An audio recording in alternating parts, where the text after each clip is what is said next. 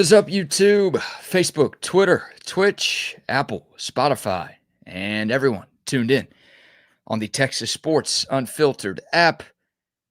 Welcome in to another edition of Bucky and BK live on Texas Sports Unfiltered and on the free TSU app. Today is Tuesday, December 9th, 2025, and the Buck and I are with you for the next 2 hours. On today's show, a tip for kids in the car line to start us off, plus some more transfer portal news for the University of Texas. Do we have a couple of names the Longhorns could be going after in the portal? We'll get to that.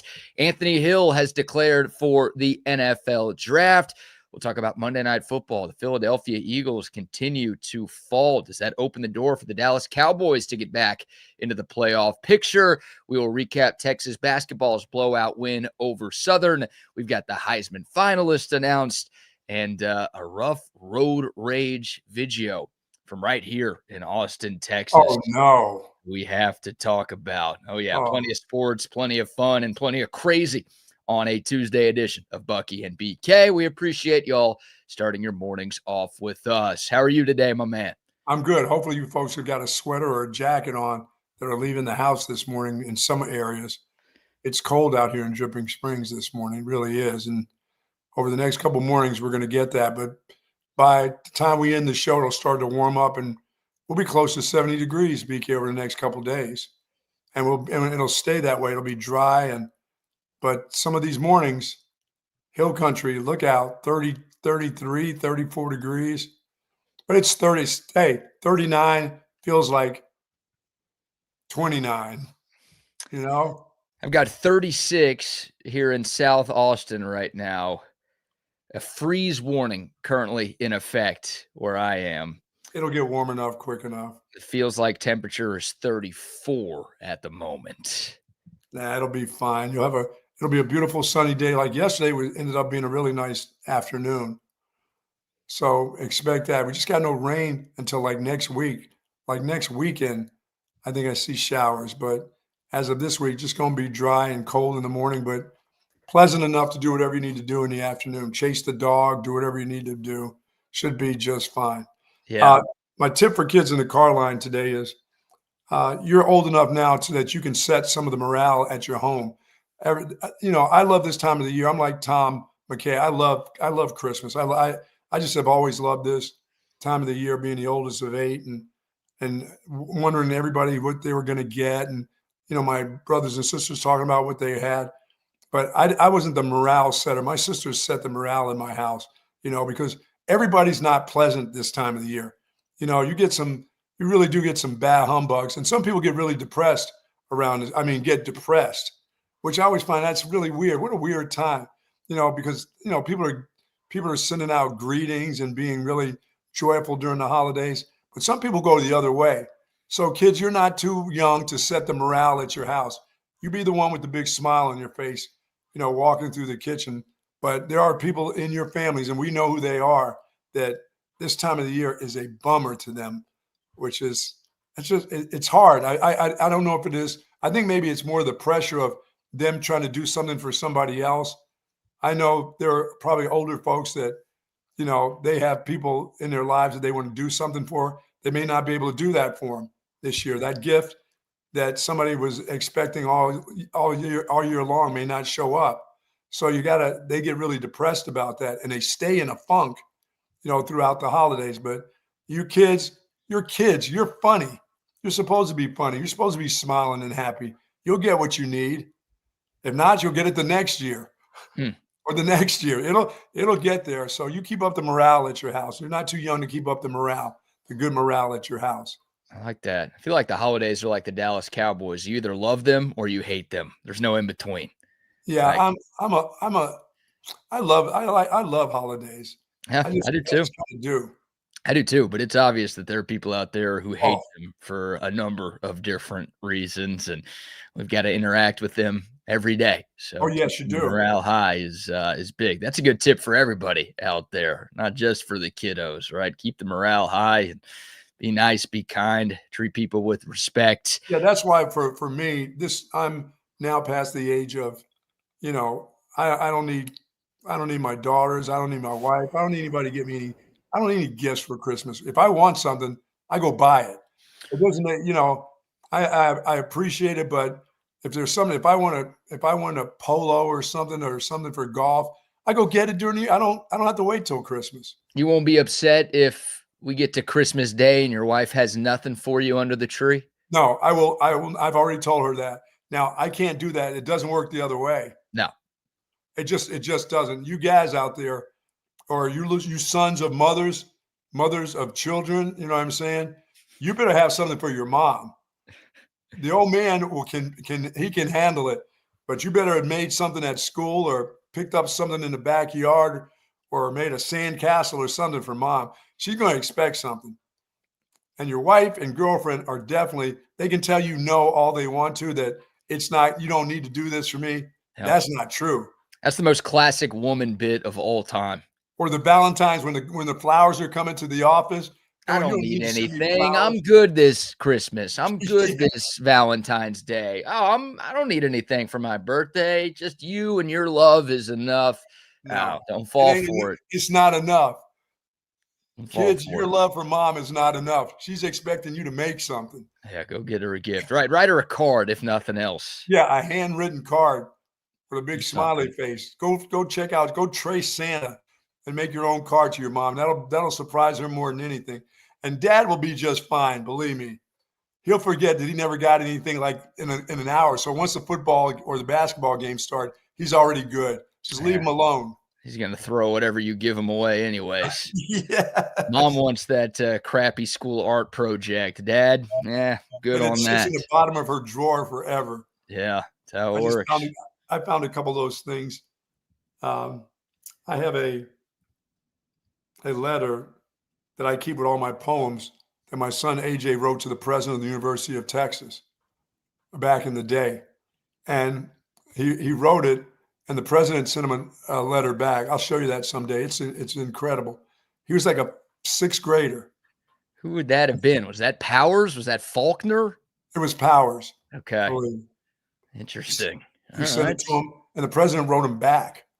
What did he write him? Hey, let me into school here.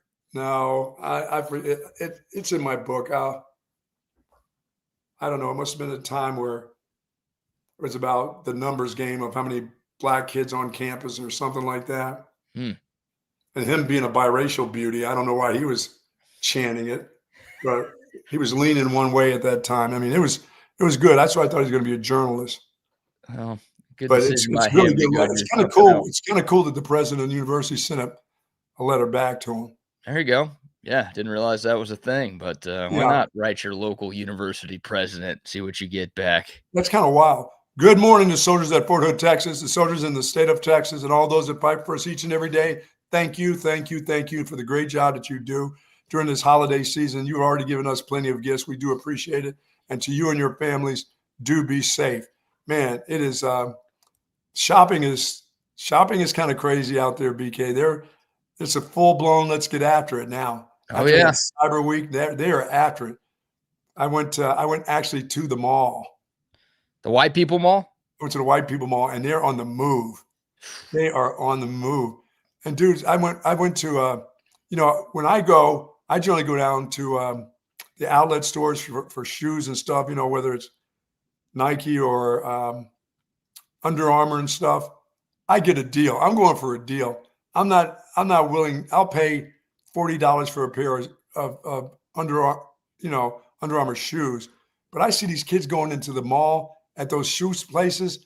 They're like $175 for a pair of sneakers. I'm like, are you kidding me? Yeah, shoes are expensive. That's a whole suit. That's a whole wardrobe for me. Yeah, I mean, the mall's packed right now. It's only going to get more and more packed the closer and closer we get to Christmas. So I'm surprised you haven't finished all your holiday shopping. I feel like you usually have it wrapped up. I'm usually done by Thanksgiving. Yeah. Well, I am for my people. I still have to go to the Cohens. I got to make sure I get there. Okay. That's my last stop on the bus stop, really. For grandkids, it's here's some money from mom and dad so they can take 50% of it and then give the kids something from Target. Right. That's how I work. I know how that works.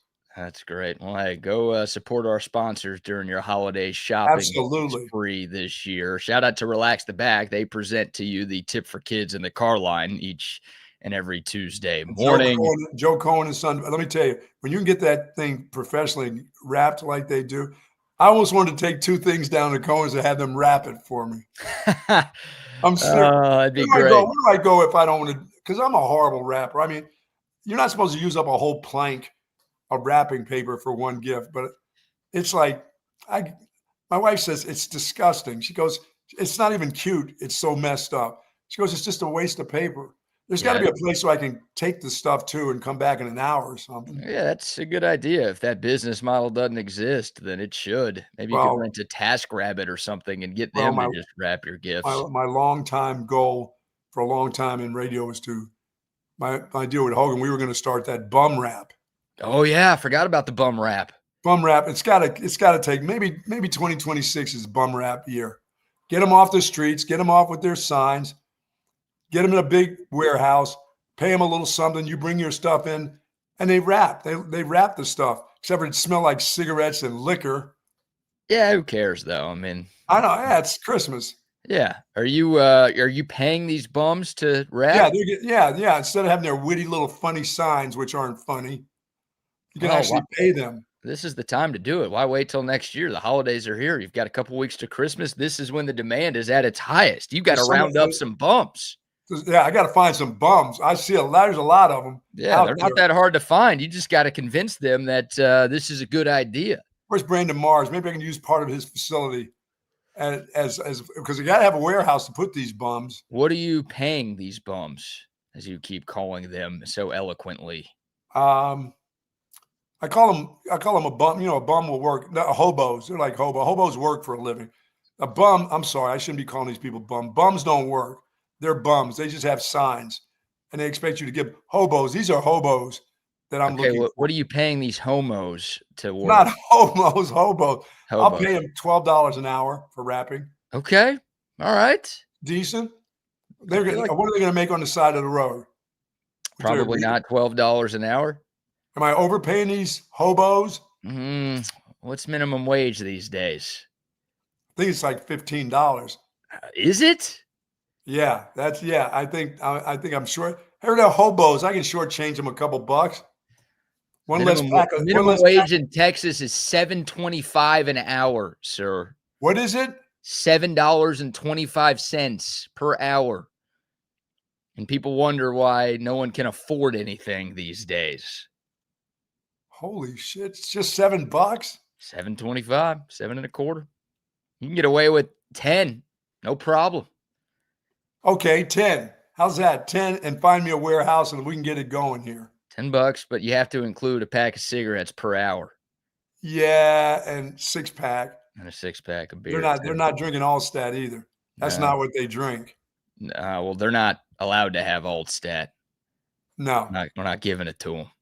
No, I only the manager. That would be great. Can you imagine that? Just a warehouse of those folks just hanging out instead of on the street corners. There they are, just wrapping packages.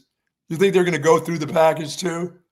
Yeah, I don't think anyone's going to be getting their gifts this holiday. No, come on, man. Nah, I think you're going to have to be on a high alert. You're going to need a few Hawkeyes in there to make sure that no one's snatching any of these packages. Video these yeah, hobos. Of course. You'd have to do that with anybody, not just the hobos. You got a gift wrapping business. You got to make sure you talk about the PPs all the time, the porch pirates, stealing packages. Dude, you bringing the packages to these people, they're definitely going to be taken, if not watched. First place I'd go is a McDonald's where that filthy little homeless girl lives and see if she'd work. And she'd tell you, do I look like I need money? Well, yes, you do. Yeah. Yes, you do. And you know what? You know, the guy that the people finally told me, just leave this guy alone. He's still at that bench, BK. Which guy is this? I saw him. Remember last year I was trying to give this guy socks because I'm starting my sock drive here for the homeless. Remember I tried to give him socks with like $5 in it, and he said he can't put cotton on his feet, and he couldn't accept it from me. And then I went down a couple times. I said, well, would you accept this $5? And he said no. And he's still there on that bench. I'm like, where do you go during the day? Why are you? What is it that you do in the daytime? Just hangs out on the bench. It's just the weirdest thing. Doesn't want money, doesn't want socks, just wants to hang out by himself. Don't bother him. I didn't bother him. I just drove by. I didn't say happy, Merry Christmas or anything. I didn't say a word. My wife said, weren't you told to leave that guy alone? Because when he pulls out that blade and he starts chasing you and you can't get away. You don't want that. No, we don't want that during the holiday season. No, we've got a video to show the people a little bit later in the show of a road rage incident. Not quite a blade, but a pipe getting pulled out. Damn. On Mopac, southbound near 360. Yeah, during rush hour traffic here in our city. So be careful out there, man. Yeah, really. Be careful. You're shooting a bird and doing some other stuff. People are like, as I said, not everybody's happy and jolly this time of the year. No. Feels like most people aren't, unfortunately. But yeah, you got to be happy. It's a great time of the year. It is. It is indeed. It is indeed. Unless you're a Longhorn fan. It's a busy time of the year. Well, the Cheez-It Citrus Bowl coming up, Buck. Yeah, man. Going to Orlando. That is awesome. Are we going to that game? No. Okay. We've been to Disney. We've seen it all now. I have no interest in going to Disney World ever again in my life. If I did go to the Cheez-It Citrus Bowl in Orlando on December 31st, I would not go to Disney. I feel like everybody else who makes that trip, Texas fans, Michigan fans, people going to cover that game, like everyone's going to like make a stop at Disney. And that would be the place where I'd want to go the least. Whatever else Orlando has to offer, I want to experience that. I am staying as far away from Universal Studios and Disney World as I possibly can. Yeah, I went to Epcot Center. I enjoyed that. But as an adult with my little kids and stuff, they could sit in a line and stand in a line, BK, for 45 minutes to an hour to get on a ride. I got on that Small World little boat, and I went through that. I closed my eyes, and I went again and again, and that song just kept playing. I got myself about an hour and a half snooze on that thing. There you go. I didn't get out. When it came to the end again, I just was still there sleeping. They must have thought I was dead. I was just taking a rest there. It's a good move, but that song probably haunted your nightmares. Oh, my God. It did for like the next 10 years. It just kept on playing in my head. Yeah, I'm out on that. I went a couple of times as a kid. I'm sure I liked it as a kid. I was really too young to remember everything that happened out there, but I just, crowds, lines. That doesn't seem like anything I want to do. Plus how expensive it is. Yeah, no thanks. No. Good on that. Real quick, shout out to Harvey Motorsports. What up, guys? Can I get a birthday shout out? Happy birthday. Happy birthday. RV Motorsports. For some reason, YouTube doesn't have people's names anymore. We only see y'all's usernames. So I don't know what your actual name is, but thanks for spending your birthday with us.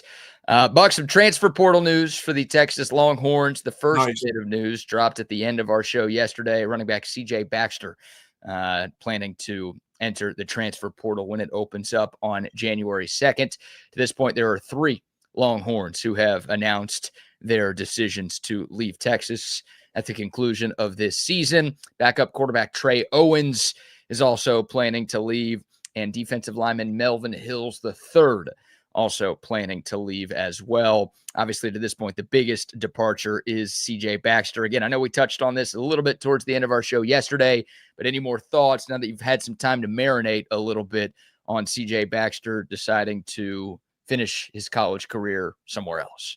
Well, bye. Damn. What are you going to do? I mean, you just can't have people hanging around that aren't adding anything. Once again, nice kid, very eloquent when he speaks. He's all those good qualities you want in a teammate, but he's not good enough. All right. Don't let the door hit you or the good Lord split you, I don't want to go that far. Just, if they felt like he was going to all of a sudden turn around and his leg was going to be, and he was going to have the explosiveness that he had as a freshman, then I'd be willing to take a chance on it. But if he's eager to go, I'm not stopping him. Believe me, I'm not. If I'm the running back coach, I'm not going, oh man, come on, give it another shot. You're going to be better in the spring. I wouldn't do that. I'd be like, next. Yeah, I do wonder. Again, exit interviews are going on right now with Yeah, they may every have told player. him. They may have told him to pack it. If he's got Yeah, another place, go ahead. and I do wonder exactly how the exit interview with CJ Baxter went, right? Was Baxter the guy who sort of said, "Yeah, I'm thinking about leaving," or was the coaching staff, did Steve Sarkisian kind of say, "Hey, man, we're going to go get a running back or two in the portal, and there's no clear and obvious path to playing time for you. So if you can find somewhere else to go, maybe you should consider leaving." Maybe it was a combination of both. I think the writing's kind of been on the wall. I just think it sucks, like, that CJ Baxter turned into what he turned into. I'm not disagreeing with you. I mean, Yeah, it I don't is. I don't think he could have been a major contributor for Texas in 2026. And we're talking No, about a Texas team that has national championship aspirations next year. You need difference makers. And unfortunately, CJ Baxter at this point in his career isn't a difference maker. Maybe he turns back into one of those. Maybe he doesn't. I don't know. But you can't deal with maybes for next year. well, You need I know something this. guaranteed. They will start to. Uh, Once again, there's another running back going back to the state of Florida, and now you've got one that's coming in. But people talk, and you got to be careful how you handle these things. Even with a guy like CJ Baxter that had a great freshman year, when he all of a sudden is leaving a place that he really cared about, and as I said, all these coaches cared about him. When you leave, you already had Gibson head back to Florida, to FAMU. I don't know where. Maybe CJ's going to Norfolk State or something. But God. what? I mean, he's got to Norfolk play. State? Well, there he can always go to Delaware, University He of Delaware, the they Blue can't even Hens. play FBS football anymore? You're relegating them to FCS? Dude, he would have trouble with the Blue Hens of Delaware. Come on. He would not have trouble with the Blue Hens of Delaware. He can't make anybody miss. He doesn't make you miss. He He pushes backwards because he's now gained a bunch of weight. He's not that kind of player. You need some suddenness. He doesn't have any suddenness right now. He's got a leg like my right leg that I had reconstructed too. I mean, except mine's is all metal. There's no ligaments in it. He might not have SEC suddenness, but I think he's got FCS suddenness, don't you? Well, we'll find out what his future is. Just like Gibson. I mean, people will see that those guys. People want running backs that have got some flash to them. Those two dudes were fullbacks. They ended up. CJ Baxter ended up looking like a fullback. Well, aren't fullbacks supposed to be able to break tackles? Aren't they supposed to be powerful runners? I don't know if they were fullback either. Gibson was a fullback waiting to happen. And if you were going to use the fullback in your offense, they should have kept him around and just put him at that position. But they don't do a lot of that here. Right. They'd rather put in another tight end. Right. Yeah. And fullback has never been a huge part of the Steve Sarkisian offense during his time at Texas or really during his time anywhere else either. So I don't think that's going to change anytime soon. Yeah.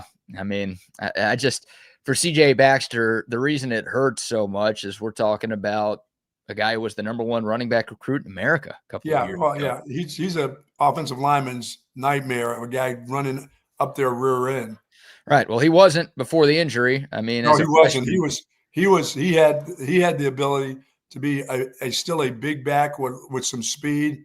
It's just, once again, they don't all come back. That story of, getting your knee cut on and then all of a sudden, oh, you're better than ever. That doesn't work for everybody. No, it doesn't. Some guys take a few years. Some guys never come back to the way they were before. And I opened this one up to the texters and the folks commenting on the video streams this morning. CJ Baxter is going to be one of the greatest what ifs in Texas football history. I mean, he has to be, right? All of the hype, all of the expectation surrounding this guy when he got to Texas. And we're talking about a guy who was a day one starter in his true freshman season. Now, the coaching staff got that decision wrong because Jonathan Brooks ended up being the better option in 2023. But despite that, CJ Baxter still had a very impressive freshman year. He averaged about 5 yards a carry, ran for more than 650 yards, and it just felt like, okay, that's a pretty damn good year one. Now watch what this guy's about to be. Obviously, the big injury before the 2024 season began, and now it's just you're going to be left wondering forever what could have been. Well, at least they didn't hold on to it any longer than they did. They forced enough of that on us during the season of, we like this kid. We're going to give him every opportunity. And I mean, as a coaching staff, you can't say enough about the opportunity that they gave him. It just wasn't there. it wasn't there for the taking. And I don't know if they were pretending that something was going to flash in him all of a sudden. But once again, you see him at practice every day. Yeah. The same thing you see in the game is what you see at practice. So I don't know what made the running back coach or the head coach think that he was all of a sudden going to be something different than he was of what you saw of him yesterday. So that's just being kind to the kid. That's their way of saying thank you for coming here. Yeah, we didn't see what happened in practice, but I have a hard time imagining that C.J. Baxter looked really good in practice and all of a sudden just couldn't get it done on game day. Against the defensive players that Texas has, can you imagine? Right. I mean, he wasn't good against the other ones that weren't that good on defense in the SEC. Yeah. So to go against those guys every day, you can't tell me that he was flashy against them. No, I mean, he just wasn't making guys miss. He wasn't breaking tackles. It felt like in his freshman year, he would always fall forward when he got hit. Oh, yeah, this he year, did. it felt like he just always got stopped in his tracks and pushed back every time he got hit. His acceleration was gone too. I mean, we've seen him make long runs after a little swing route that he outruns people. And he's a big dude. He looked like a big dude as a freshman. So they didn't even try some of that stuff with him this year. Right. They were just trying to get him downhill. And maybe with the extra weight, he could get you 4 or 5 yards every once in a while. But he was backing up. You know, it was a good move by him to leave if he wants to play someplace else. And it was good by the staff not trying to hold him in here for no reason. Yeah, Baxter averaged 4.8 yards per carry as a true freshman in 2023. That number was down to 3.6 here in 2025. And look, again, we all expect Texas, and Steve Sarkisian basically confirmed this last week that the Longhorns are going to be in the market for a transfer portal running back. We'll see what happens with Trey Wisner. He is an NFL decision to make. I would still lean that Wisner will be back next year. So if you bring in a portaler and you've got Trey Wisner, then at best, C.J. Baxter is your number 3 running back. And I would understand him not wanting to do that. Like, we're talking about a former 5-star here. I know not every 5-star pans out. Sure. NFL aspirations for years. That guy wants to get back into the NFL discussions and prove to people at the next level that he is worthy of a roster spot in the league, that he actually has to go out there and play. Yeah, and he's got work to do, and they'll find you at any level. So he can be found. Yeah. No, exactly. I mean, I think he's going to end up at a Power 4 school. I really do. But what do you think Gibson? Where do you think Gibson's going to end up? I think he could end up at a Power 4 school too. I don't think Gibson's going to end up at Alabama or Georgia or Ohio State, but there's a lot of Power 4 schools that I think would take a flyer on Jarrett Gibson and C.J. Baxter. Now, I don't think those guys are going to come in and be immediate starters. I think they're going to have to earn their playing time wherever they end up. But yeah, I don't think those guys are going to have to fall to a completely different level of college football after leaving Texas. So yeah.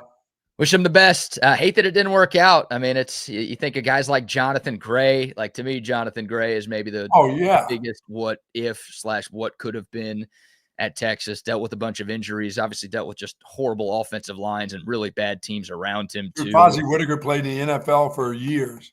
Yeah, I mean, Fozzie had a pretty good Texas career. Yeah. So I think of guys who just were supposed to be great and just. Like Malik Jefferson is one of those guys who Malik had a pretty solid Texas career, but I feel like if Malik Jefferson had been recruited by Pete Kwiatkowski and like this current Texas defense, he would have had a much better college career and he'd still be in the NFL somewhere. Obviously, a lot of folks will bring up Garrett Gilbert in this conversation as your greatest, 5-star who just didn't quite figure it out here. But unfortunately, that's how C.J. Baxter's legacy. Yeah, I mean, an injury can wreck your future. I mean, those type of injuries you need your legs.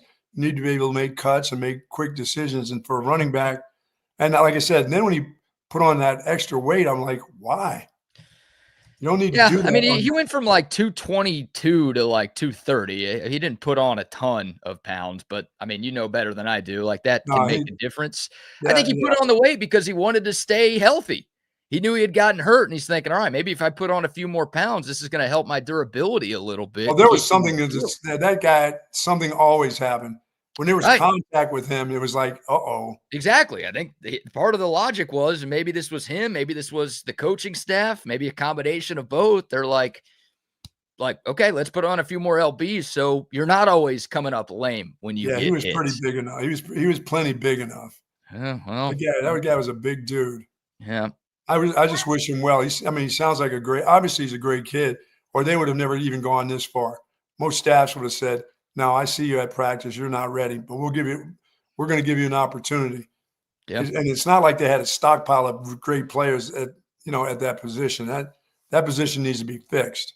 Yeah, somebody mentioned earlier, like, why would anyone pick Texas when they don't stand by their players after injury? I feel like Texas was incredibly loyal to CJ Oh my Baxter God. this past year, considering the way that he was playing this past season. So, yeah, I've been around running backs, and I've been loyal to some or to most, but I don't know, his 9 total carries were 6 too many. Hmm. I mean, and plus, I would consider myself good enough to see that at practice that I can't put this guy in a game. He's not going to do anything. Let me start working with the freshmen. I mean, that's your job, is to get the best people on the field. You're not there. This isn't the Olympic trials. Right. No, Exactly. you're supposed to be trying to help your team. And I don't know why you thought that was helping your team. Yeah, I don't know what the other options were. Clearly, they didn't feel great about Christian Clark or James Simon. So they went with CJ Baxter. But yeah, towards the end of it, it didn't help this offense. Yeah, and people that watch football, we can all see it. It doesn't take me because I coach the position. Everybody knows what a good running back looks like. And the thing about it is the head coach has seen good running backs. When he was at Bama, he saw plenty of them. So to do all that was out of the kindness of his heart, to tell the truth. It had nothing to do with the staff, screwing that kid. That was them giving him an opportunity. That's what that is. Yeah, well, it was a swing and a miss, right? Yes. Actually, it was really going down looking. Same thing with the offensive line. Yes. Texas, they lost important pieces in the running back room. It was Jaden Blue. On the offensive line, it was 4 starters. And instead of going out in the transfer portal and bringing some guys in at those 2 spots, they decided to keep it in-house. And they thought they could fix it all. Yep, and bank on what they had, and it didn't work. This was the worst running game Steve Sarkisian has ever had as a head coach or offensive coordinator, not just at Texas. And I got to double check this because obviously the Longhorns had a great rushing attack against Texas A&M in the regular season finale. But going into A&M, I know it was the worst rushing offense that Texas had since 1944. So that is not what any of us are looking for. And again, it's hard to say they went down swinging because they didn't really swing. They just went down looking with the lack of moves that they made last offseason. And Steve Sarkisian, some people love him, some people hate him, whatever. He's a smart enough coach and a smart enough guy to realize that, okay, yeah, we can't do that again. We've got to bring in some other guys to get this fixed. Yeah, like I said, he knows what a good running back looks like. He knows what kind of running back he needs in this offense to do some things coming out of the backfield. Pick up the blitz, run with the ball, catch the ball. That's what he's looking for. And it'll be interesting to see that not only what he does in the transfer portal with getting one, what the ones that he are looking, what the ones that'll come in. There's got to be at least 2 of them coming in, correct? Yeah, they've got 2 freshmen coming in. The 4 to 5 star Derek Cooper from Florida, and then Jet Walker from right here in Central Texas, Georgetown High. Yeah, and the freshman that they have that's already here, believe me, he won't be here for much longer. He'll be thinking about getting out of here too. Those guys don't like to sit around. Yeah. Well, one of them's, I think, leaving for sure. That's Ricky Stewart, who did not play at all this year. And I've heard that he's been away from the team for a while. So I think that's a matter of when, not if, we see that Ricky Stewart will be hitting the portal. I think James Simon will be back for at least 1 more year. Sure. But yeah, we'll see. It's going to be a completely different running back room next year. And again, Trey Wisner's got a decision to make. Whether you agree with it or not, he's considering taking his talents to the next level. So obviously, if he goes and you lose CJ Baxter and Jarrett Gibson, and those are your top 3 guys from this past season, all gone. So it's going to be an interesting offseason for Steve Sarkisian and Chad Scott going into his 2nd year as the Longhorns running backs. Yeah, coach. Chad Scott better get it together. Yeah, well, he didn't pick these guys last year, so Tashard Choice is getting a lot of a free pass, I think. He's gone. And not to say Tashard Choice didn't do a lot of great things while he was this team's running back coach, but the personnel, if you're mad about the personnel, that ain't on Chad Scott. If you're mad about the lack of development last year, all right. that's on Chad Scott. I think there's probably shared blame by both of those guys there. Yeah, I mean, it's like the perfect storm. The offensive line was struggling. You didn't have great running backs. Everybody questions play calling at some given time during the year. Sure. So it just, the young quarterback. I mean, it was a lot of things, but this won't be the deal where Sark next year can say, well, still got a young team. No, you got a pretty veteran team now. You call it next year, so you got to do everything you can. Yeah, absolutely. And to win it all. They do. You call it the perfect storm. I call it the perfect shit storm that happened. Yeah, it was a shit storm. Texas run game. All right, we'll take your thoughts. Dakota text line 512-222-9328. Again, CJ Baxter hitting the portal. Trey Owens hitting the portal. Melvin Hills III also leaving. Those are the first three names, but more should be coming down the pike here in the not too distant future. Remember last year, Texas had 16 portal departures, which ranked last in the SEC. Sounds like a high number, but that was less than anybody else in this conference. But I bring that up to tell you that more names will be coming. Yeah, I will say that probably some of the names you'll hear, these five-star receivers that didn't get on the field, they'll start looking, people will start calling them up. Getting in touch with them, tampering with them. Oh, I bet Ryan Wingo's. I bet everybody's getting calls. That's how it goes. Like everybody, I bet Arch Manning has gotten a few calls. Well, there's no doubt about that. That's just how it goes. So yeah, dude, contract negotiations are a thing that happen every year now in college football. It's crazy, but that's where we're at. All right, we'll get back into this a little bit more Longhorn football conversation, more college football conversation. But before we dive back in, how about our first round of sponsor shout-outs? Shout out our friends over at Tony C's Pizza. It is Tuesday, so that's 2 for 1, BK. That's your day. Get 2 for the price of 1. The Austin's original coal-fired pizza, serving New York-style pizza and the great Italian food right from the cookbooks of the Ciola family. Tony C's has been part of the Bee Caves area and that community for over 15 years. 2 for Tuesday. That is unbelievable. The meatball sandwiches that they have there are great. Everything. Unwind Wednesday tomorrow. That's half-price bottles of wine with your pizza. Locations 79 right beside the Dell Diamond, Anderson Lane, and, of course, Bee Cave. Love Tony C. How about the pizza of the month? Chicken pesto pizza. BK, go get yourself 2 of those for the price of 1 today at Tony C's Pizza. Absolutely love Tony C's. Also, Chicken pesto. We've also spent some time talking about the holiday season so far this morning. Maybe you are a Grinch when it comes to putting up your holiday lights. You don't want to deal with it. I don't blame you for not wanting to deal with it. Well, you could still have a great holiday display at your home or place of business. All you have to do is reach out to our friends at Humbug Holiday Lighting. They are a full-service professional lighting company that will take care of everything. Custom design, installation, maintenance, takedown, off-season storage. They do it all so you can enjoy a stunning, stress-free holiday display. It's 100% turnkey. They use high-quality, durable materials, friendly professional technicians, fast and reliable maintenance. They literally do whatever you want. So if you want that Hallmark Channel crazy National Lampoon style setup, they can do all of that. If you just want something pretty small, they can do that as well. And again, they do residential and commercial. So if you're a business owner and you want to make your place pop over these next couple of weeks, Humbug Holiday Lighting is the very best at what they do. And right now they're offering 20% off to TSU listeners.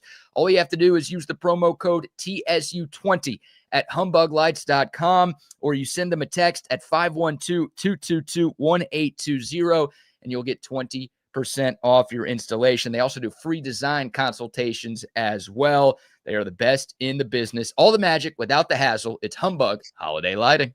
And our good friends over at Daymaker's Half Day Cafe. This is the day for me. It's a little morning breakfast, or you can have lunch. They're open from 7 to 3. They're closed after 3 o'clock, folks. So if you're looking to have that breakfast, that late breakfast, you can have it. They've got everything that you're looking for. Plus, how about this? If you want to have orange juice with your breakfast, BK, but you want a splash of, if you decide to put a little Tito's in there, nothing wrong with that. They're open up at 7 o'clock. If you need that pick-me-up, that's the place you want to go. But they have great food. I got a feeling that there's going to be another one of those things popping up soon, Half Day Cafe, because that place gets packed. Yeah. In a hurry. Around lunchtime, boy, people are still looking for that breakfast serving. They can get that. Still haven't done chicken and waffles yet. No. Said I would get that done. I need to get that done. You're all talk, man. Yeah, not chicken pesto, but I need chicken and waffles. I've never tasted that. You've tasted that plenty of time. But you know what? I'll be picking my wife up today, so I may have to go out to Waffle House out that way. Oh, how about going to Daymaker's Half Day Cafe for breakfast and then hitting the Waffle House for dinner? That sounds like heaven. It's a pretty good day of eats, if I say so myself. Oh. Yeah, that's what you need to be doing right there. That's how you become the big man right there. Again, all this talk about trying to be the big man and you don't do anything about it. This is how you do something about it, sir. Oh, I've cut off. The ice cream has been cut off now. You had, what, 2 things of ice cream and that was it? 2 gallons. 2 half gallons. Okay. How's 2 half gallons? Yeah. There you go. All right. Now that's big man stuff right there. Well done, sir. With eggnog and half and half. I'm not sure I believe you, but I hope. Oh, I got after it, man. That's good. I got after it, but I had to put a stop on that as of yesterday. You can't, I don't want the diabetes. I don't want to lose any toes or anything else. That's not why you put the stop. You put the stop because your wife's coming home and you had to make sure the trash was all cleared out before she saw what the trash I got to still throw the trash out into the big can today. Yeah, you're going to 7-Eleven to dump your trash today so your wife doesn't see. That's the move. Yeah, the move is anything that's in the can now has got to be gone. Yeah, I like that. She rolls in here. That's the first thing she'll look at too. Oh, she knows. She knows. Quick shout out to McCall Custom Homes. Our guy Mike McCall tuned in this morning. He's tuned in pretty much every morning. Great friend of ours, big time Longhorn fan. And well, what can he do for you? Well, if you want to upgrade your home, that's where he and his crew can step in.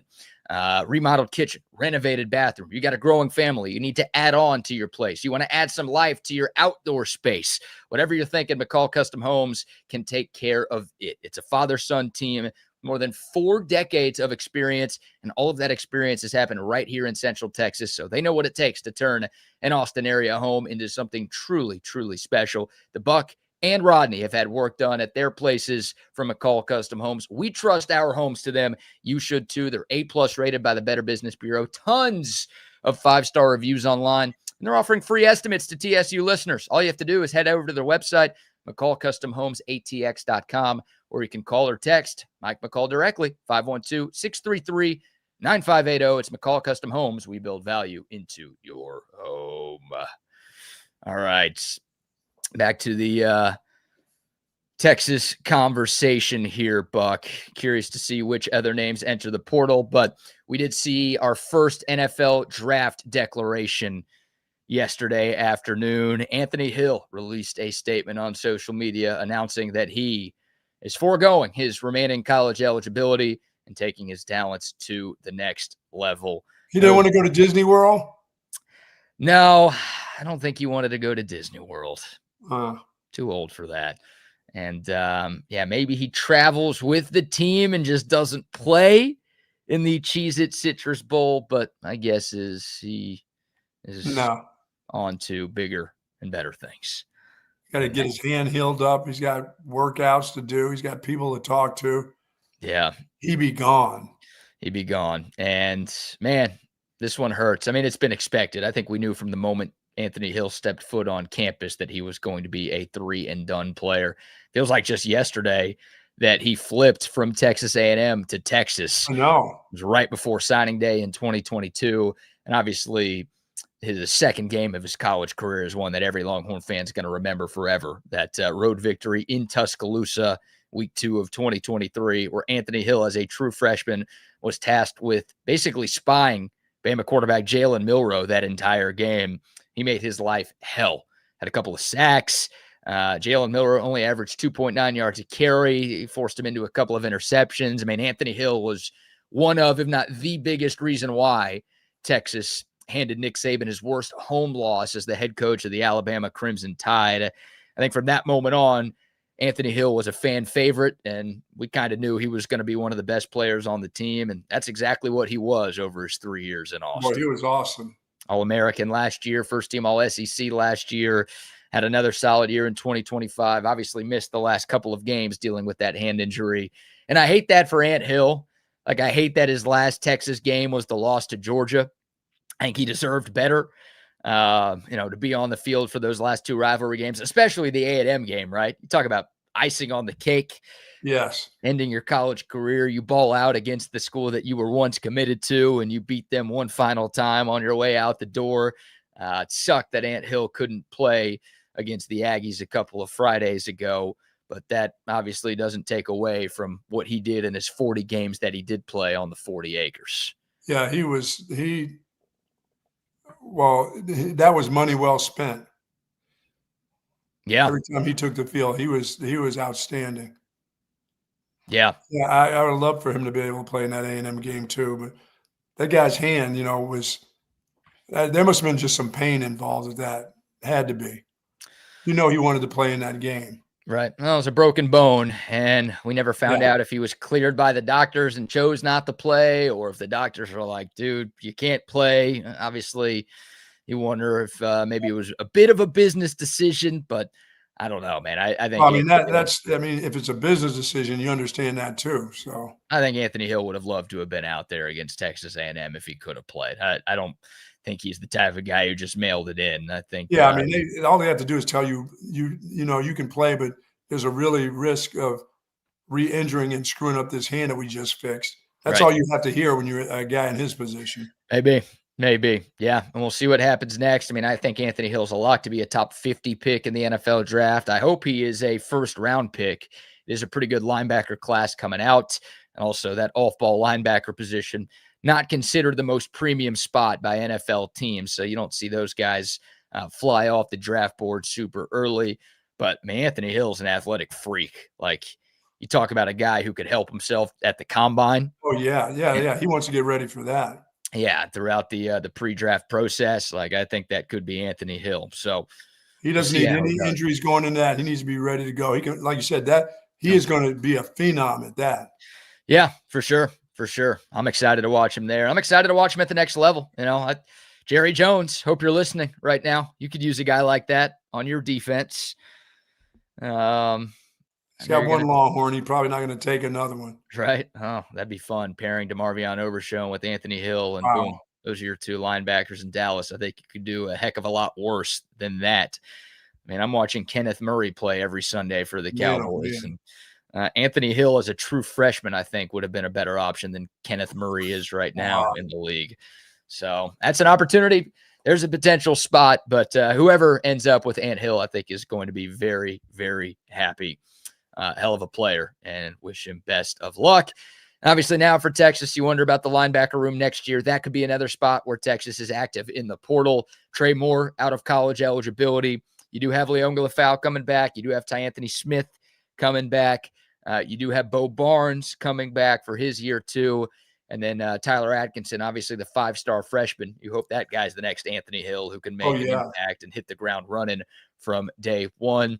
That could be another area of need for Texas to go in the portal. Brad Spence also could be back. We know he sort of flip-flopped between playing linebacker and edge rusher this season, but you could put him more off the ball next year. So you've got some options. Did you tell me yesterday that the punter and the kicker, they're both gone? Yeah, punter and the kicker are gone.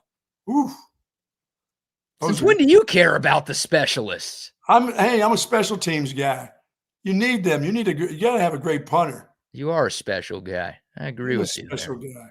Yeah. No, I think Texas will be in the market there too for a kicker and a punter. I mean, they've got freshmen coming in, but I don't think they're going to want to rely on true freshmen. I think I mentioned this yesterday. They tried that 2 years ago with Michael Kern at punter, and he just wasn't good. And Texas was losing yards on pretty much every punt that they attempted in 2024. So Jack Bomeister, who came in as a transfer with just 1 year of eligibility, was a significant upgrade.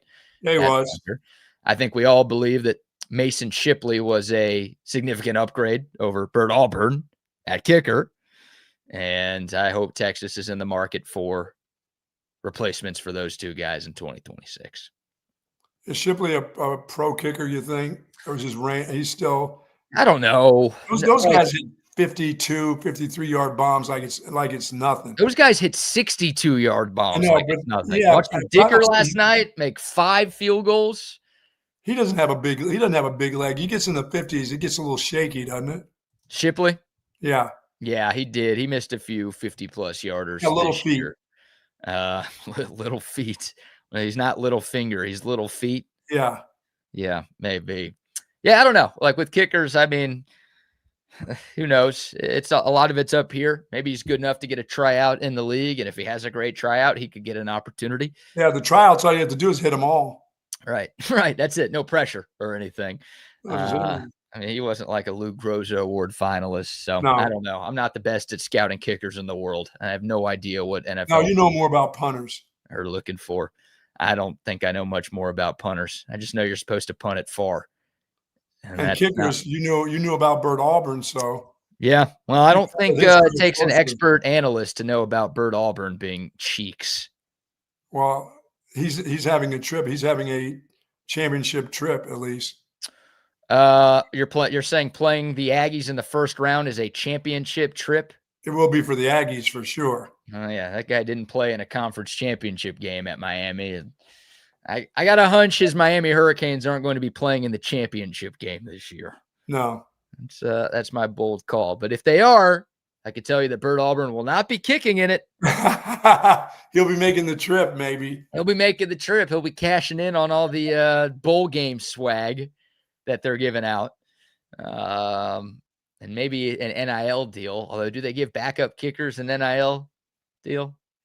No, he got some money. He got an original deal, and once he became the backup, the deal was over. Yeah, wonder how that works. He got paid to transfer to Miami, so I don't think they pull the rug out from under you and say, "Oh, you lost the job. Now you don't get your money." So I think he at least got a little something, something. I don't know if he got 100% of what he was promised, but no, they probably gave him 50% of it. yeah, the rest of it went to. You haven't kicked all year long. What are we paying you for? Yeah, the rest of it went to the starting kicker, right? That's how it works. How about Notre Dame? How about Notre Dame? Now they're pissed at the ACC for pushing Miami instead of them. Hey, why don't you just join the ACC? Maybe they'd be pushing you. What a bunch of babies. That's what they are. They're crying and, oh, the ACC, we did you a favor. We're in your conference, but we're not really in your conference. They're talking about their other teams that play ACC teams. Well, pull them all out. Just be a real independent and get your whole schedule of anybody that you want to play. I was a little surprised that like the ACC official social media accounts were just incessantly promoting Miami over Notre Dame. Yes. I was just thinking because of what Notre Dame's AD said yesterday, like that's a relationship that I think matters to the ACC. So I see why they would want Miami in over Notre Dame. I just didn't think they'd be like kicking Notre Dame repeatedly in an effort to get Miami in, but they clearly didn't care.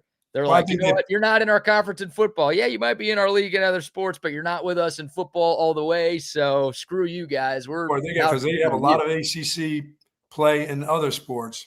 Yeah, they do. I think like pretty much every other sport, they're an ACC member. And in football, they've maintained their independence. You know, Notre Dame is going to continue to try to remain independent. We'll see if whatever rule changes come down with the college football playoff, if that basically forces their hand into joining a league. I mean, the more teams, the easier it'll be for them. Well, yeah, we mentioned this too on Monday, which is just insanity to me, that MOU that apparently has been signed that says as long as Notre Dame is ranked in the top 12 of the CFP ranking starting next year, they will be assured a playoff spot. I don't know why other teams in the top 12 have to worry about conference champions taking their spot, automatic bids, this, that, and the other. No, Notre Dame starting next year is guaranteed a playoff spot. I don't know if the Pope got them that deal. Right. And if they expand to 14, then the rule is all they have to do is be ranked in the top 14 and they will be guaranteed. Is that how that's going to work for them? I don't know if it goes beyond 14, but I do know for 12 or 14 starting next year, they signed something under the table. And I'm sure Greg Sankey and Tony Petitti and all of these conference commissioners had no idea about that, basically assured them a spot of getting into the playoff if a situation like this ever arises. And they did that before this situation this year happens.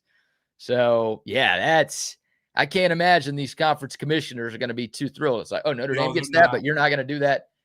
you're going to leave Texas and Vanderbilt out, and you're going to put in Tulane and James Madison, and then you're going to guarantee Notre Dame that. What are we doing here? Can't imagine Daddy Sankey's going to be. Daddy Sankey's about to blow this up after Christmas. Yeah, I'm fascinated to see what happens next, and I don't know where we're headed. I mean, it feels like expansion is inevitable, but I don't know how many teams. I don't know how many guaranteed bids. I don't know if 5 conference champions are going to get in. You know, Steve Sarkisian was asked about this the other day. I think we still have this sound. Sark was basically asked, like, do you need to see major playoff changes right now? And let me see if I can pull this up real quick. Steve Sarkisian basically said, like, yeah, I think we'd like to see some changes, but we don't want to overreact and do something like too drastic just based on what happened this year. And I'm pretty terrified that we are going to overreact and do something pretty drastic based on what happened this year. Here's Steve Sarkisian the other day talking about potential changes that are needing to come to the playoff format. Be interested in a lot of things, you know, but again, I think we just can't rush to let's go over here and do this if we don't look at the unintended consequences of doing something like that. And I think some of the things with us going to the 12-team playoff with some of the AQs and some of the formatting of how teams were going to get evaluated and what was the criteria and the principles of teams getting elected to play. I think that needs to be evaluated first before we start talking about more teams, before we start talking about playing games, who's playing in, how do you earn those opportunities? Like those are the things because I think there's unintended consequences that come with everything. And we have to drill all the way down on this stuff because we're finding out there were some unintended consequences with this format that they're going to have to work themselves through. And so there's a lot of work to be done. And we've got some great people working on this stuff. Don't get me wrong. The leadership is really good, but we can be better. Just like we can be better as a football program, I think the CFP can be better, and I think we all can probably agree on that. But I think what's important is not just to rush to judgment. Let's take our time, let's get it right, or at least let's get it better the next time around. Yeah, you may not get it right, but you can make it better. Right, and he's right. I mean, there are unintended consequences, and whatever change is made, I mean, someone's going to be pissed off next year. Hell, a few schools are going to be pissed off by the results next year. So, but the fact that Tulane and James Madison are in the playoff, is there anybody outside of New Orleans and Harrisonburg, Virginia, where JMU is located, that are super thrilled that we're going to get to watch a couple of blowouts in the first round of the CFP 1 week from Saturday?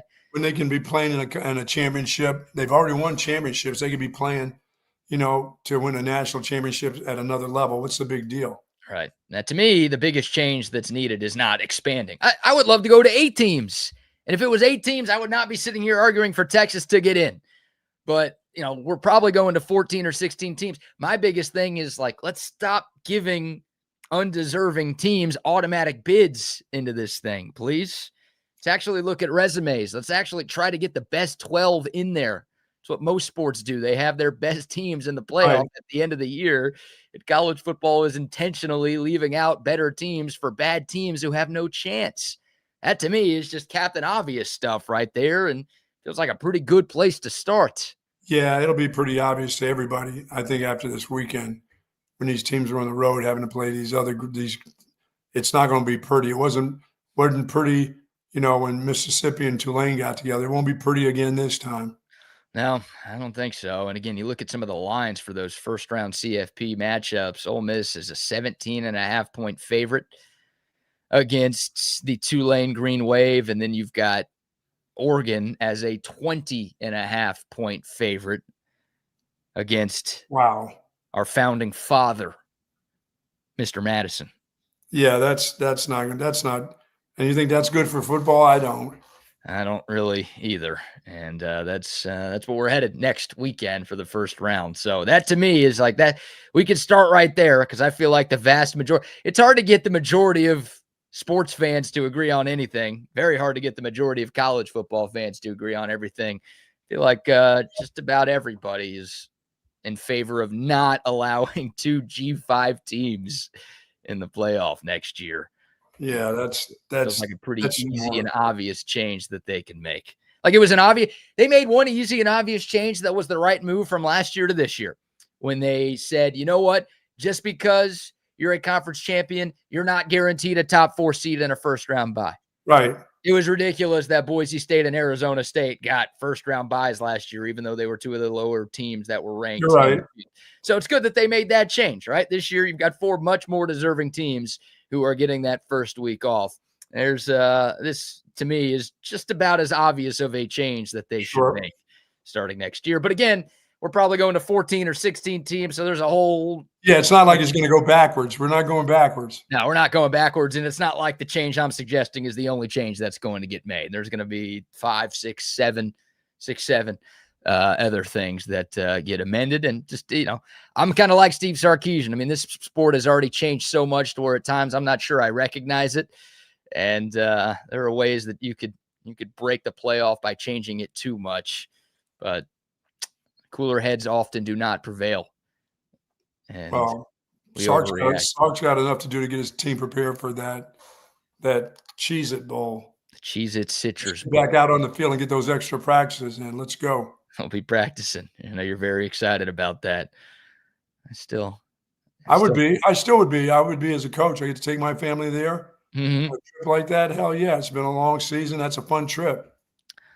Yeah, Notre Dame won't get to experience that this year. They've decided to just say goodbye to the rest of the college football world. We're going to disappear for a year now. Yeah, team decision is what Notre Dame is saying.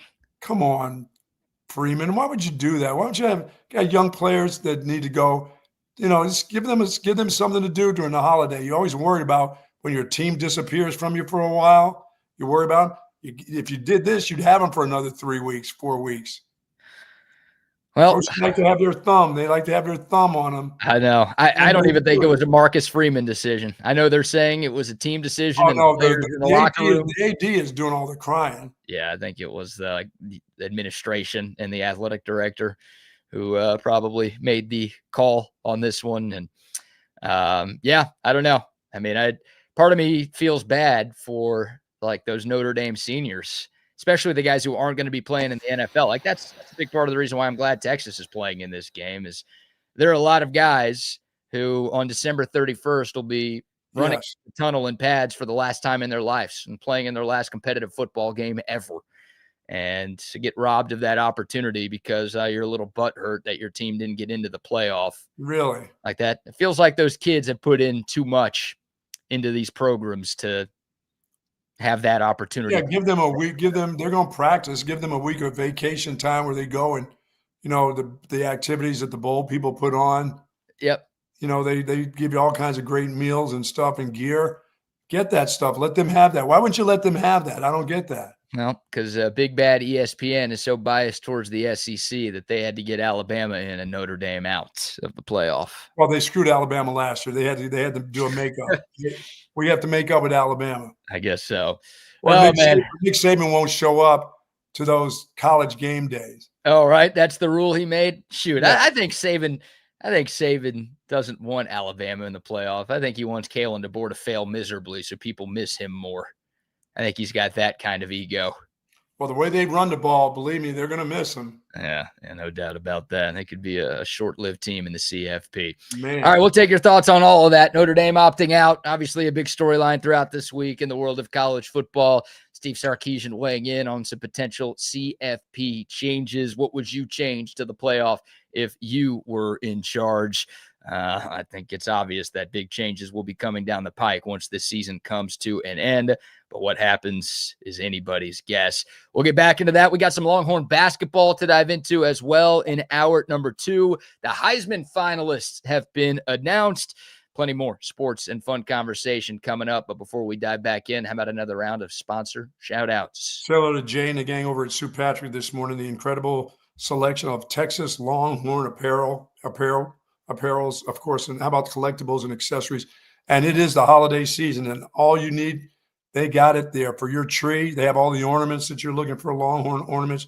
We got tons of Texas-themed gifts, items, books, and a wide variety of men's and women's clothing, folks. And they come in all sizes. I love the polos.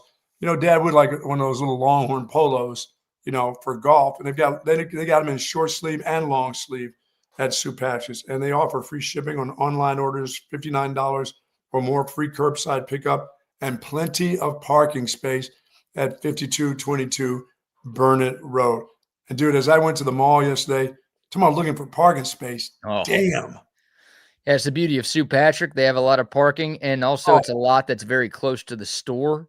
Yes. So you don't have to get out and walk a half a mile to get inside. And I've got to click up my deal to find out where my car is on the way out of there. Yeah. It only takes me a few minutes to start forgetting, where the hell did you park? We know about that. Hey, the white mall turns me around. I get in that thing. I still get turned around sometimes. Just got to remember what store you parked in front of. Yes, I'm a Macy's guy, so I try to get to that one every time. But it was packed there.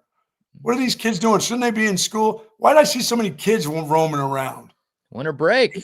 What are they, all homeschooled or something now? What do you mean winter break? They just got through with Thanksgiving. I see Bucky going up and down here. Some kids are back in school. It is finals week at Texas, so a lot of kids are probably like, well, they're all done with class. Maybe that's why. Oh, they're shopping for mom and dad and brother and sister with dad and mom's credit card. They're shopping for themselves with mom and dad's credit card, I think is what you meant to say. They need something for Christmas, huh? No kidding. Gotta have it. Gotta have it. I love St. Patrick. Hey, another great holiday gift. How about some tickets? CentexTickets.com. Oh, yeah, for sure. You got sporting events. You want to send somebody to the Cheez-It Bowl? Boom. You can get your tickets at CentexTickets.com. Any Texas basketball, men's or women's tickets this season?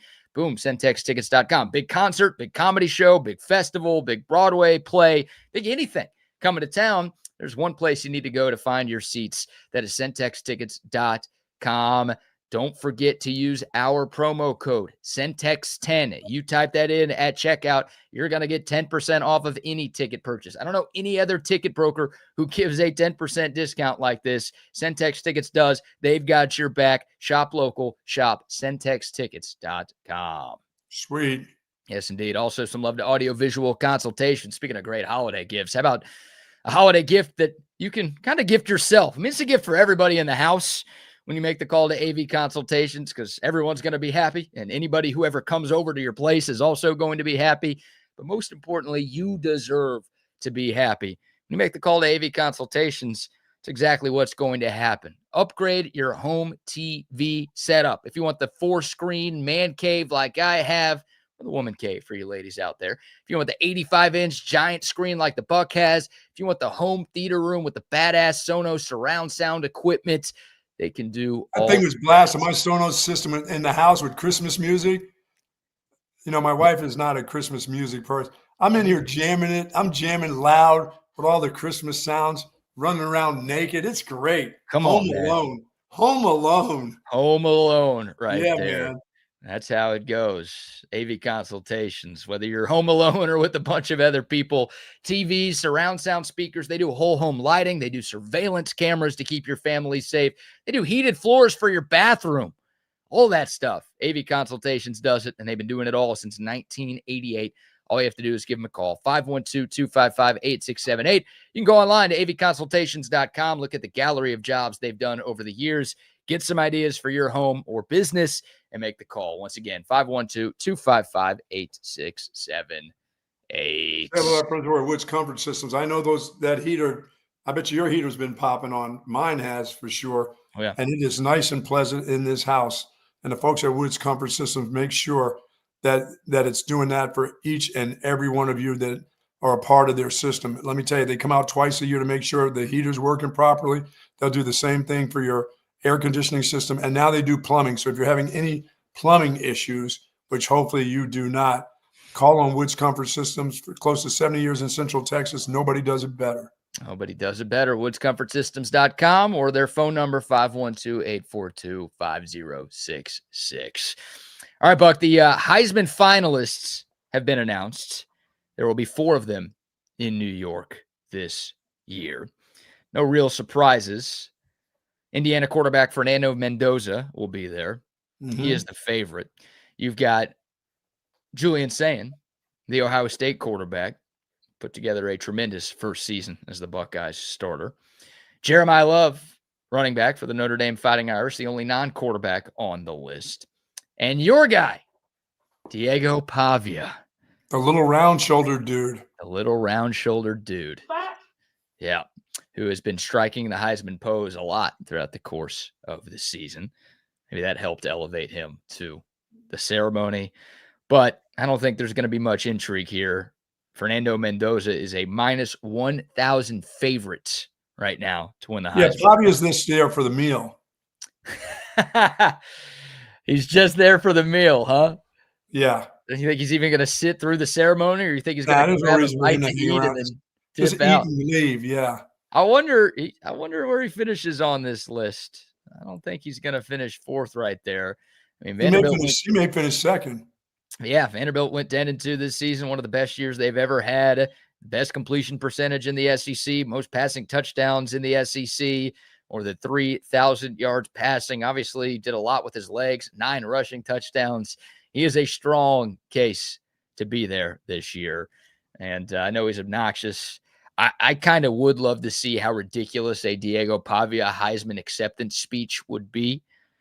Oh, my goodness. We're going to get the opportunity to see that, but he deserves to be there. Well, what's first? Is the Maxwell Award, does that come up first like it always does? They start announcing the awards, I think, before the Heisman ceremony happens. Yeah, that week of. They've got, it looks like Friday is the college football award show. Yeah. So there's a few things going on this week. Obviously, no playoff games happening, but the 2026 SEC schedule will be announced on Thursday. We'll preview that on Thursday and obviously react to it on Friday's show, but we'll find out exactly. We know the opponents. We'll find out when Texas will be playing its SEC games next year. Pavia could win that, what is it, the Johnny Unitas, the, award or whatever it is. They may want to do that for the little fella, Oh, now you're calling him short, too. Well, he's not 6'1" or 6'2". No, he's definitely not. Yes. Not so fast. Yeah, I got a feeling they'll give him some. They're going to send the little prince with something. They're going to give him the Short King Award. No, he's going to get. I'm going to say he's going. What is it? The Davey O'Brien. I'm saying he's going to win that. Dude, they ought to give that guy a life alert, considering how old he is. Yeah, since he would like to stay another year or two. I have to say, they owe him some money for all of his legal fees. He's been paying to sue the NCAA. I'm just assuming that guy's going to be back on the field next year. You can't do that. You can't. That story is. I'm telling you. I know Vandy's got some number 1 high school guy, but he ain't going to play. Vandy's going to be Vandy next year. Yeah, they're back to being Vandy. They did flip the number 1 recruit in America this year. Yeah, well, we're seeing what these big time number 1 recruits look like as a freshman trying to play in the SEC. So that would be that dream of Vandy. Their coach is still there, right? Yes, sign an extension. Yeah, good move by him. Yeah, he'll be Vandy again, just taking on 7 wins.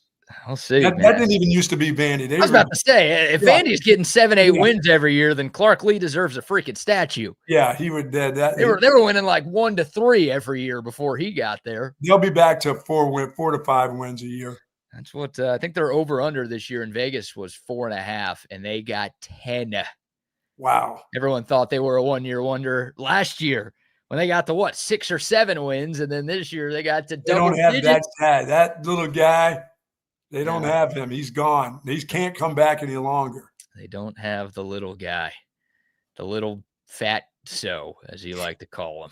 I think that's your name. You call him fat? He's just got a little round shoulder. Little round shoulder. Sorry, we're not calling him fat. Just round shouldered here. And he's shorter. Not shorter than me. I think he may be a little taller than me even. Yeah, I think. How tall are you again? I'm 5'9". 5'4". 5'9". Yeah, okay. Diego Pavia is listed at 6 foot even. No chance. Is that a width wise? God, you're saying you're not calling him fat and you're asking if he's 6 foot width wise? No, it's up and down. Yeah, I got it. That is the length. By the way, Mendoza the favorite, Pavia second, Jeremiah Love third, and Julian saying fourth in terms of the Heisman odds, which is interesting because it kind of felt like the Big Ten championship between Indiana and Ohio State was being promoted as whichever quarterback wins this game is going to win the Heisman Trophy. And neither quarterback played all that great in the game. It was 13-10. Ohio State missed a chip shot field goal that could have forced overtime, and who knows what would have happened if the game did reach overtime. And all of a sudden you go from like, okay, Sayin could win to now he is a distant fourth in terms of odds. And that doesn't mean he's going to finish fourth. We'll see how the voting turns out, but everyone he has a few years. He's got a few years left. So yeah, it's only a second year of college. He's a redshirt freshman. So we'll have to see him in Austin next year. Oh, that's right. You ready for that?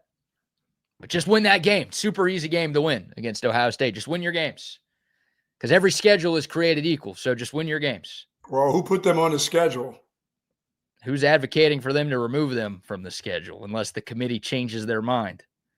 I don't know. I don't think you are. Yeah. I hope the committee changes their rules so Texas can keep playing these games. But that'll be a tough one. Look, Texas can win. Texas has a shot to win.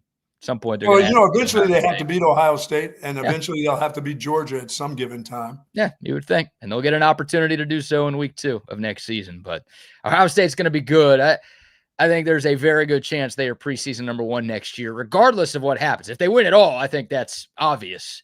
But, it's not like Texas won it all last year and the Horns were still preseason number 1. I think Ohio State has a very strong chance because – you see their running back, that dude, Bo Jackson. Wait till you see him in his sophomore year. Of course. Jeremiah Smith going into year 3. They'll have some dudes right there for sure. They'll be buying some dudes again too. Of course. That's what they do. I do want to play this. We didn't play this yesterday. This was awesome, man. Anybody who watched the Big Ten Championship, I'm sure saw this. It's worth hearing again if you've already heard it, but if you haven't heard it, you're welcome. Right after the game, after Indiana kneeled out the clock on a 3-point Big Ten championship, their first conference title since the 1960s, they interviewed, it was Jenny Taft, the All-American girl, as Gus Johnson calls her. Don't forget that, Bug. Interviewed Fernando Mendoza on the field after the game. This whole back and forth is about 1 minute and 10 seconds, but it's worth every second.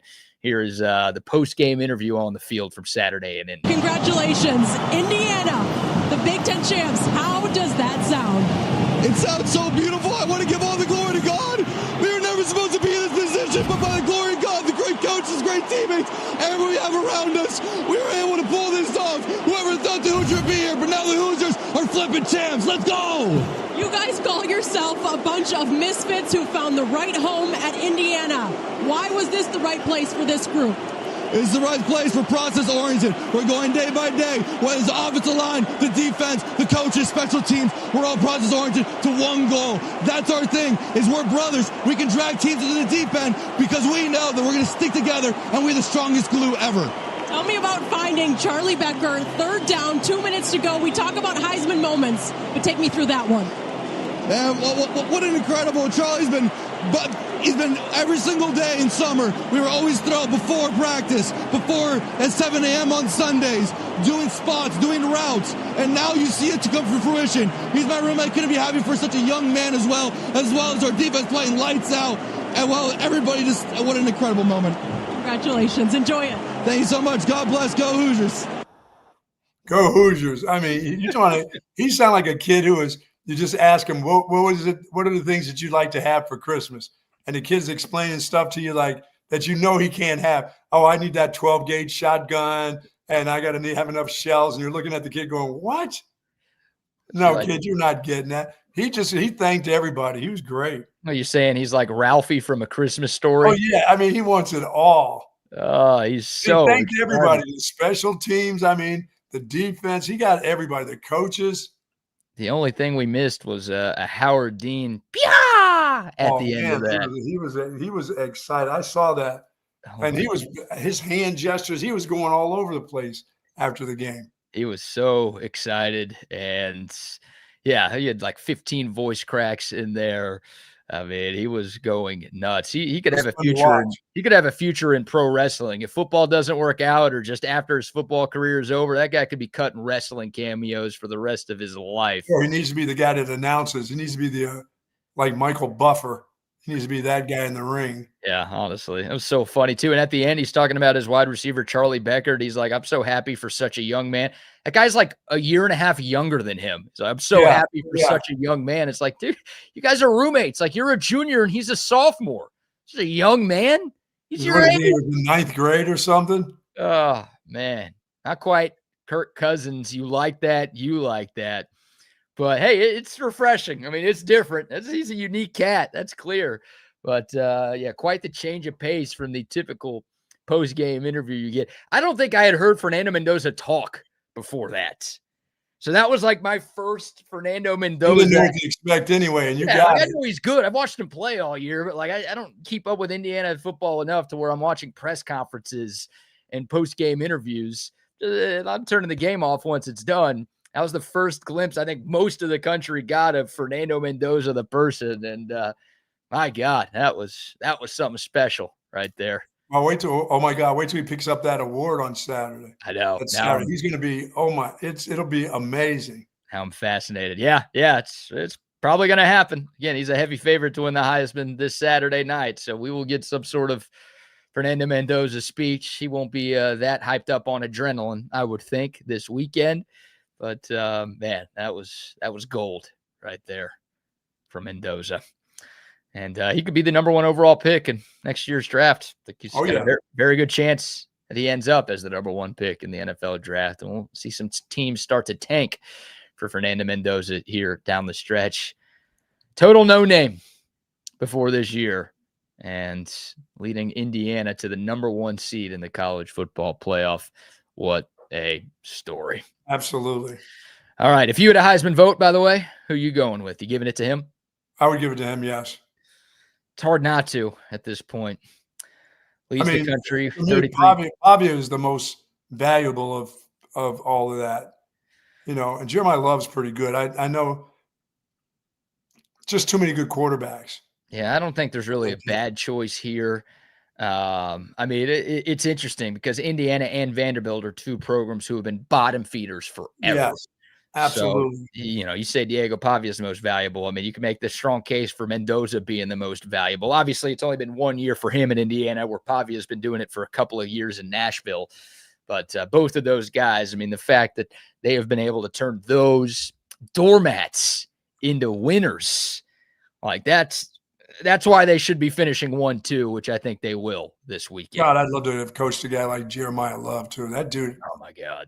Man, oh man. Yeah, I think he's honestly the most talented player on this list. Just tough for a running back to win. And you have to have crazy numbers for a running back. Right. And we saw Ashton Genty have crazy numbers for a running back last year, and he didn't win. I get it. Boise State's a slightly lower level of competition than what Notre Dame plays against. I do have a lot of cupcakes there with the Fighting Irish too. But even last year with Genty putting up historic numbers, he didn't win the Heisman. Now, Travis Hunter was obviously a different cat. But yeah, Jeremiah Love was awesome this year. But I mean, he's not breaking any records. So no, he's not going to win the award. And Julian's saying I think we'll get punished a little bit because of all of the talent he has around him at Ohio State. Yes. But obviously a hell of a year for him too. So do you have this video? I need to see this. I'm like on pins and needles here about this road rage video. Oh yeah, we can get to that right now. I got a couple of fun / interesting stories to get in. That's very interesting that people upset here in Austin, Texas, USA, America. Yeah, we had a road rage incident caught on camera that has gone viral. This was posted yesterday, so I assume this incident happened very recently. Looks like Friday. So this past Friday, December 5th, let's just show the video here and then we'll explain what happened. But we are Mopac near 360.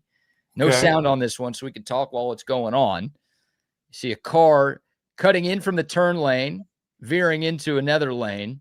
You see a car honk. Then the driver gets out, takes a crowbar to the driver's side window, shatters the window of the car behind him. Then he gets back into his car, and look, these dudes start chasing each other. We got guys driving on the grass. And the video ends in a second after these cars obviously pulled too far away. Wow. Yeah, man. I mean, this is absolutely insane. I realize I didn't give the best play-by-play for those of you tuned in on the app, but we've got a Yeah. dark gray Subaru that's in the left turn lane that at the last second is trying to cut in front of a light gray Honda Civic. Who the hell And has a tire iron like next to them in the car? it's like he was ready for that. He was like waiting Yeah. for somebody to honk at him so he could use that.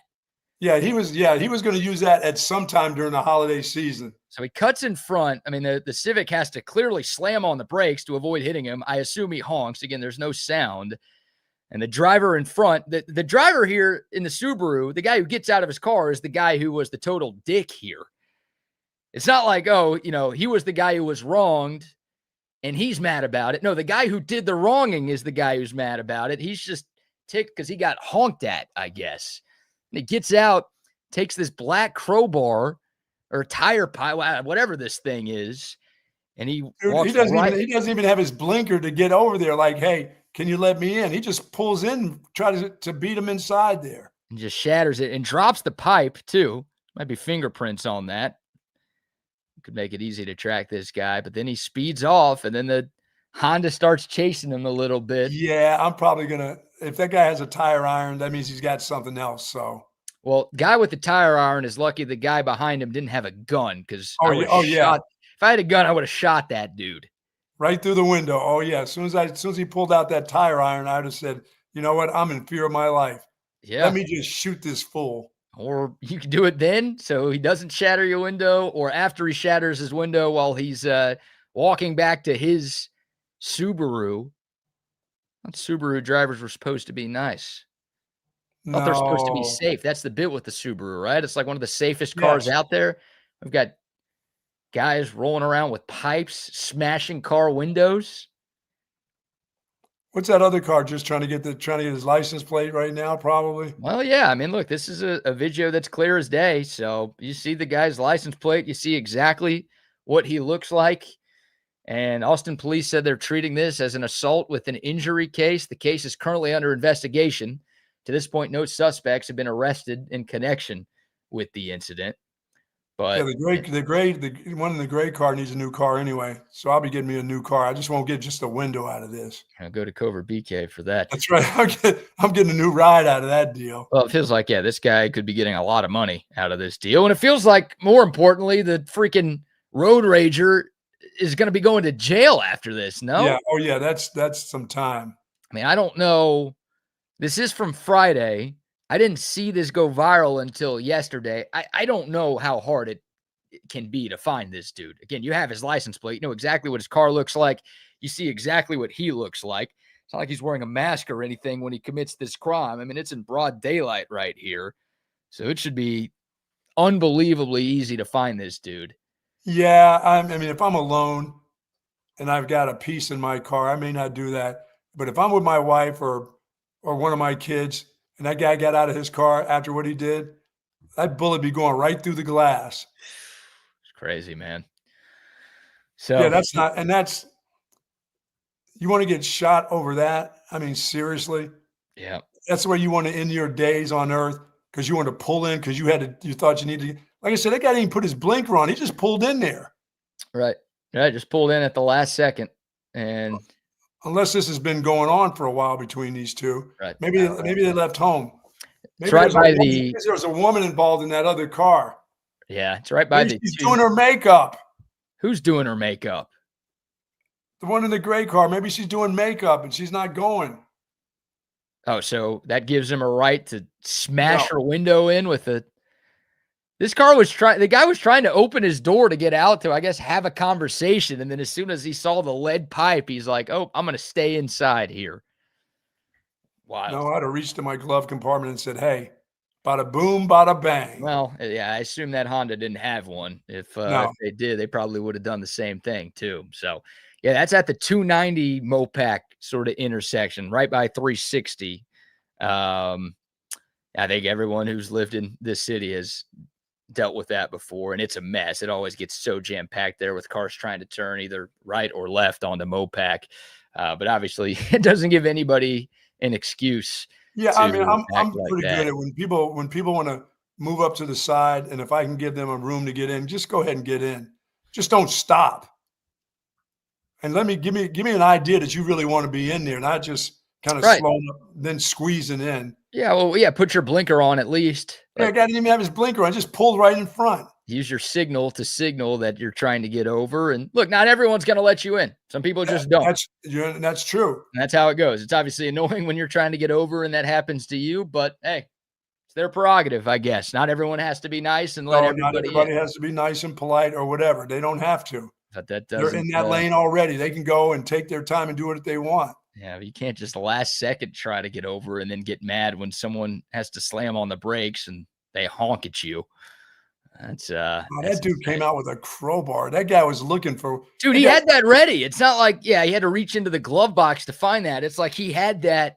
He was pissed from having to sit in traffic. So he was just that was his passenger. His passenger was that crowbar. Yes, so he might have had it in his hand already. One hand on the wheel, one hand on the bar. Wow. It looks like AI. Like, it's crazy. It looks like AI. It all happened so fast, but it's a real video. And man, what a mess. Just a season to be jolly. Yeah, no kidding. Everyone's supposed to be in a good mood for the holidays, but everybody, I shouldn't say everybody, a lot of people are just ticked off all the time. Everyone's it doesn't really have to be the holidays. You're right. Everyone's in a hurry this time of year. Slow down. Oh my God, they certainly are. No one wants to wait in a line. Like if you're going to the store and doing holiday shopping right now, you're going to be waiting in a line. It sucks. It's not fun. Nobody enjoys doing it, but like, don't take it out on the people around you in line or the store worker that you're having to wait for stuff. I've been alive long enough to know I don't move that fast anyway, so I know now that I better go at a certain time, and it's going to take me. Hell, like I said, if I park my car at the mall somewhere, it's going to be a while. Right. I'm not jogging over into Macy's or anything. It's going to take me a while to get there. So I try to get a close spot, BK, but once again, it's just there's no spots anymore. No. So you've never done this before? You've never crowbarred anybody in a road rage incident? No, I don't. You've talked about some road rage stories that you've had on this show. The guy down here with the ducks, when he wanted me to run over the baby ducks and the mama duck, and I got up there to the daggone light and was honking and going crazy and whatever. And like I said, I was waiting for him to get out of the car so I could pin him between the truck and my car. Just slide him over and see how do you like that. Thankfully, he did not get out of the car. No. Not have been good for either of y'all. No, I wouldn't have. But I wasn't going to run over a bunch of ducks because he was in a hurry. Right. That's fair. I just wasn't going to do that. And generally, when I can take my time and see what's crossing the road, I'll go. Like if the squirrel is crossing the road, but if I'm going my normal speed and the squirrel crosses the road, all I hear is the ba-boom, ba-boom, and I'm gone. You have said the only thing that you will stop for is a little kid, correct? Children and old women. Okay, not old men, not middle-aged men, just little children and old women. Yeah, if an old man gets out there like my age and he decides he's going to walk in the middle of the street and I run him over, that's not my fault. That's that old fool's fault. Even if you could avoid it? I can't hit a pole. I know my life is so far almost over, but I don't want to swerve, like the squirrels. I'm not swerving for a possum, a squirrel, armadillo so that I can hit the telephone pole. I just won't do that. What about just trying to slam on the brake? No, by the time I get up on one of those things, they're like almost under the wheel. Human being too? Sorry about that, human being. Why are you out there? Why are you standing in the road? Why are you trying to cross the road? Oh, that is so great. I mean, really, and a teenager, you definitely better not be in my way.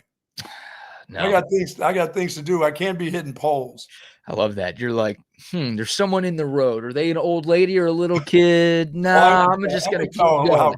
I can tell how grandma gets across the road. I'm just going to keep going here. We're not slowing down. I haven't seen a grandma cross the road in 15 years. But I just saw a possum the other day, and I was almost wanting to go out of my way to run that thing over. Yeah, you were going to veer off to hit the possum. Yeah, I mean, I don't do that for squirrels. I don't try to hit them. I do try to slow up a little bit. If there's nobody behind me, I'll try to slow up. But for some odd reason, they hit my wheel. I don't get that. Little squirrel, 4 wheels. How do you do that, squirrel? They're not the smartest animals in the kingdom. Oh, they're not? No. Are they as dumb as Louis? Well, Louis has not been hit by a car and hopefully never will get hit by a car. Yeah, So he hasn't. That's true. squirrels every day get hit by cars everywhere. So I think your dog is smarter than them. 2026, I may have to get back to the roadkill report that I do on Mondays after the weekend and how many I saw these in the road. Yeah, I saw a pig. I saw a pig up on Highway 12. All right. We're not talking about Diego Pavia anymore. I know, but I saw one in the road. I'm like, is that a deer? I went by. I'm like, oh my God, that's a pig. That thing must have destroyed somebody's car too. You know that. Yeah, that's a tough one right there. Oh my God. All right. Don't commit any felonies while you're making this roadkill report, please. yeah, I went by. He looked like a little Pavia. Yeah, that's what Pavia looked like, a little pig. Oh my God. All right. We're all over the place having some fun on a Tuesday show. We've got some breaking transfer portal news to get into regarding the Texas Longhorns. We got to talk about the basketball game last night. Easy win for Texas. A couple of positive storylines, but also I saw something that I did not like at all regarding Texas basketball last night against Southern. I saw the Pope hitting some shots last night. The Pope did hit some shots last night. He had a nice night. Matas Vokatitis had a really nice night.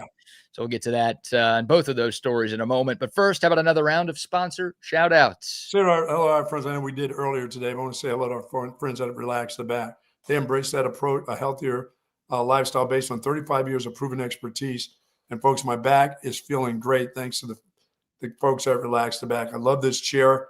I'm thinking about that recliner, BK, for the new year.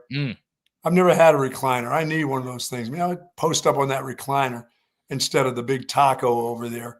Oh, my wife has even told me, hey, you can't sit in this spot. There's like a big hole here where you sit on the big taco. I said, well, that's what a taco is supposed to do. It just kind of folds over. And then she said, how does your back feel after it? I was like, lousy. Because you need to have a recliner. So I can get that Relaxed Back. They have everything that you're looking for. Zero gravity recliners, of course.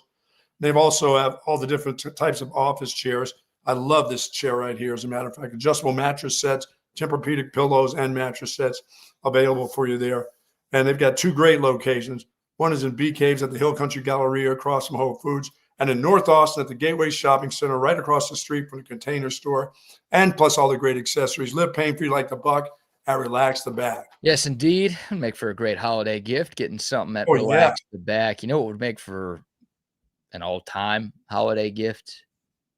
How about a new whip from Covert Bee Cave? Oh, yeah, for sure. That'll work. Covert Bee Cave has the largest and best selection of new and pre-owned cars, trucks, and SUVs here in Central Texas. How about 42 acres of vehicles? It's nice. 3 dealerships in one. They've got 7 different brands. So if you're not entirely sure what you're looking for, just head out to Covert Bee Cave on Highway 71. You can walk around the lot for hours and still not find everything that they have to offer. Or you can shop their inventory online at covertbeecave.com. The people there are fantastic. They're going to treat you like family the way they've treated us like family, the way they've treated the Austin area like family for more than 100 years. Go say hi to Mike and Dan and Stacy and Jerome and Ron and Cameron and the whole squad there. Fantastic people, unmatched selection, unbeatable service. And what do they say about those Covert prices, Buck? Nobody beats a Covert deal. Not now, not never. CovertBeecave.com for more info. Yes, indeed. And a quick shout out to the Hecht Law Firm. My guy, Ryan Hurricane Hecht, the best and your go-to personal injury attorney here in Central Texas. He's not on TV hosting podcasts, standing on top of cars, making animated claymations. I saw a claymation commercial for one of these jabronis the other day. What are we doing? Go do what you're supposed to do and fight for justice. Oh, wait. No, they don't do that. They just pawn off your case onto some law students. You want to work with a scrub? Do you want to work with the best? Take the best every single time. Look, I hope you never need to call Hurricane Hecht, but we just saw the road rage incident.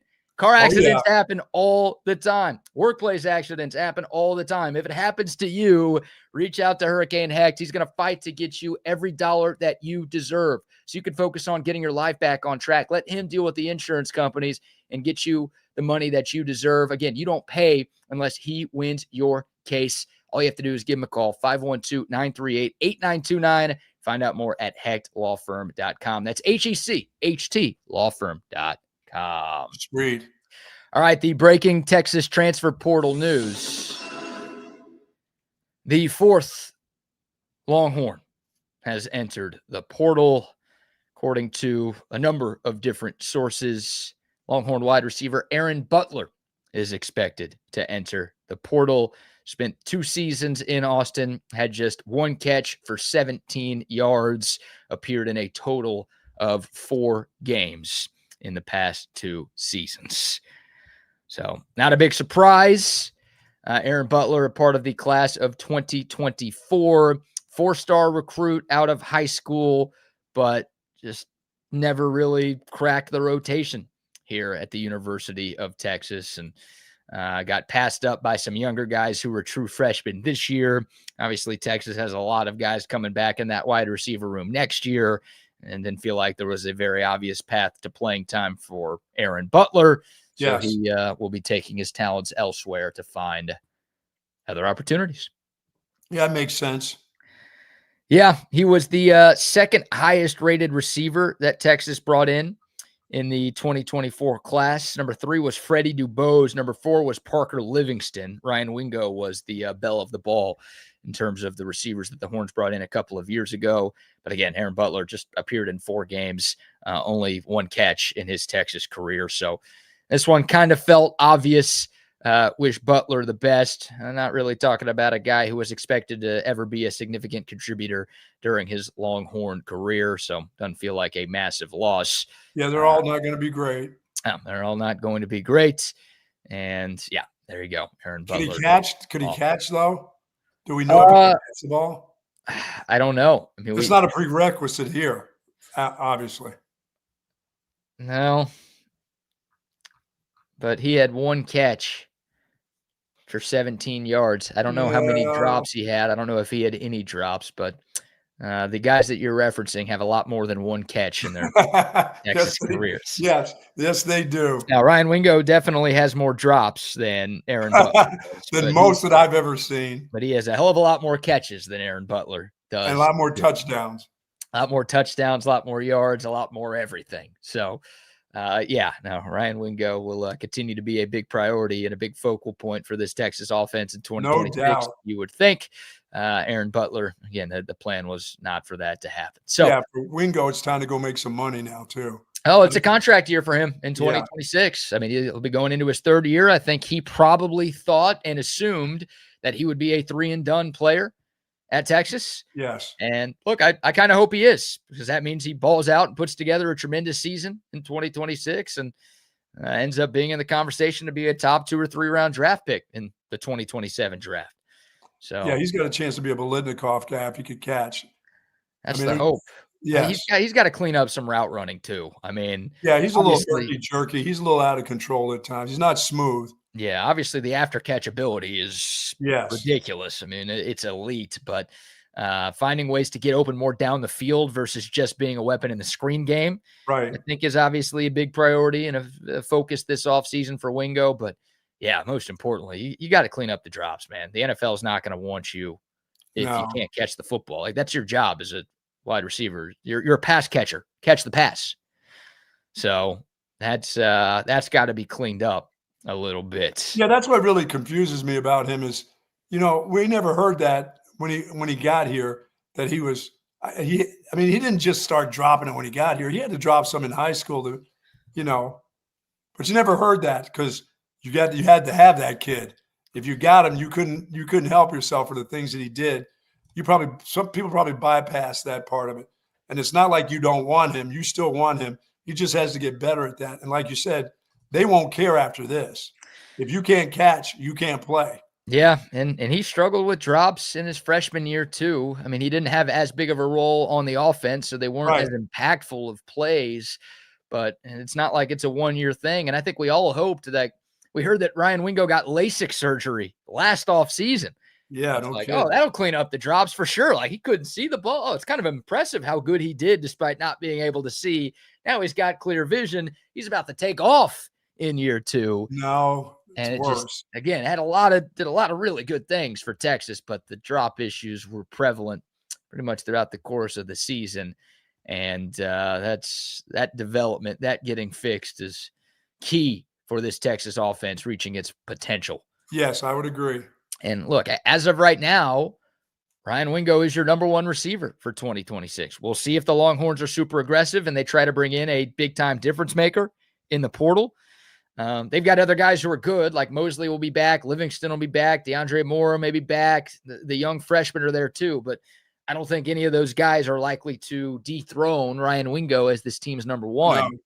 So if you don't bring somebody in, again, he is going to be a major part of your offense. You He cannot. would be fabulous if he just gets some of the route running down and catches the ball.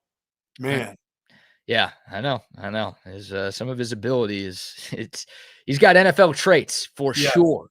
He's got all SEC traits for sure, but he's got to put it all together, and no better time than next year, again, with it being a contract year for him, and obviously an all-in year for the Texas Longhorns trying to win a national championship.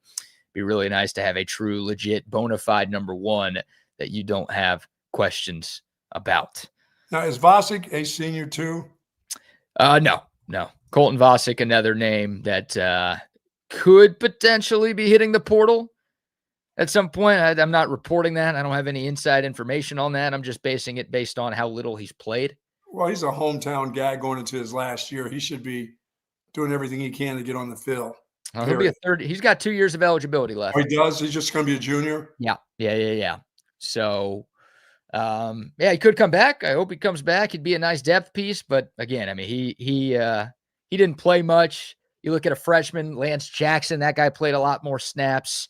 Justice Terry was getting more snaps than Colton Vosick, and Terry plays a little inside and outside. But Zeno Zulu was getting more snaps than Colton Vosick. Brad Spence. I mean, the list goes on and on. So even though Texas is losing a couple of guys on that defensive front, Their outside guys they got some pretty good outside guys returning. Yeah, there's just a lot of traffic there. Obviously, Ethan Burke leaving, being out of eligibility, will open up opportunities and snaps for some other guys. But again, it's kind of a logjam in that edge room right now for Texas. So again, I hope Vosick comes back, but he's another one of those guys. Like you said earlier, but these guys want to play. They want to play. Like, yeah, it's cool going to Texas. It's cool getting a degree from Texas, but these guys have worked hard at football their entire lives. They want to play football. If they're going to be practicing as often as they are, they want to be rewarded that's for sure. on Saturdays. So I never get upset for someone looking for more snaps, and that's what Aaron Butler's doing. That's what Baxter's doing. That's what Melvin Hills, Trey Owens, and if a guy like Colton Vosick, again, there will be a number of other names who pop into the portal. That's most of those guys. Some of them might be looking just for a payday, but I think most of them are like, no, let me go play somewhere. Right. Let me get some play days over That's there. exactly what most of them are looking for. You're right. So we will see what happens there. But there is your latest out of the transfer portal. Again, we'll see. I don't think Aaron Butler is going to be the only piece of attrition we get in the wide receiver room. I don't either. I think somebody will be talking to some of these young guys that just got here that never saw the field, never got a chance. Somebody will be in their ear too. Yeah, for sure. You look at a guy like I feel really good about Dalen McCutcheon coming back. I feel really good about Khalil Lockett coming back because those guys did see some snaps as freshmen this year. And it's clear to me that they sort of separated themselves from the other two freshmen that Texas signed in that wide receiver room. But I wonder, Michael Terry was asked to switch positions this year. I don't know if he's a running back still or if he goes back to being a receiver. He was a guy who was recruited as an athlete, so he could be tight end if he puts on a few more LBs. He could be receiver. We'll see what the plan is for him. Jamie French, the other receiver that Texas brought in. And again, I think the coaching staff's going to really try to keep those second-year players around. Like, hey, our offense is tough to learn. Now you've got your feet wet a little bit. You got your sea legs under you. There could be some more opportunities for playing time. Just give it another year and see what happens, and then you can decide. Yeah, that just seems like the room that they have to have incredible trust in you is that wide receiver room. And if they don't, if there's just a little inkling about you not doing the right thing or being in the right spot, they get a little worried about that. Well, another thing to keep in mind, and this could be nothing, but it could be something. Chris Jackson, the wide receivers coach, his contract expires at the end of the year. So I don't know if he will be back next season. And we're talking about a lot of assistant coaching changes potentially happen. I think there are a lot of Longhorn fans who would like to see some assistant coaching changes happen. I don't know how many people are ready to get rid of Chris Jackson. No, that guy's been pretty good. Yeah. And look, this year was the worst year he has had because it's the worst year the Texas wide receiver room has had in his 3 seasons in Austin. But I think for the most part, he's done a very, very good job at Texas. You look at the development he had with some of the guys who have been here, the work he's done with some of the like Matthew Golden wasn't supposed to be a first-round pick when he got to Texas. And partially through the work of Chris Jackson, he turned into one. He was the Longhorns' best receiver last year. A.D. Mitchell wasn't supposed to be a top 50 pick when he transferred from Georgia. And I think Chris Jackson deserves a lot of credit for the work for him too. And he's still fine. I mean, and like I said, I think he's still got work to do with Wingo. Yeah. I mean, I think he can get that straightened out too. So it obviously takes 2 to tango. Look, Chris Jackson came to Texas from the NFL, so maybe he wants to go back to the NFL. And if he does, then nothing the Longhorns can really do there. No. Maybe, I don't know. I haven't heard any rumors about him getting an offensive coordinator job somewhere, but if he wants to elevate his coaching career and somebody at a G5 level offers him an offensive coordinator role, maybe he takes that. So it takes 2 to tango, but if I'm Steve Sarkisian and Chris Jackson wants to come back, I'm bringing him back. Oh, for sure. I think he's done enough to warrant that. Kyle Flood, Dwayne Aquina, let's have some different conversations here.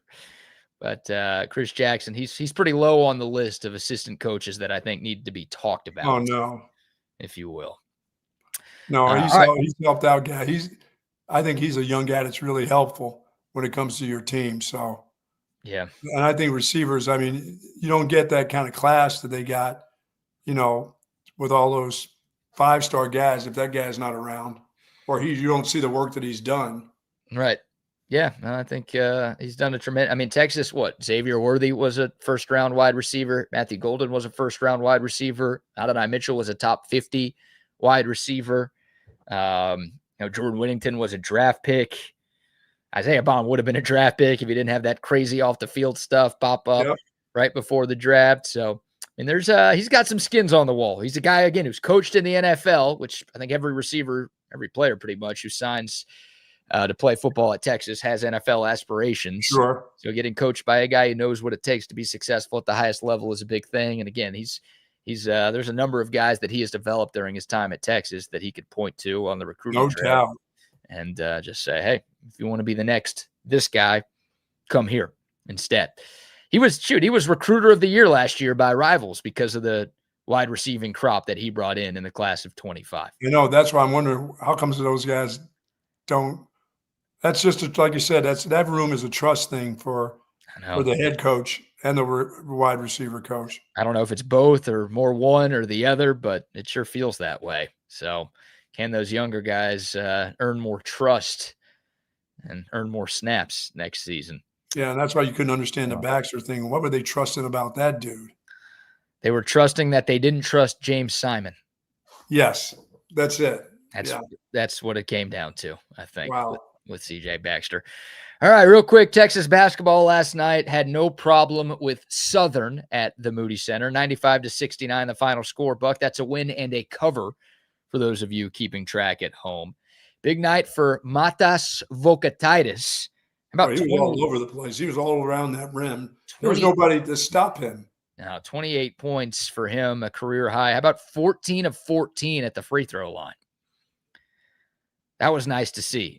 Vokatitis was 3 of 9 at the charity stripe against Virginia in that loss last week. He had been a pretty solid free throw shooter before that Virginia game. He went 3 of 9. I mean, Texas did nothing right against the Hoos last week. And nice response. You could tell that Matas was spending some extra time in the lab working on those free throws. 14 of 14 is, I mean, for Steph Curry, that'd be an impressive night. So well done for Matas there. Jordan Pope had 18 points. He was 4 of 6 from 3. Sim Wilcher had 14 off the bench. A new starting lineup for Texas, which I'm curious to see. The Longhorns' next game is at UConn on Friday. We'll preview that a little bit more as we get closer to Friday. But UConn, number 5 in the country, they've won 2 of the last 3 titles. Y'all all know how good they are. Lacina Traore was inserted into the starting lineup for Cam Heide. So Texas went big last night. Normally it's been Vocatitis or Traore playing. Right. Vocatitis has been starting. Traore's been the big man coming off the bench. Last night, both of those guys were starting. It was Traore at the 4 and Vocatitis at the 5. So some more experimenting going on. When you're playing a team like Southern, you can do that. But I wonder if that's a sign of things to come for Texas, or if that was just a one-off based on the quality of opponent that you had. I think it had more to do with the quality of opponent. And we'll learn on Friday what the plan is. And look, maybe they try Traore on Friday as a starter, and if it doesn't work, they pivot back to something else. That number 4, that power forward position is a big, and Zay's been talking about this since the offseason, big question mark for Texas right now, because they don't have a true 4 on their roster, and that's not ideal. I mentioned there was something about this game that I did not like last night that I hope is not a sign of things to come. Look at this video of the crowd at Moody Center last night. This is 6 minutes before tip-off. You know, you always joke with me, or at least poke fun at me for being one of 8 Longhorn basketball fans. Yeah, well, nobody likes basketball. Looked like there were about 800 fans at the Mood last night. Crowd filled in a little bit more beyond this, but again, this isn't like 2 hours before tip-off. Both teams are on the court warming up. I mean, this is like 7 minutes before the game started. Yeah, road rage. That guy was trying to get to the game. I don't think so. No? Didn't seem like there was a lot of traffic trying to get to the basketball game last night. Looked like that was the easiest place to get to in the city yesterday. Could have done your shopping now to have some kiosks right in there. Yeah, you got traffic at the mall, and you ain't got traffic at the Mood. No. I mean, this is crazy to me. And look, it's finals week. There aren't a lot of students. Some kids are probably already home for winter break. Other kids are probably in the library. But that's where would you be? Would you be in the library probably? Shit, no. I'd be at the game.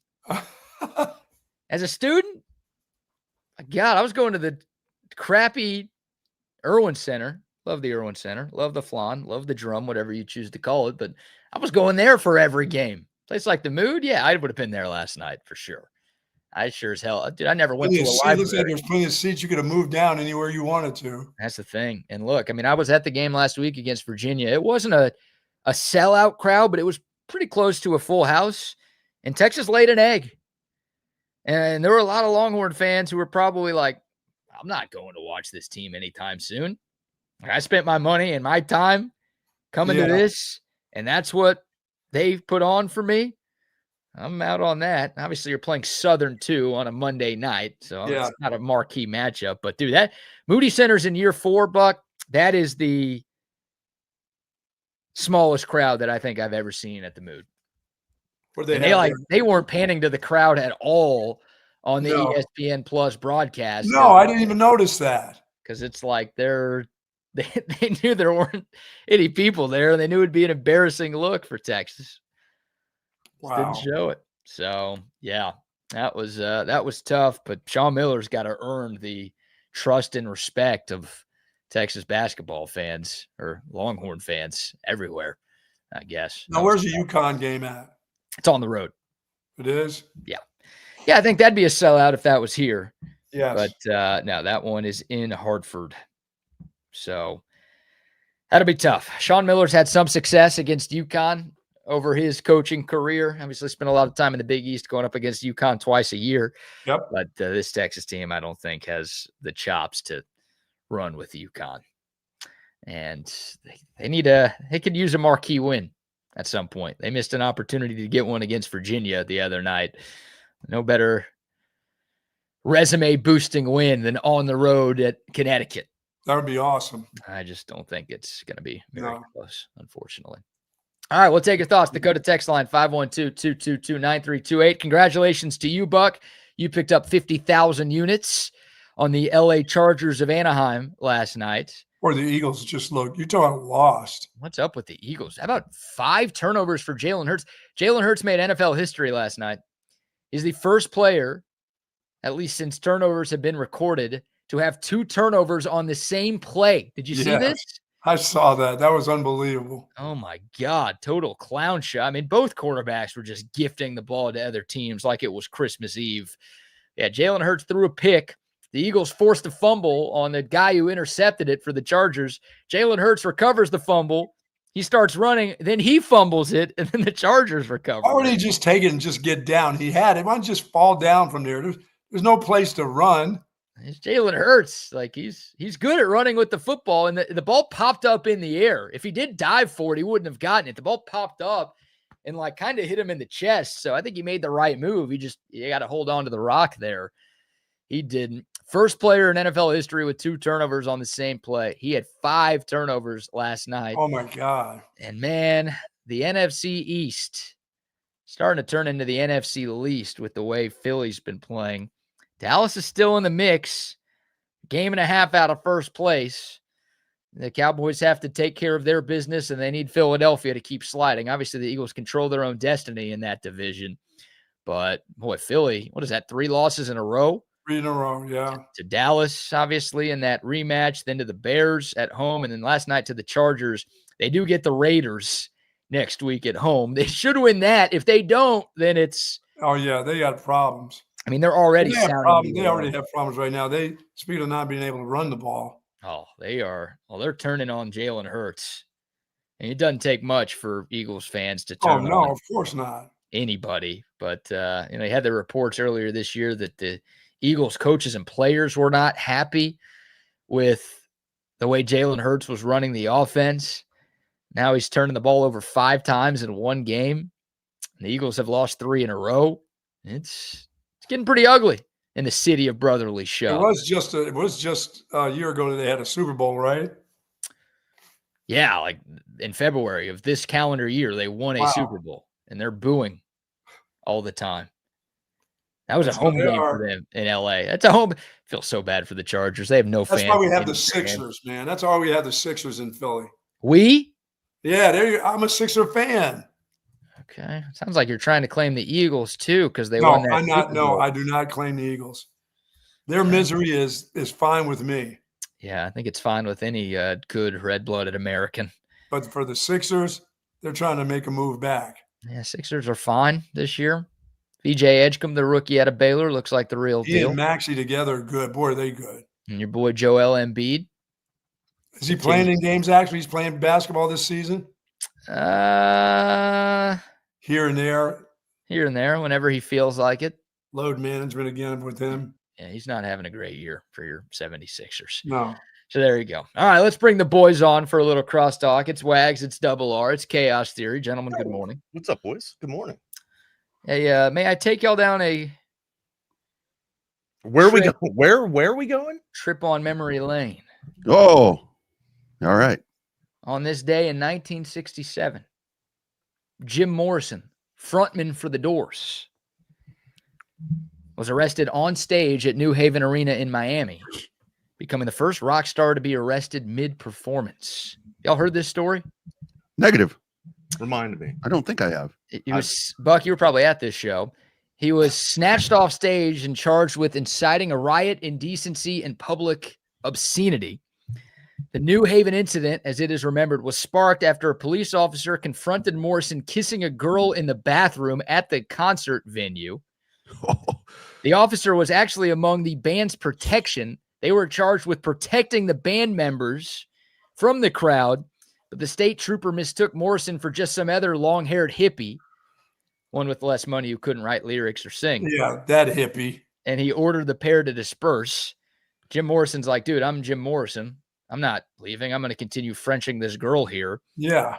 And the officer produced a can of mace and sprayed it in his face.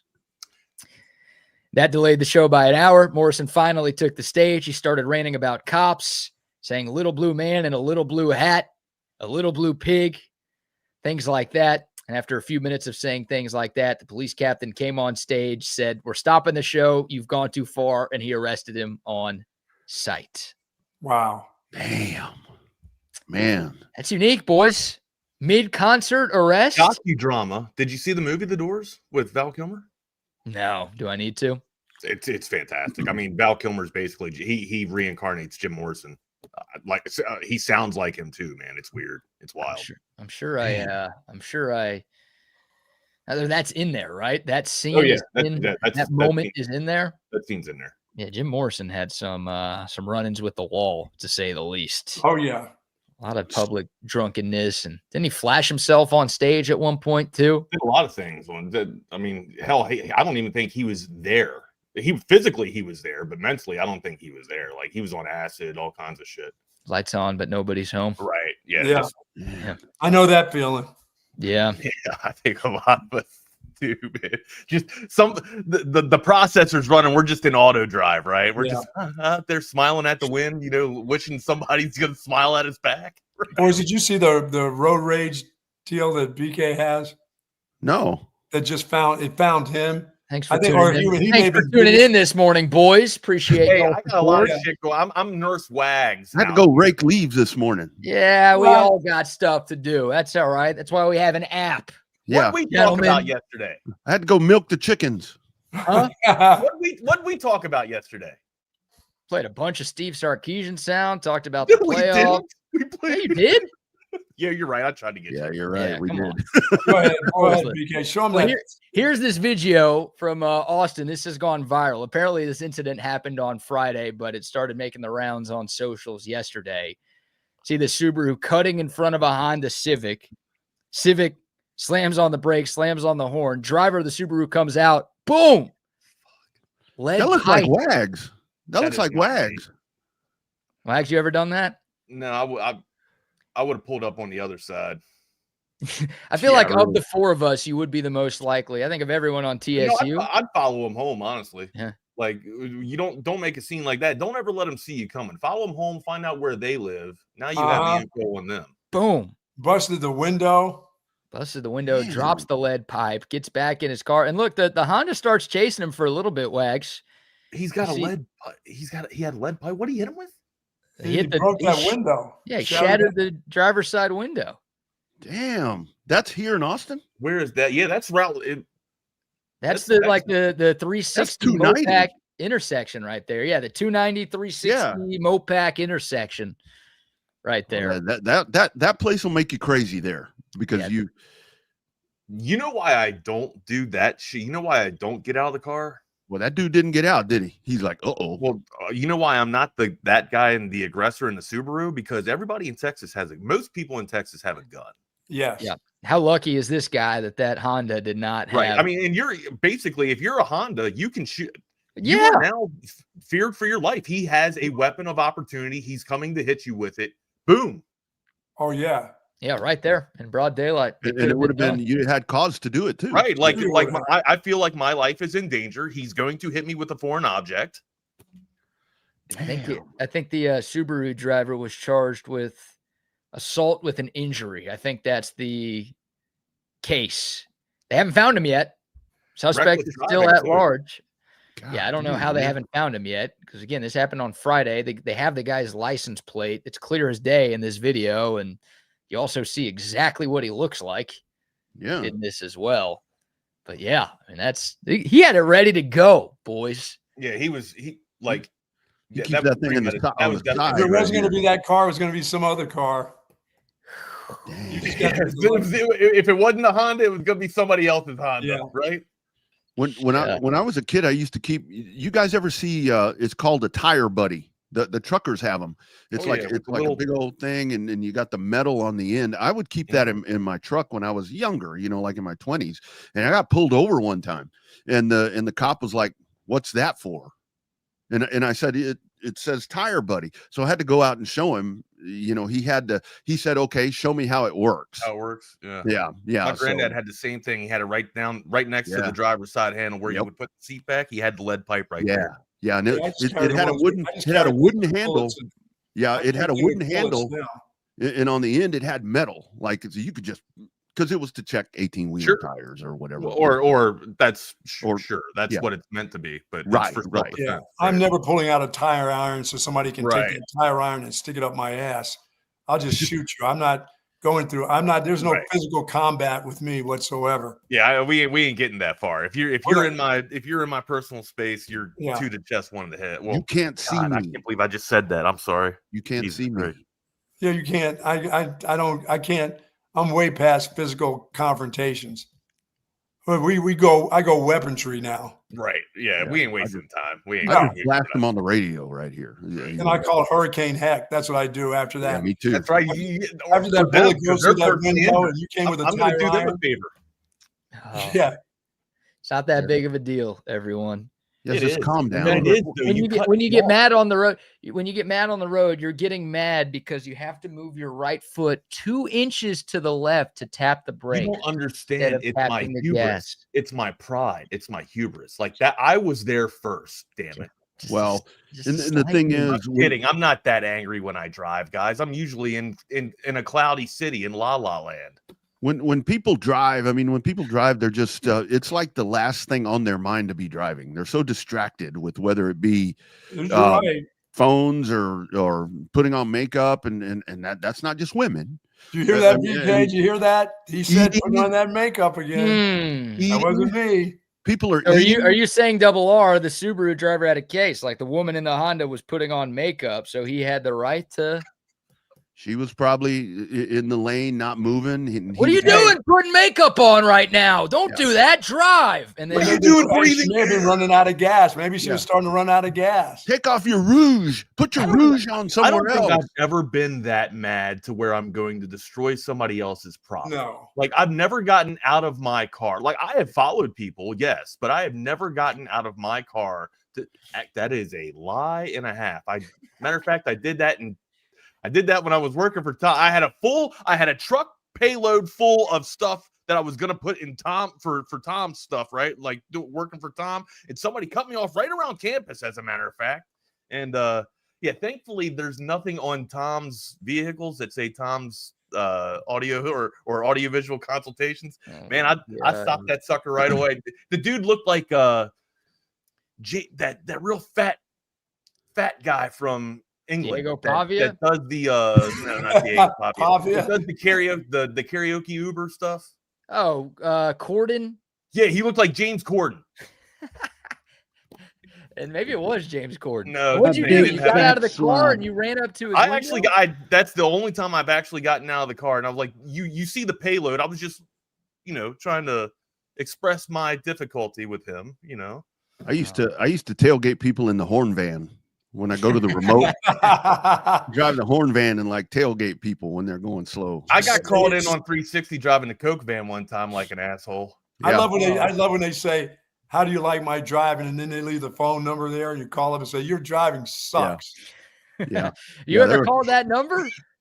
Oh yeah, I've done it once before. That's great. There are a couple times. Oh, Happy Dave over there at the horn would be like, somebody fucking called. Happy Dave? I don't think Dave was ever happy. No, but here's a tip for kids, though, or just your PSA. If you ever get in a road rage incident, stay in your car, right? The best thing to do now, what we usually do, what I've instructed my son and my wife, call it in, say you got a drunk driver on the road. Be like, hey, there's a drunk driver. Here's the license plate.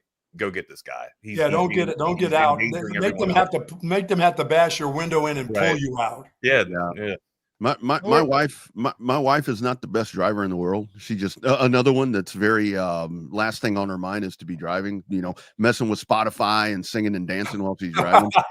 So one time she had gone up the road to HEB and she ran through a stop sign. She kind of did the half-ass stop and went through the stop sign. There was nobody around. Some dude followed her like to the house.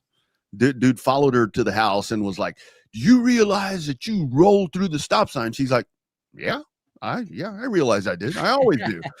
Yes, officer, I did. Yeah. Now, if there's somebody like creeping in a neighborhood, if there's a car that I don't recognize, because Rodney in my neighborhood's kind of tied together and it's pretty small. Like you see a lot of the same faces a lot. If I don't notice you and you're just like snooping around looking, you know damn well I'm following you. Hey, where you live, buddy?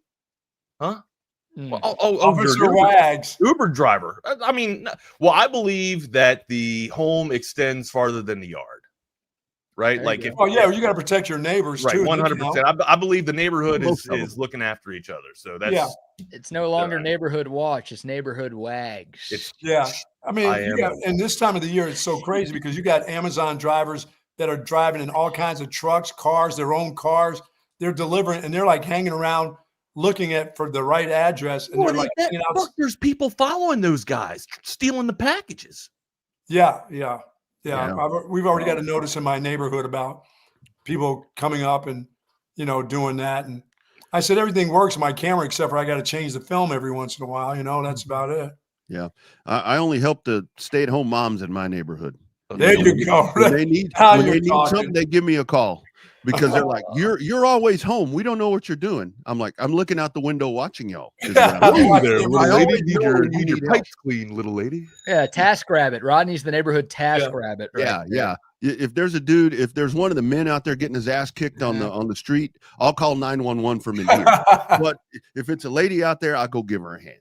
Yeah, I've seen those movies. I know how those movies end. Double R. I'm pretty sure those are the Hallmark movies that I've been watching. The classic. That's what I was thinking.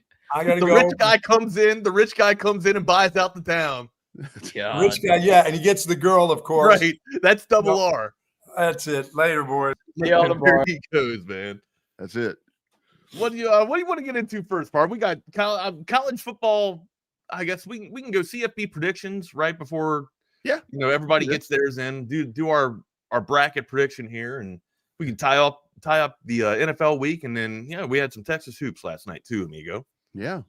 Talk I didn't get out of my. I mean, I've gotten out of the car once, right? And me, man. I'm a hothead, but I honestly, I'm pretty sure that's why the neighbors all know that I live in the clouds, right? And they don't call the law or anything like that. But every time they go out of town, and it's not just Bill Mr. Bill and Mr. Israel, it's all the neighbors around me. They come knocking. I'm like, hey, we're going out of town, or at least the ones that are in my vicinity, right? Like, you mind keeping an eye out? And no, I'm here, man. They know, dude. And we got 2 cops that live down the street anyway, so I'm a very aggressive driver. I always have been. I like to drive fast. I'm an assertive driver. You're a what? An assertive driver. I don't think you're an aggressive. You just know where you're going. I have pretty good car control for the most part. I've had a lot of wrecks, like on the racetrack when I was racing. I had a lot of wrecks, so things don't bother me. I know where I can, manipulate my vehicle. But that's where it's so weird now, because like when I'm on the road for the other gig, it's got the company name all over it. And I have to drive speed limits and all of that. And there was no company logo on Tom's truck for a reason. Tom's smart about that. He knew damn well no vehicles get his brand logo. It gets so hard because just this past weekend when I was driving back from the Rio Grande Valley, I'm like on I-37 and I'm driving the speed limit, which is 75. And it's kind of stacked up and there's somebody behind me and they're obviously pissed off. I mean, I see them trying to pass, but they can't because of the traffic flow. Sure. Dude goes by and flips me off. And I'm like, the first instinct is to at least react and go tailgate or go flip them back off. But it's like in football. When I retaliate, I'm the one that's going to get in trouble because they're going to call my company and say, this asshole just flipped me off. So just kind of got to just sit there and smile. Just smile and wave and keep singing the Christmas tunes and the Christmas carols, right? Like that's where you can go, at least for December, right? Like be like Tom and wish everybody a happy effing New Year or a happy effing Christmas. And in that case, like when somebody lets you into the lane or whatever, give them a wave. I give a courtesy hook 'em, instead of the wave. I go like that to somebody when they let me in, or somebody in a parking lot, somebody's going to let you pass. Yeah. But here's the thing too, though, like you guys, everybody lives here. You all know what exit you're getting off on now, right? Let's not wait until you go all the way up and bypass the people that are doing the right thing and being in the exit lane. That's the one thing that pisses me off. I hate that shit. That's my pet peeve about driving. Like, right. When it says, because that happens, everybody else's time like that. All right. Like everybody else is putting their time in to wait and do the right thing. Don't be up there and be the asshole. Your time's not better than everybody else's. Right? That right there, like when you're like that happened this weekend too. I'm getting into San Antonio and it clearly says 3 miles back, lane ends construction, and everybody's in line, and here comes about 4 or 5 of them trying to bypass everybody. Yep. And to Lee Castle Rock right here, I blow him a kiss, bro. I blow him a kiss back. Yeah, it's come on, or like if they roll the window down, I'll be like, you want something in here? Something in here you want? You know what I mean? Like I'll talk to him. I don't give a fuck. I will talk to you. It's it used to be like when I did a lot of race announcing. I would do stuff and people would post stuff or whatever and tell me to F off and whatever. I would try to figure out a way to contact that person. I would I'm like, hey, do you have so-and-so's phone number? I want to call them. And it's funny when you want to have a conversation after they've F'd you off. Everything kind of they're pretty calm when you confront them a little bit. I swear to God, we're going to get into sports, but if we're talking UFC stuff right now, my problem is I've gotten into fights with like 3 or 4 Marines at a time and didn't go down. Right, like I took my ass whooping, but I didn't go down. What's one guy going to do to me? That's my problem. Yeah. Right. Like I'm very overconfident, and it gets me in trouble. Very overconfident. Yeah, and I don't want to fight. Look, I don't. That shit's behind me, right? But like you guys can tell, like my blood's boiling already, right? Yeah. Like just thinking about the shit. Yeah. Okay. So let's get on some sports. Yeah. I'm Michael Jackson. I'm a lover, not a fighter, but I do want to have a conversation. Me too. Like I'll talk to you. To you. Yeah. It's like okay. Let's have a conversation about where you want to go first, Migo. You want to get your blood boiling and talk about college football? No, I'm just kidding. Let's talk NFL. I mean, I'm out of it. Like Giants first round draft pick. Here we go. Let's go down that road. Let's talk about the Philadelphia Eagles losing again last night. Jalen Hurts, 2 turnovers on 1 play. How you like that?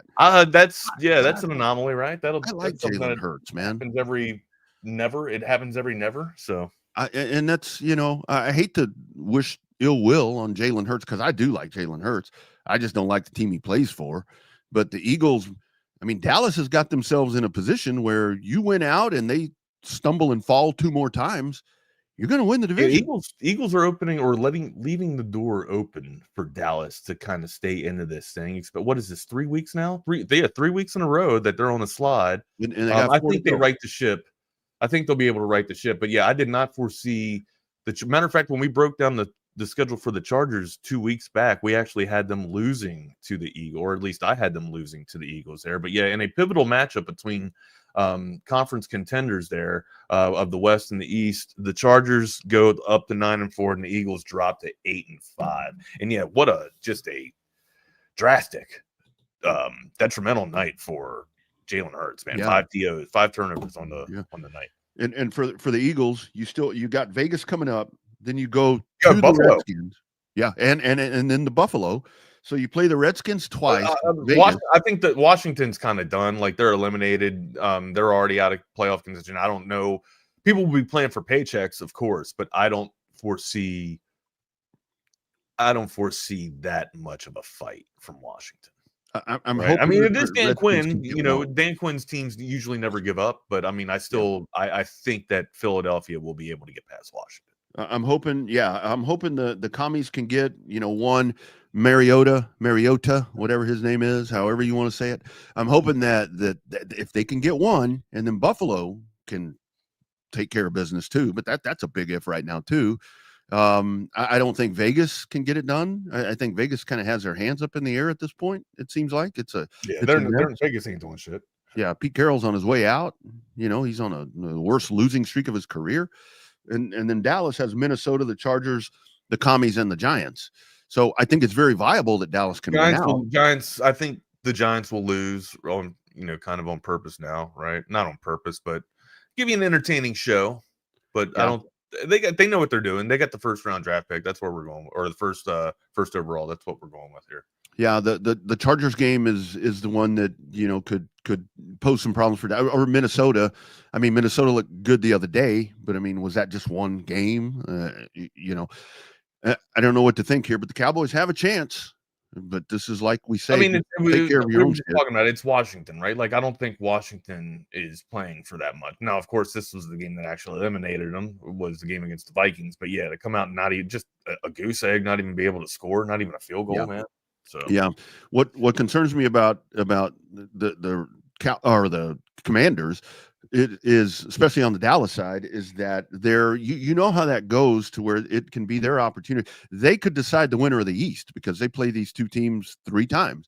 So that's where that motivation there for them. They're not going to be in a first round draft pick situation or it's going to be a high draft pick, but not 1, 2, 3, 4, whatever.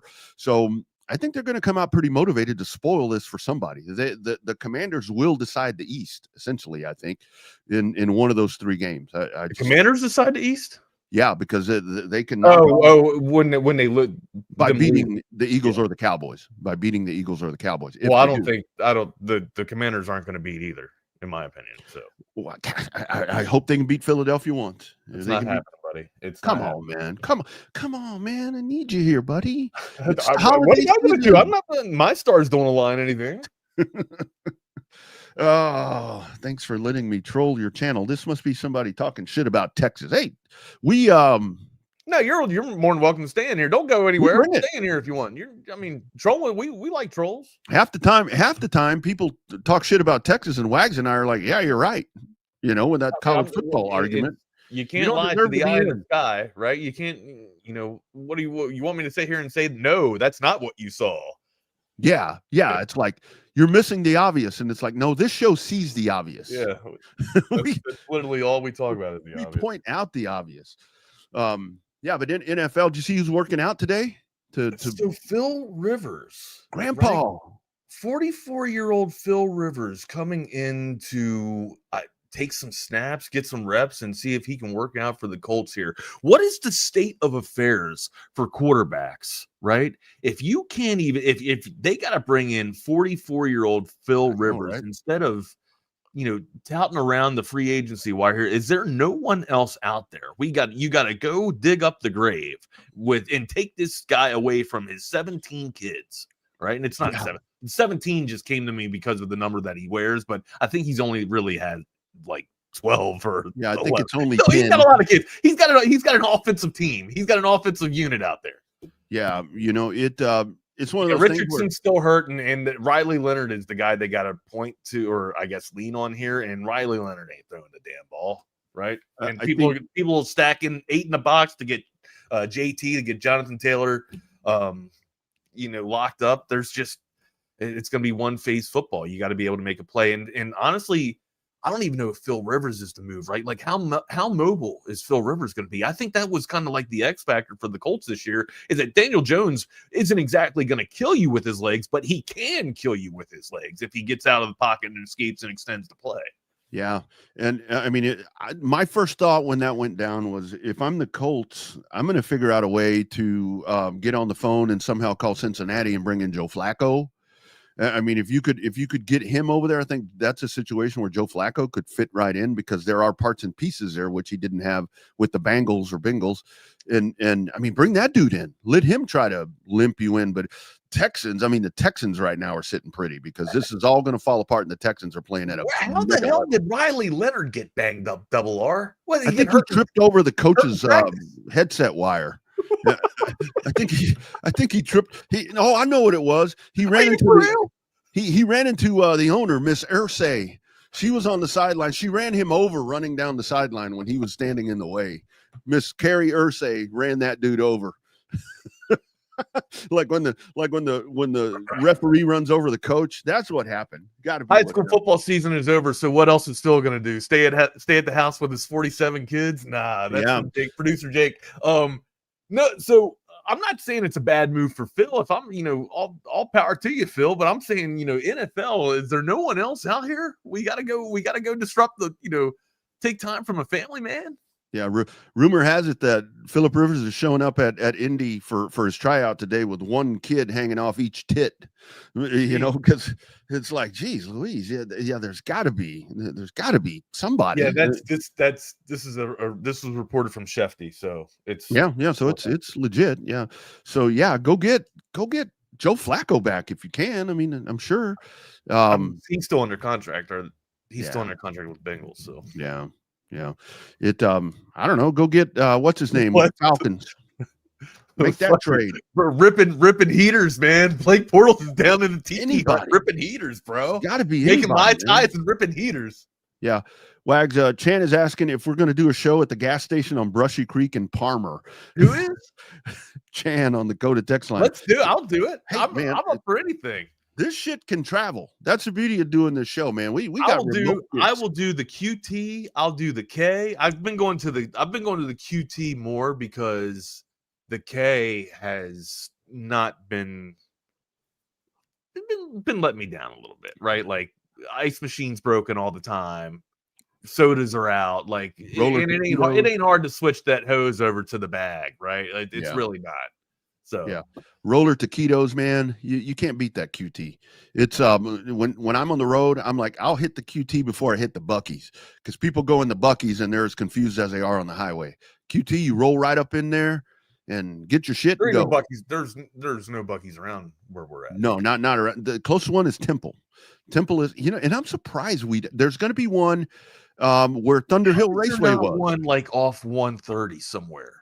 That would be the right. perfect. Like how is there not one like past Pflugerville or right off of like Pflugerville or by the executive airport past 130? Right. Yeah. Like you would think that there should be a Bucky's right there, especially if you're going down and if it's the last stop leading you down into the valley, right off of 183. Yeah. You know what I'm talking about? Yeah. Yellow Rose live show. Yeah, I'd be good with that. We could. I don't think. I mean, I got to get permission, right? But hey, that's. I mean, it would be part of the job. As long as I'm getting paid something. That cuts mustard on some occasions, but not that. Like, come on, man. Yeah, this dude ain't gonna play. Don't even mention. You're telling me that Colin Kaepernick wouldn't be a better viable move than Phil Rivers? Oh, actually, I'd like Phil Rivers could actually go through his progressions. I don't know how much. Like it felt like Kaepernick went through his first progression and nobody else was there, so he just took off and ran. I totally think he would be a better option. Now look, so that's one thing that I will say, right? In I guess the minimal experience that I have at gentlemen's clubs, right? Especially during the day, like day shift, they usually have amazing food, right? It's cheap. It's pretty damn good food, and it's like $4, $4 or $5, and you eat for hours, right? One of those places, I'm not sure which one it is. I heard an advertisement to where now you will get it in 15 minutes or it's free. The food. I see. No, I'm not. I hate that promo. You know why? I don't want it in 15 minutes. Right. What if the food is not done? Like you keep my food as long as you need it to make it perfect. Right. Like I don't want rushed food. I don't want sloppy food. I want your time. I want your pride in my food. But if it's like a steak though, because from what I've been told, those places are dark. It's dark in there. So if I order me a medium well, and steak, I'm getting a steak rare. Oh hell! And then it comes out and it's not cooked right. I can't see that thing. I'm trying to cut into that and it's dark. Steaks you're all right with. Pork, that's the shit you got to worry about. You shouldn't be ordering pork anyways. We could do a show. You can bring pork in. Just I wouldn't order pork while you're out because conditions on being cooked right or not. But you know who's going to do something right for you regardless? It's our guy Ryan Hurricane Heck, new lawyer in town. When the storm hits, you got to call Hurricane Heck. That's right, Ryan Hurricane Heck, your go-to personal injury attorney right here in our Fairburg of Orange, Texas, donning that burnt orange, bringing that suit, that pride, that Texas Longhorn fighting pride into the courtroom. That's right. He's not just matter of fact, when you call him today, ask him about that burnt orange suit. He'll tell you all about it. Injured in a car accident, you got any type of personal injury at all, just give our guy Ryan a call. 512-938-8929. That's 512-938-8929. You don't pay unless you win. That's right. No fees unless Hurricane Heck gets money in your pocket. He's aggressive in the courtroom, compassionate with his clients. Ryan knows what you're going through, and he's going to fight like hell to make it right. He's Texas proud, Austin-based, supporting local sports, local businesses, local families, and you. Fighter the people, friend of the show. And when you call him today, just ask him about that burnt orange suit that I've been telling you about. 512-938-8929. That's 512-938-8929. Email Ryan at hechtlawfirm.com. That's Ryan at HECHT lawfirm.com. Tell him the crew from TSU sent you. That's right. In the holiday season, the ultimate gift for a sports fan, for a movie fan, for a TV show fan, Netflix and all of this stuff. AV consultations, man. Get that set up in here. Wags has the amazing setup. I've got an amazing setup. We're just talking about the eye candy, like the TVs usually what get us and it pops our eyes right off, right? Because it's the easy stuff, right? It's the vivid stuff, right? But guys, what I'm telling you about is ask about the audio. The audio is where it's at. Like TV's one thing, sure, that's great. That's kind of like JV football, in my opinion, right? You really want to move up to the varsity level, start asking about that Sonos surround sound system. This first time I've experienced, I've seen it go up, but I've never had it in my house before, man. Not only do I have it in my house, I have it in my yard. Yeah. Right. Yeah. Like that. And that's where the entertainment, that's where the fun happens. Right. So we're outside. We got the TV outside on the pool patio. Right. But we also have surround sound in the bushes by the fence. And it's going directly to my house away from all my neighbors so they can't hear it. Oh, and oh, by the way, Double R, I got a sub in the ground with rocks all around it, looking like natural hardscape and terrain. You got to give our guy Tom McKay a call. 512 hit the number. Excuse me. I don't have 255-8678.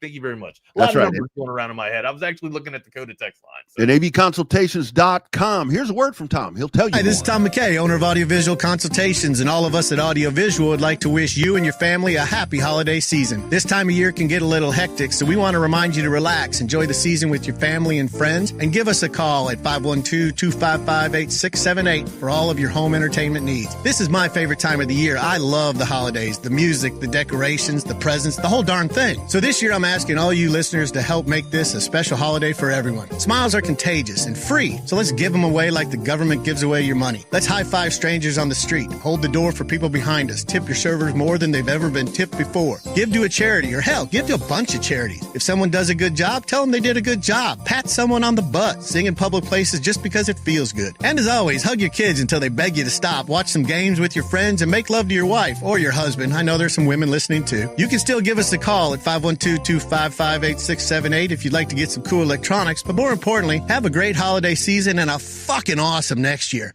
Absolutely. avconsultations.com, 255-8678. He said decorations. Somebody say decorations. Double R's been decorated since the middle of November, and it was, I mean, come on, man. Talking about them all month here. Humbug Holiday Lighting, a full-service holiday lighting company specializing in that custom design, installation, maintenance, takedown, and storage. All of that. They take care of all of that. And the best part is you're not doing it. You're not climbing a ladder. You're not doing, a lot of folks, I know when I would attempt to put up Christmas decorations, I may have had, a pop or two. And then I'm like, let me go climb this ladder and let me go try to do this. Two things. Number one, I'm probably going to be calling the hurricane because I'm going to fall off the ladder, but it's my own damn fault for crying out loud. So it doesn't matter. It would be, hurricane would say, sorry, buddy. And on top of that, it would be all cockeyed and crooked. That's not what you get here with these folks. It is professional, custom holiday design set for your space. Your space. It's not a package where here's package A, here's package B, no. It is totally designed for your property. Professional installation. Like I said, maintenance and support. If something goes wrong, if one of those strands falls down, a bulb blows out, burns out, whatever, they'll come back and make it right. That's what they do for you. And let me tell you, when we talk about the quality of these products, these are commercial grade LED lights that are going to be just expanding your footprint. If you're a commercial customer, you've got a storefront and you want it to pop, you call these folks because they're going to come out, custom design, and get this set up for you. Multiple design packages. Look, man, it's hassle-free. It's elegant displays. Enjoy the holidays without any setup, any mess, or getting hurt. And folks are going to look at that and they're going to say, damn, you did a hell of a job. You ain't got to tell them Humbug came out. Just say, man, look at what I am doing celebrating the holidays. It's the best time of the year. Check them out at humbuglights.com, 8334-HUMBUG. When you make that call, be sure and use the promo code TSU20. That's going to get you 20% off of your holiday professional customized installation, or you can text at 512-222-1820. As my friends say, Julia said it right here with us live a couple of weeks ago. All the magic without the hassle. Check them out today. It's Humbug Holiday Lights. Also want to tell you about looking for that new or pre-owned car, truck, or SUV. You see that commercial on TV every holiday season where the guy buys his wife a vehicle. If you're that gutsy and you want to buy your significant other a vehicle, one place to go. You see Covert everywhere. It's that personal level of just feeling like it's a personal family interaction. The customer service, it's impeccable. It's unlike anything I've ever experienced buying a car. Over the 30 years that I've been buying cars from them, I feel like I know them and they know me. Covert's done an amazing job of making me feel valued.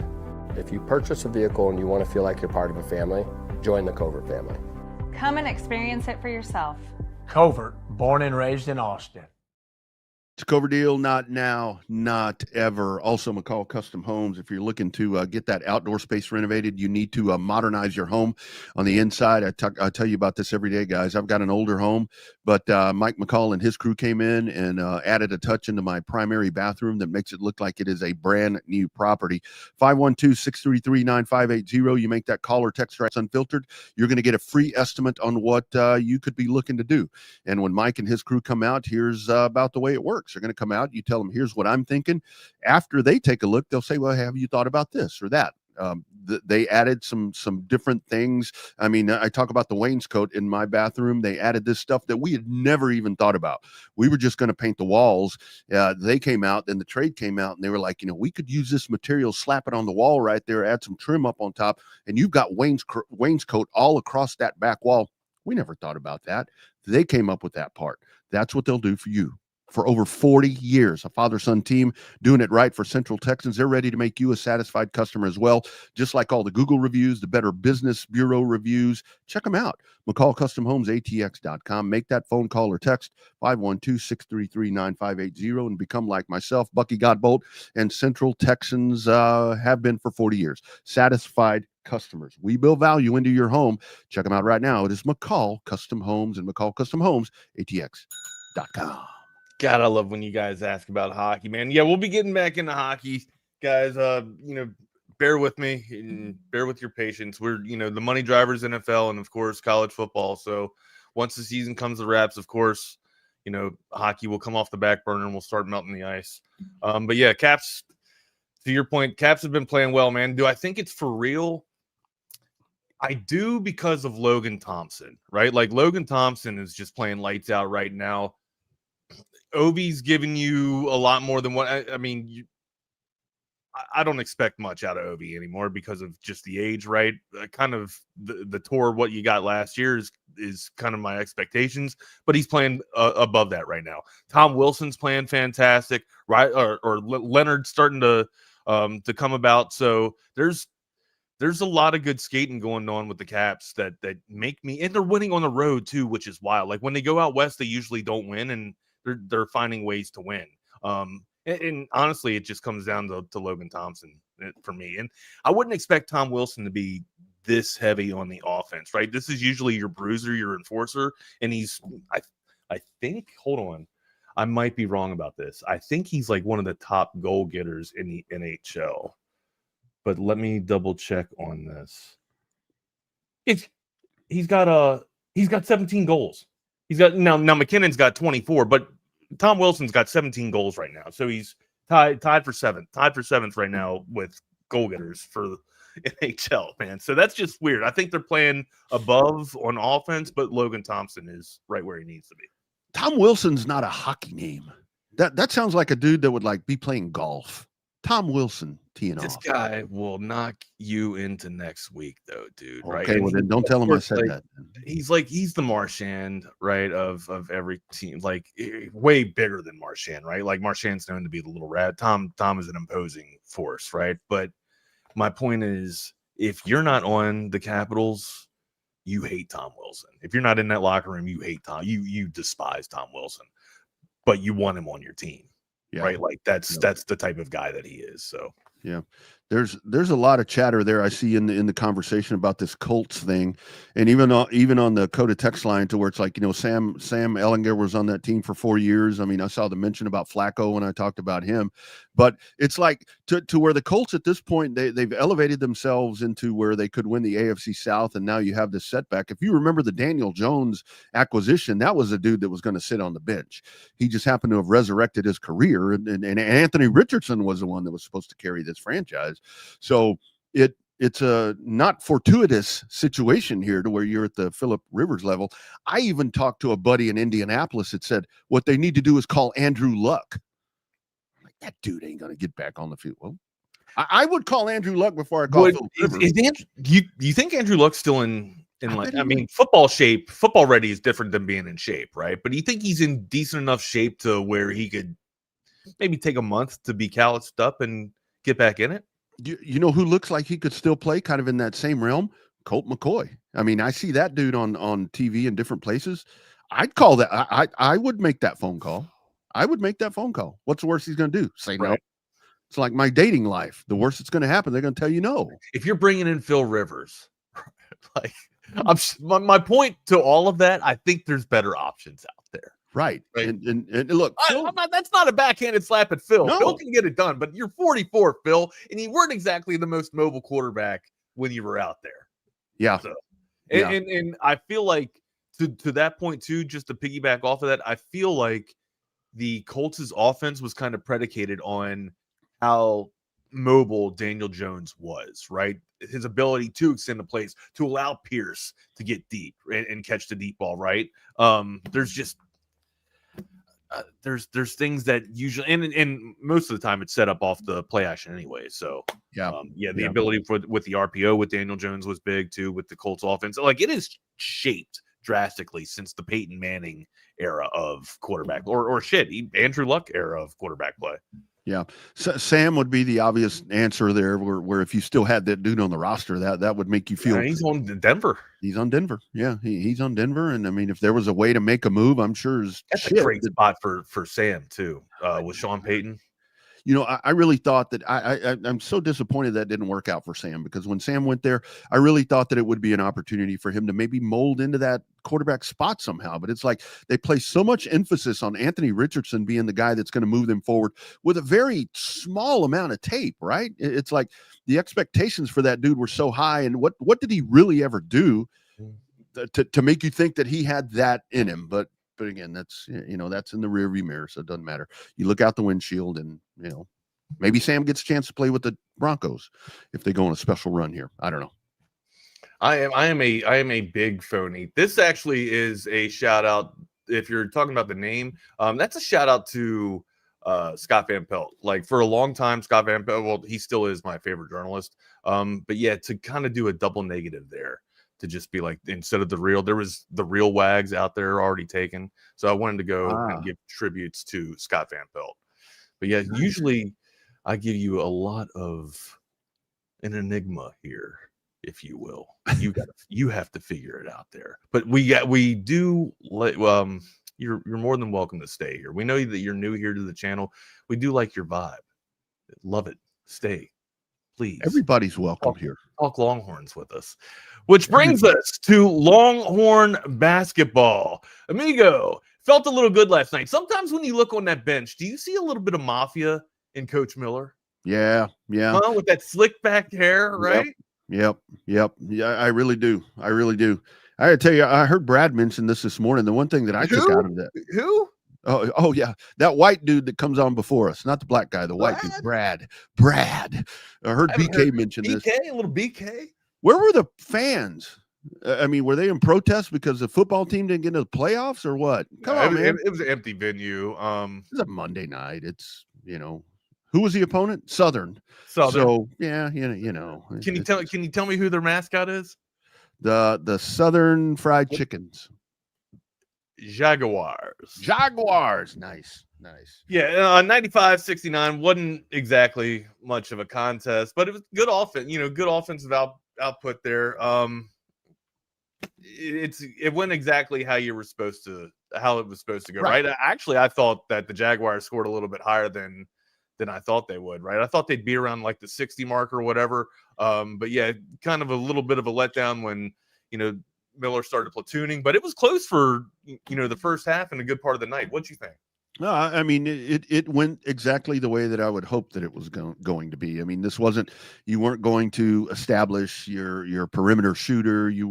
It was the domination that you were looking for. I mean, I think that this could have gone in the opposite direction. If you got into the second half with 6 minutes to go and you're in the nail biter, that's where it's like, okay, that's where you get concerned. But I'm ready for this team to have if we want to call it a breakout win. You know what I mean? To go. I don't think that's coming until conference play, though. It's going to have to be conference play. You got UConn coming up next, and I mean, I just don't think that this team is ready. Yeah, that's what I was kind of alluding to. I don't think we're going to beat the Huskies. So yeah. But again, this kind of felt good. I to that point, I wish they would have been able to keep the Jaguars around like the 60 mark, right? Just to kind of make me feel a little bit better about the defense going up against UConn, right? Because This is going to be a shellacking. Like I don't know. You know what though? I might be. They hung in there with Duke for a half. Yeah, right. And then I know Duke beat the Longhorns by 15 or something like that. But they hung tight with Duke for a while. And they can bang down low. You know what I mean? They can give some opposition to the paint in there for UConn. Let's see how it works. And I think that's where, like we talk about with Texas basketball, to temper the expectations, to know what you have. So I would be totally happy with a performance like you had. Would I be excited if Texas won against you? Absolutely. But I think that's like you mentioned right there with that first half against Duke. I would be happy with that performance against UConn. The first half, right? But that's the problem. We don't know expectations about exactly until we get in the conference play, right? Yep. And that's with almost any sport. But like the 30-point margins of victory, that doesn't give me any type of dialed in register for the team, right? Like that's good, efficient basketball. Like I love the fact that you're coming in, you're direct with it. As soon as you're deliberate with the basketball, you're trying to get it to the paint. Yep. But still, the question needs to be answered. Where's the assassin? Where's the shooter? It's clearly Heidi. You just got to have more than one, right? Pope being able to do his thing, getting going. But I need Pope to drive and get to the cup more than rely on the pull-up jumper. Right, like the pull-up jumper is great. It's fantastic to have in the bag, but it can't be the first go-to.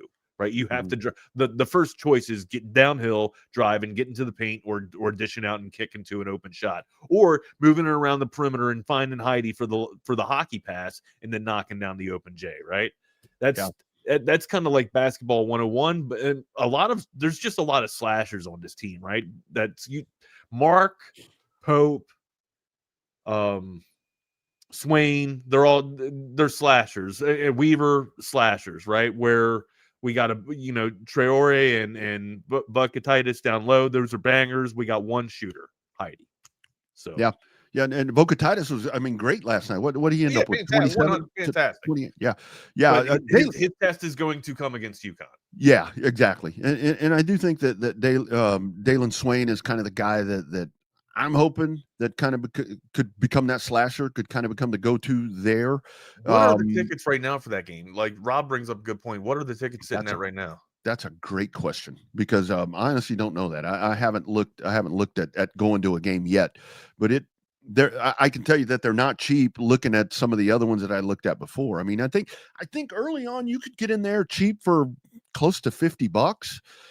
But the other part about that is where nosebleeds.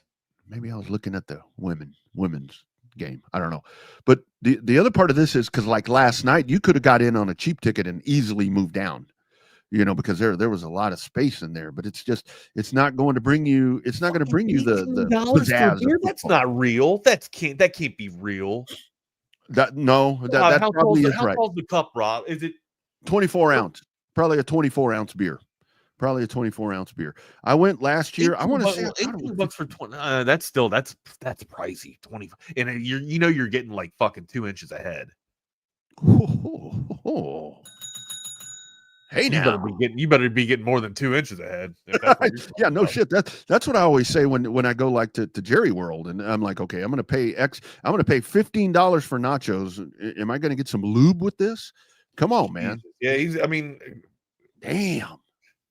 First party, first hand right there, man. See, that's why you go to the Texas Stars game, because you can go out there to the Cedar Park Center on beer night and you get a small cup of beer for a couple bucks. Granted, it's take an Uber home, yeah, double R. It's like a coffee mug sized beer, but beer prices are crazy, food prices are crazy. It's just outrageous. That's a whole different story. $10 hot dog. Damn. Yeah, that's crazy. But no, back to the game last night. Like Pope 4 for 6. Just absolutely feeling it, and that's kind of if this is going to be he's clearly option one in terms of finding your shot, right? But in terms of finding like the perimeter shooting, I think that's Heidi. That's got to be Heidi. And if Pope's going to be able to sit there and bang out 4, or hell, just put up 6 attempts and hit 2 of them, right? 2 of 6 I'll take for Pope, right? Again, I don't see that night in and night out for Pope, but when you're able to get it, yeah, that's one you're playing with house money. I think usually that's got to come from Heidi though. But if not to be a dead horse, just get downhill, try and create and get to the paint. Yeah. I saw the comment posted there where if you keep it, within 15 or so with UConn, I'm happy with that performance. I would be very happy with that performance. I'm curious to see what strides have been made or what. We'll I wouldn't be happy with a 15-point performance differential with UConn. Like I would want to take, I guess, a litmus test for that would be getting within 10. Right. Yeah. Or not even 10. Like you gotta be within 6 points. Like I gotta at least have a 2-possession game, right? Yeah. For UConn. And I know it's UConn, but still, like that would be the mark. That would be telling me that we've had growth since Duke. We've made some improvements, and it would give me a lot more confidence going into SEC play. Yeah. I'd like to see a very solid first half like you did against Duke, and then in the second half where you're able to make a run and make a push. And that truly, to me, is going to be a really good benchmark and kind of a good guide to see how far the team has come since the first game of the season, since Duke, to see what improvements have been made. How's the rotation going to change? What have you truly done? And again, you have to set those expectations to that, because this is a very unproven team right now. And I like the fact that you're getting 2 really badass matchups here in the non-con to kind of give you that idea of the way that they're spaced out between Duke and UConn, and you have the other little cupcake games in between. I also think a big portion of success last night was Vakatitis, from the line, not just, him going perfect from the line, but also just getting, Southern in foul trouble, right? Wearing down, team fouls, getting to the line, getting to the 1-on-1, or allowing, the Longhorns to pay dividends from the 1-on-1 that way, just because you're able to be physical and bang down low. I don't know if UConn will respond that way. They have the physicality to not have to foul Vakatitis and put him on the line. So yeah. You shoot 57%, from the field, and 40%, from the arc. Those are okay. Those are winning numbers. Those are winning numbers, right? Yeah. Those are okay numbers. You win the boards. You win the boards by 10. I mean, those are things that you want to see, and those are things that you, with expectations, I'll tell you what, expect against this opponent. Right. Exactly. You're supposed to dominate that. Right. I'll be shocked to see how we do in the rebound battle against UConn. Yeah. Right. Like, I don't think we'll win, but I'm going to look for winning takes or winning tails from that game. Mm-hmm. Yeah, absolutely. Yeah. So we'll see. Still, hey, man, that was one that just kind of hit yesterday about the Catholics, so, all right, playoff predictions, college football playoff predictions. We did a lot of whining, a lot of bitching yesterday, and rightfully so. The Longhorns left out. A lot of other teams left out. But yeah, let's get into it. Your takes on the college football playoff. Who's going to be the sleeper? Is there one in there? Is James Madison going to make some noise and shock the world here? Before we talk about that, I want to give kind of another shot at Notre Dame. Do you hear them blaming the ACC for this? It's like they weren't defending us. You don't even play in their conference. You play in their conference in every other freaking sport, 25 sports, but you don't want to join their conference. They're kind of saying that the conference wasn't making a good push for them. I'm like, okay, you're not that worthy. Notre Dame became irrelevant to me the moment they opted out. So I know, right? Yeah. Play like a champion, guys. Play like a champion. Yeah. James Madison versus Oregon. First round here. What happens? Total destruction is what happens right here. The line's 21 and a hook right now. Hey, man. Oregon wins and covers. Oregon wins. Man, this is going to be a 33, 32-point win right here, man. This is going to be an absolute ass whooping. And I, for one, am going to be glad to see it, because maybe that's going to help fix the system. Oregon. Somebody told me a couple days ago, Oregon's been off. I don't think it will fix the system. I think it will extend the system to 16, and we'll still have the same shit that we're looking at with I don't know. Maybe if people will shut up and say that 17 and 18 don't deserve to be in, but there's still always going to be that gate, that the damn barn gate door or whatever to allow you into the damn playoff. All right, Alabama and Oklahoma here. Oregon steamrolls James Madison. James Madison doesn't have a shot here. Right now, the line's 21 in the hook. I'm with you. Oregon covers this thing and even close. Alabama, Oklahoma. Sooners beat Alabama in Big T earlier. One good matchup, right, out of all of these, and this is going to be a slugfest here because neither one of these teams can run the ball very well. I mean, these offenses are pretty damn lethargic at right most. Now. OU favored 1.5, right? 1.5. I'm going with Bama.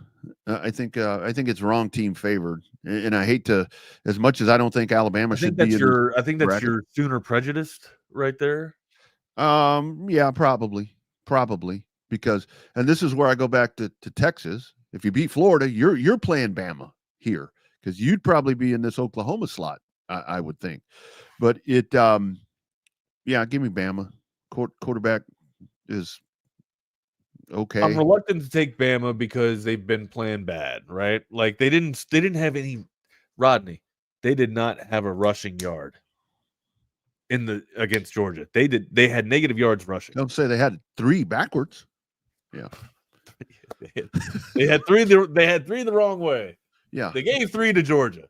No, they're and again that's a testament to Georgia's defense, but also it's just not clicking right now for Bama, right? They struggled against South Carolina, they struggled against Auburn, and I get it. It's the Iron Bowl. Things are going to happen. That's crazy in the Iron Bowl.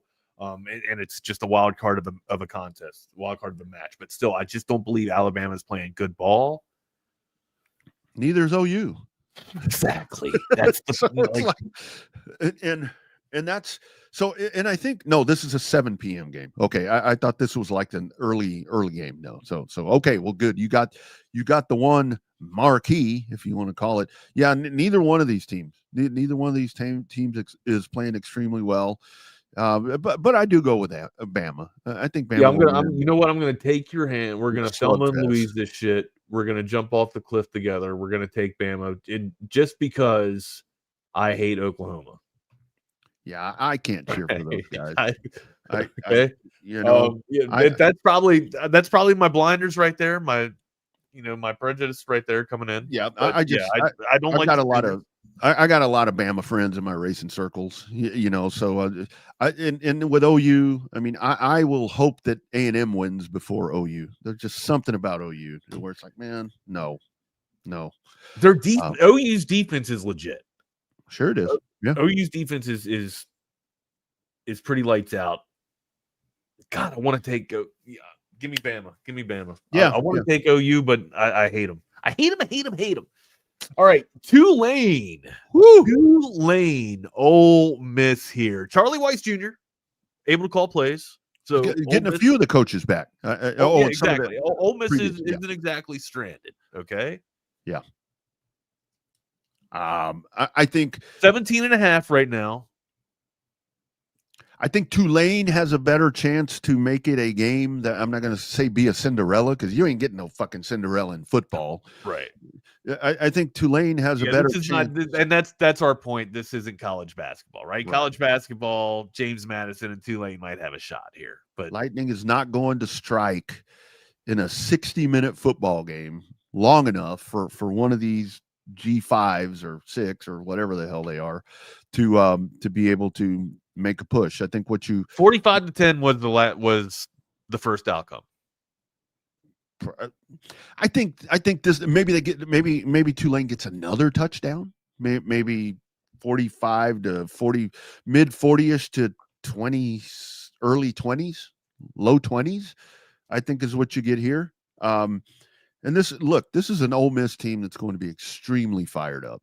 So you're going to have a raucous atmosphere. They're going to burn that town down. Raucous as in Raucous Records. Can you name me any artist under the label of Raucous Records? I cannot. Pharaoh Monch, Mos Def, Big L, Talib. That's who I was thinking. Yeah. They ever done anything with Brenda Lee? I don't think they have. That's Smokey and the Bandit. I think they collaborated with Brenda Lee. Yeah. Yeah, Ole Miss. I mean, come on. Here we are, all excited about the college football playoff, and a game might be good. And then it's those two teams. Well, hold on now. Do you feel like Texas A&M's for real? Not as much as I thought before the Texas game. So, I guess my point, what I'm alluding to, is you don't think Miami and A&M will be a good game, or do you think A&M's going to steamroll Miami? That's true. That's true. We still have that one. Yeah, that'll be the good game. I'm sorry, I totally forgot about that game. A&M right now favored by 4. Like, again, did we expose A&M with their rush defense, or was that just God opening up the clouds and shining down on Texas one more time as we beat up little brother? Kind of seems how you depends how you look at that, right? Because Texas hadn't been, the little train that could when it came to running the football, but they sure shit ran it well that day, that night. Yeah, this game. Oh, so this is the early game. I had the two games confused. Why is this one not in prime time, or at 2:30 or 3 o'clock or one of those? I guess you put this one first because it'll get you. This is not better than Bama and Oklahoma.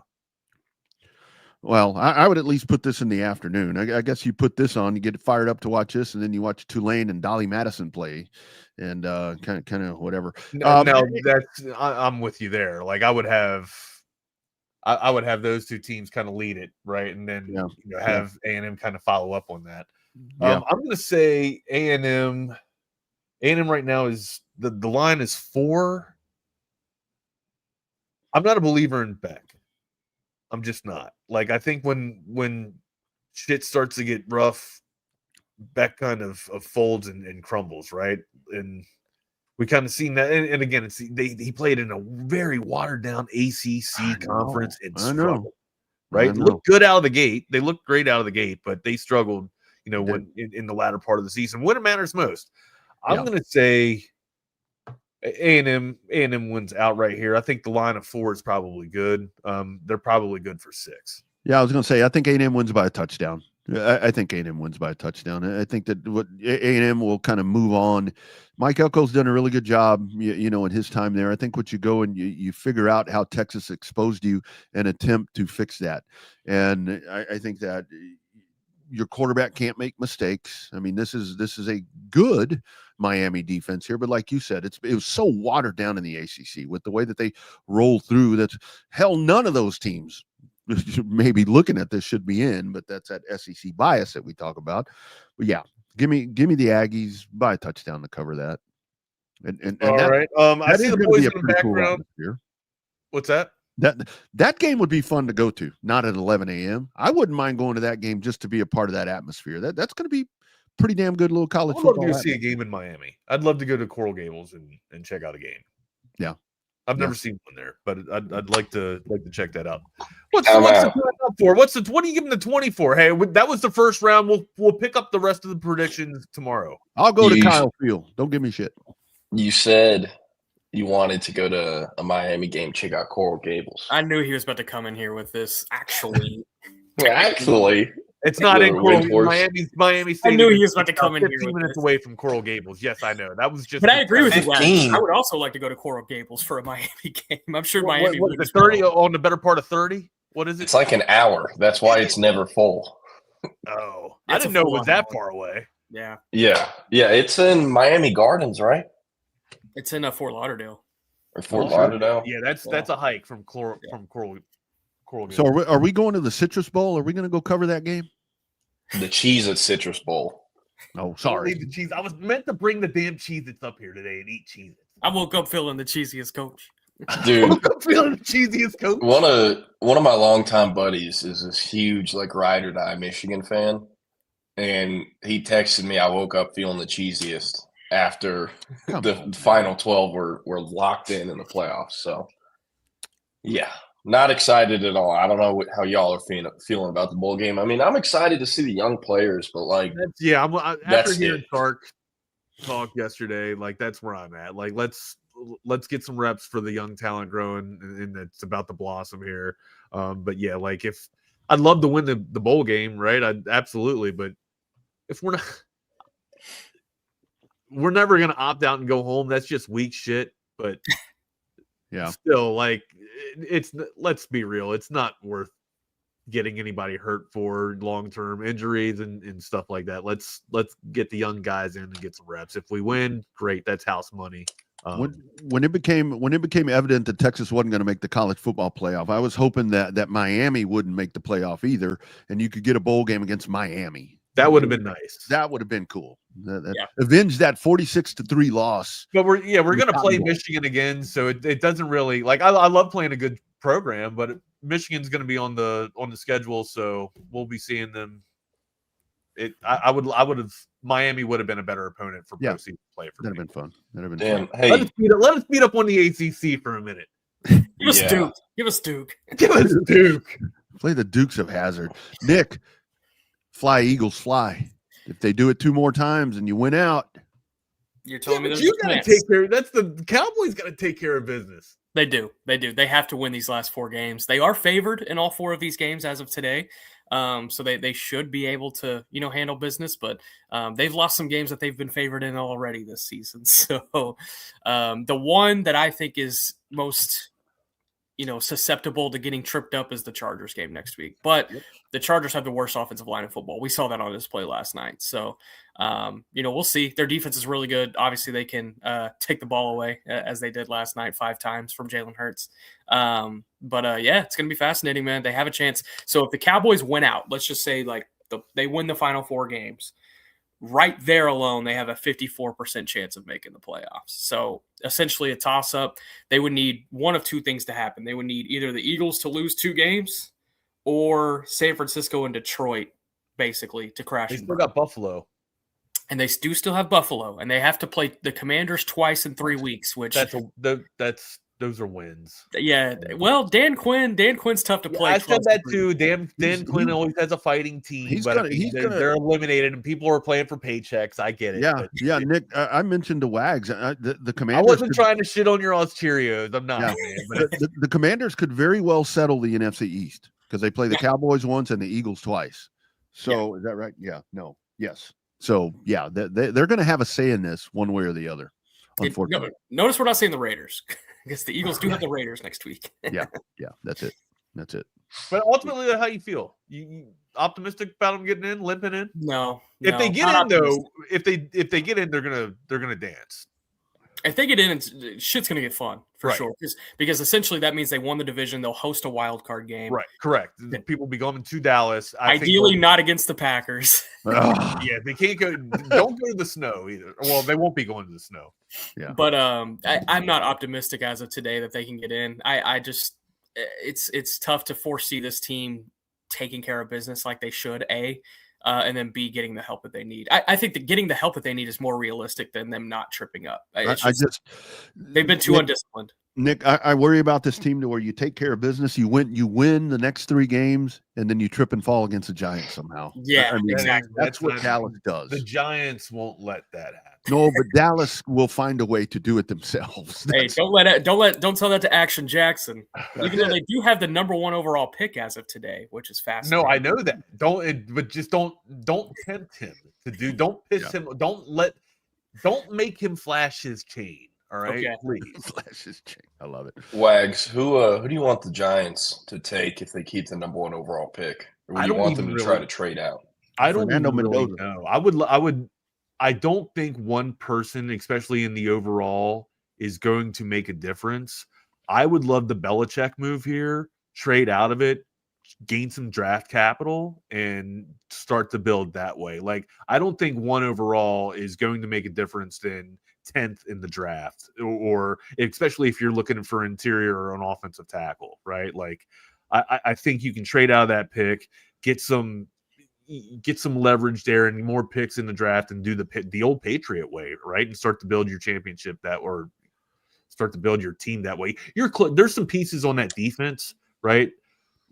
Callous that up, harness it up just a little bit, and then get some protection for Jackson Dart. You've seen that you got some in speed at the wide receiver position, right? You got some flash at in the running back room there, a little bit of thunder and lightning there in the running back room.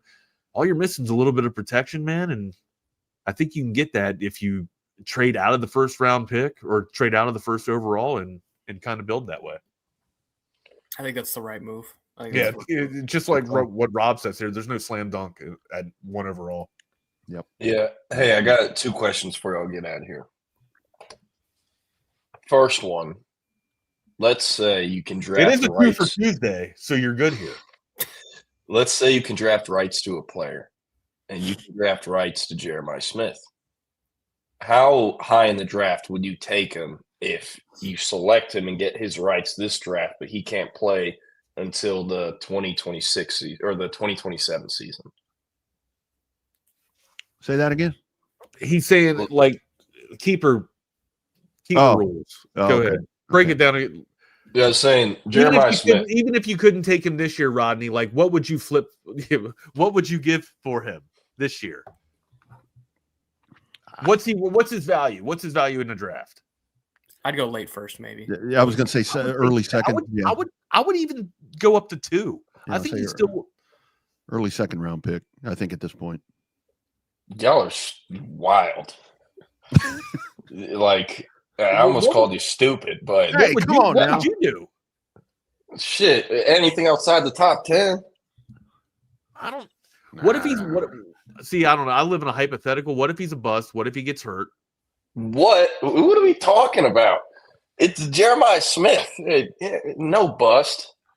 You mean like the same Jeremiah? He probably has a higher chance of having a actual bust in the Hall of Fame than he does a bust. Everybody was very and look. Shut up, Nick.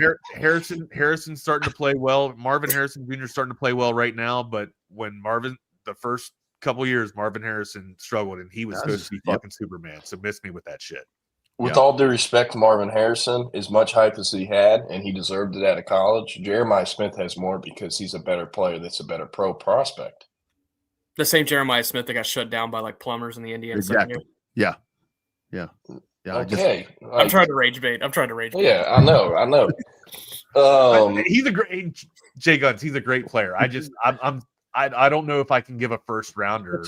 That's what all these dudes. It's like I think next year for sure. Like if he's absolutely healthy, but if I'm the CEO looking over my team here, I got to think future here. Like I got to be realistic and practical. Right. All right. Same question. Okay. But instead of Jeremiah Smith, if you don't if you don't get the answer that you like, are you going to be upset? He's going to call us stupid. Okay. All right. Arch Manning. Same rules. How high could you pick Arch Manning? I mean, I'm same thing. High second. I would take him 1 overall. Like, call me crazy, but you're crazy. Even if he doesn't pan out, it is a quarter. That's so. That is one thing I will lean with you a little bit here. It's a quarterback. It drives. It drives a league. You can find receivers, and it's a Manning. Well, like you're going to sell jerseys, a ton of them. It's a good business. You're going to have that hope, that new car smell. And the good thing is, if you draft him, well, I guess this isn't really a good thing, but if you draft him and have his rights, you're probably going to be pretty bad in the 2026 season, right? Which means you'll probably have a high pick in 27. And this is really lining up for the Saints to actually get him to where it was like the Saints were going to tank this year to try to get the Arch Manning because we thought that he would be winning the Heisman on Saturday. The States got their quarterback, baby. Man, I remember seeing a Saints fan whenever, like in late summer, right before the season started this fall, there are all these reports, Arch Manning, he's going to start for 2 years at Texas. It's a 4-year college career, which I've been saying since he was in high school, but it got reported. And big Saints fan quote tweeted was like, "We can do this shit all day, buddy. We're going to be ass 5 years from now too." Yeah. Now I'll tell you, CB's got it now. Now Colin Simmons, I think that would be a dude where I'm going into the first round. That's a really good scenario because you're going with like QB drives the leagues, right? And then also like edge rushers shut down the QBs. So I would say like per position, that's one game changer. Yeah. Edwin Diaz to the Dodgers. Ooh, that just happened? Yes. Damn. Yeah. Who else are they gonna buy? Yeah, exactly. Who else are they gonna buy? George We'll talk George baseball Pickens. with George in a little bit. I'm over this shit. George Pickens. They're like, why not? George Pickens. Yeah. All right. We just won the World Series. We got the best player in baseball already. Let's go. Let's pick the ass up. Dodgers are going to get Max Verstappen to drive their bus. It's like, come on, man. Yeah. Hey, right, last thing I got. This What's is the up? second question. Did you like that answer though? Yeah. To me, I don't even think we gave an answer. I don't even think Yeah. See you guys. I got to go. I See you, lean- Rodney. later, brother. I'm gonna say I'll say a late first for Arch, just because it's a quarterback. Yeah. I don't know. I'm cool going 1 overall. What about you, Nick? In this draft specifically? Yeah, but you get his rights, and he won't play Right. till 27. Right. I'd start talking about it like late first, personally. Yeah. Yeah. All right. Final question. What is the best / your favorite college football, or not just college football, but football atmosphere you've ever seen? For me, I live. have to go. Yeah, in person. I have to go Texas OU in the Cotton Bowl. Nothing else like it. After that, I would probably go Texas versus Texas A&M. Grew up going to games in DKR. That is, without question, the best home atmosphere environment I've ever seen. I want to provide the context. I was not at 2019 LSU. I was not at that game. And I was not at the 2022 Alabama game. So just curious what y'all's best / favorite football environment or atmosphere you've ever been in. And for those in the comments, interested what y'all would have to say too. So remember, let me preface this with I grew up as a Terrapin fan, a Maryland Terrapin fan, and Bird Stadium was fantastic. It was awesome. But when I got to see just a regular Texas football game for the first time, I thought I was at a fucking Super Bowl. All right. So my expectations growing up of football weren't exactly as high as you all. The best game I think I've ever seen was probably Maryland upsetting Florida State at Bird Stadium. That was just an electric atmosphere. I mean, we were blacked out. Florida State was supposed to beat us by like 30, and we actually beat them by 4, or Maryland actually beat them by like 14 or 10 or some shit like that. But other than that, I would probably, and again, I haven't seen Texas OU live yet, right? I haven't seen it. But when we were playing probably Baylor, I would say, right? Back in Big 12 days when we were playing Baylor, like when Baylor was actually contending for a championship, and we were, I think it was Charlie Strong era, right? We were actually hosting them, but Baylor came in and whooped the shit out of us. It was still one hell of a raucous atmosphere. But again, like we're talking about DKR, right? Yeah. And at that event, I was asked to sit down, and that rubbed me the wrong way. Like, so I need to up my game and up my bar and go see like the Cotton Bowl, go see Texas OU live, or go see, an SEC championship game. But right there, like, I guess for me, that's the best Texas game I've seen. Yeah. Which isn't really saying much. So, and by the way, you can include high school too. I was going to say this probably is the best game like environment I've been to, but I think the best moment that I've ever witnessed, like biggest crowd pop, was the North Shore Duncanville Hail Mary in 2018, 2019. 2019. That was the best like crowd pop I've ever witnessed and been a part of.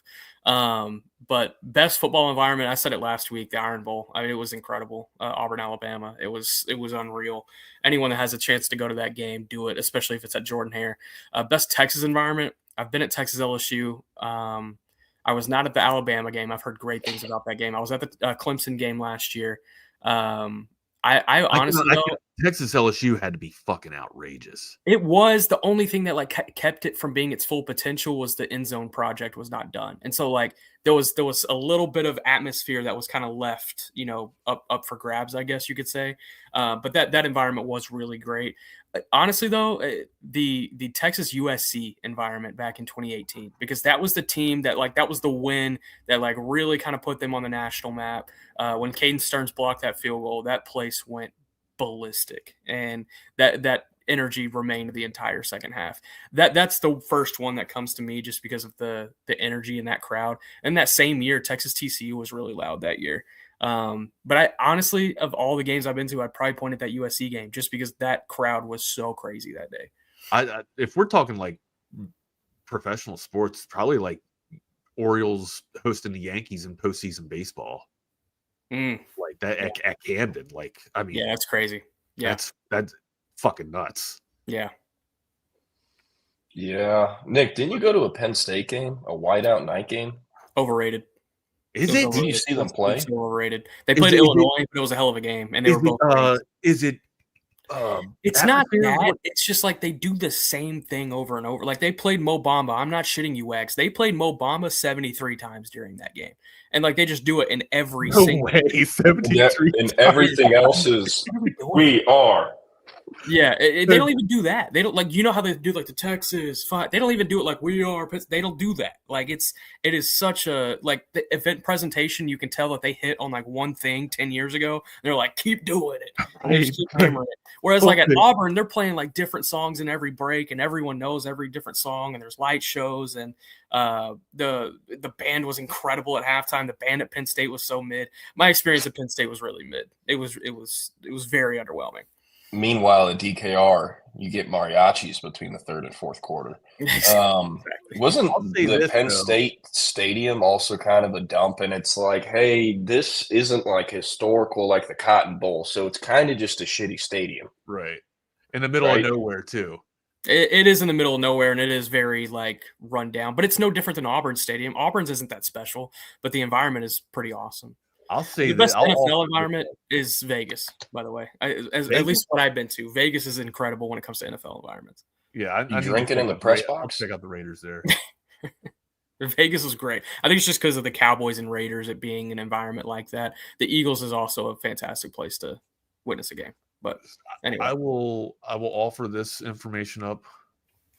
The best party atmosphere that I've been to in college has been WVU up in Morgantown. They had mashed potato and gravy wrestling going down. They had... Wait, what? Yeah, you heard me. You heard mashed potato and gravy wrestling? Mashed potato and gravy wrestling. Hell yeah. I'm in. I'm in already. What is that? And it was only a $2 entry to get the door cover was only $2. Right? What? And hold on, Jay Guns, hold on. You had to pay $2 to get in. There was it was like a pool. It was a plastic pool, but it was filled with mashed potato and gravy. And the girls were wrestling in there. And it was wild. It's like old fashioned mud wrestling and stuff like that. But this was mashed potato and gravy wrestling, right? $2 to get in. You got beads, right? There was a contest. Remember, we're only talking about $2, okay? So, but the house was full. It was basically an apartment complex, right? Of a frat house that was kind of redone and made for a whole bunch of frat living or whatever. But all this party, they were hosting a party, and you got 2 sets of beads, $1 for a bead, $1 for a strand of beads. The girl at the end of the night with the most beads won all the money. Hell yeah. We're only talking about $2, guys. And the rate of beads, the value of beads went up as the night went going. It was just like, come on, man. I'm in. And the day after, you and your buddies went and watched like midget bull riding or something? No, lawn darts and shit like that. No, I'm kidding. Dave Aranda was like on the front ropes. Like, yeah, we were so hung over by like, or almost death ridden just from all the moonshine and damn. You ever heard of Everclear? I have heard of it. Yeah, I've heard of it. All right. Grain alcohol. They call it jungle juice. Yep. Yeah. Yeah. Here's the nasty thing. It was in a bathtub too. The jungle juice was in a Yeah, it wasn't even in a cooler. It was in a bathtub. And people were just coming and taking their cups and scooping their cups. But $1 or $2 got you in, man. That was the cover charge. That's incredible. That was the best party scene I've been to, man. When was that? 1990. I was about to say you couldn't get that away with that in the 21st century. That's what sucks. 1999, 1998. I wasn't even a senior yet. I was a junior. I was touring. 1998. That shit would get shut down by the SWAT today. Yeah. Man, you can put Everclear in a lawnmower and it'll run. That's bullshit. Really? Yeah. It's on YouTube. That's terrifying. That's terrifying. Yeah, it is. But look, so that's like, so that was the kid's excuse, right? My first thought was, we're drinking this out of the bathtub. He's like, dude, the Everclear killed what was ever in the bathtub. So I was just like, whatever. All right, man, I'm gonna get out of here. Get out of your Altera, man. Yeah. All right. Jeez.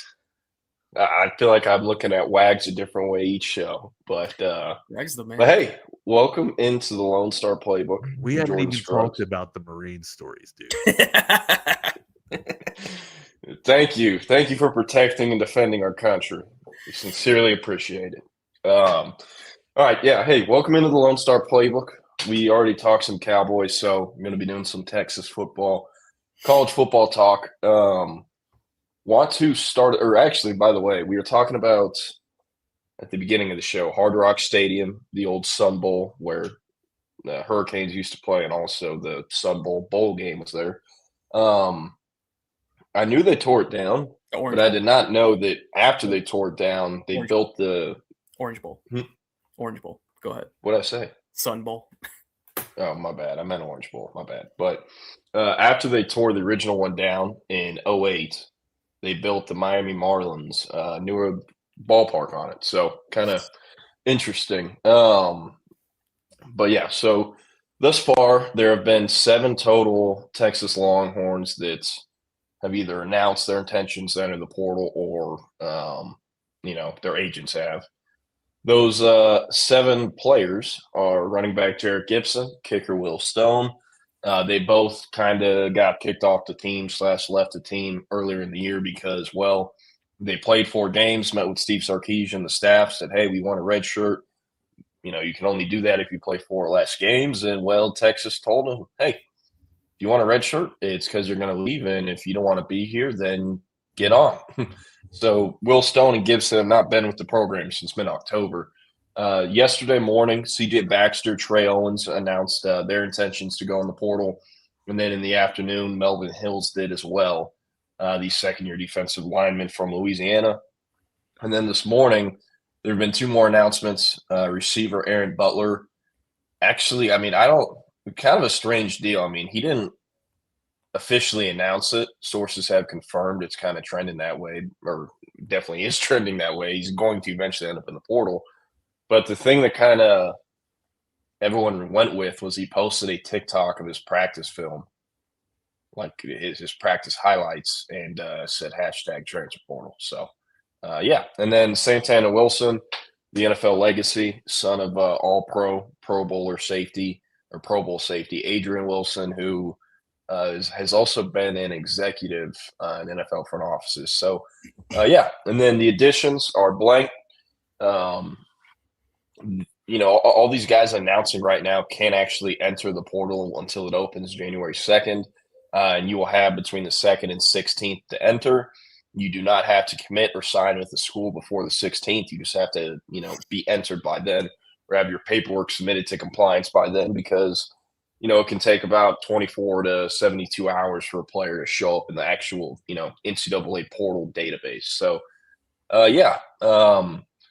Regarding reporting on potential guys for Texas, I can't really report, there's communication going on because I'm accusing them of tampering, even though that goes on in the entire college football world. But, starting to hear some names behind the scenes, starting to see some more guys go in the portal that I think could make sense. A lot of people have asked about Nick Marsh.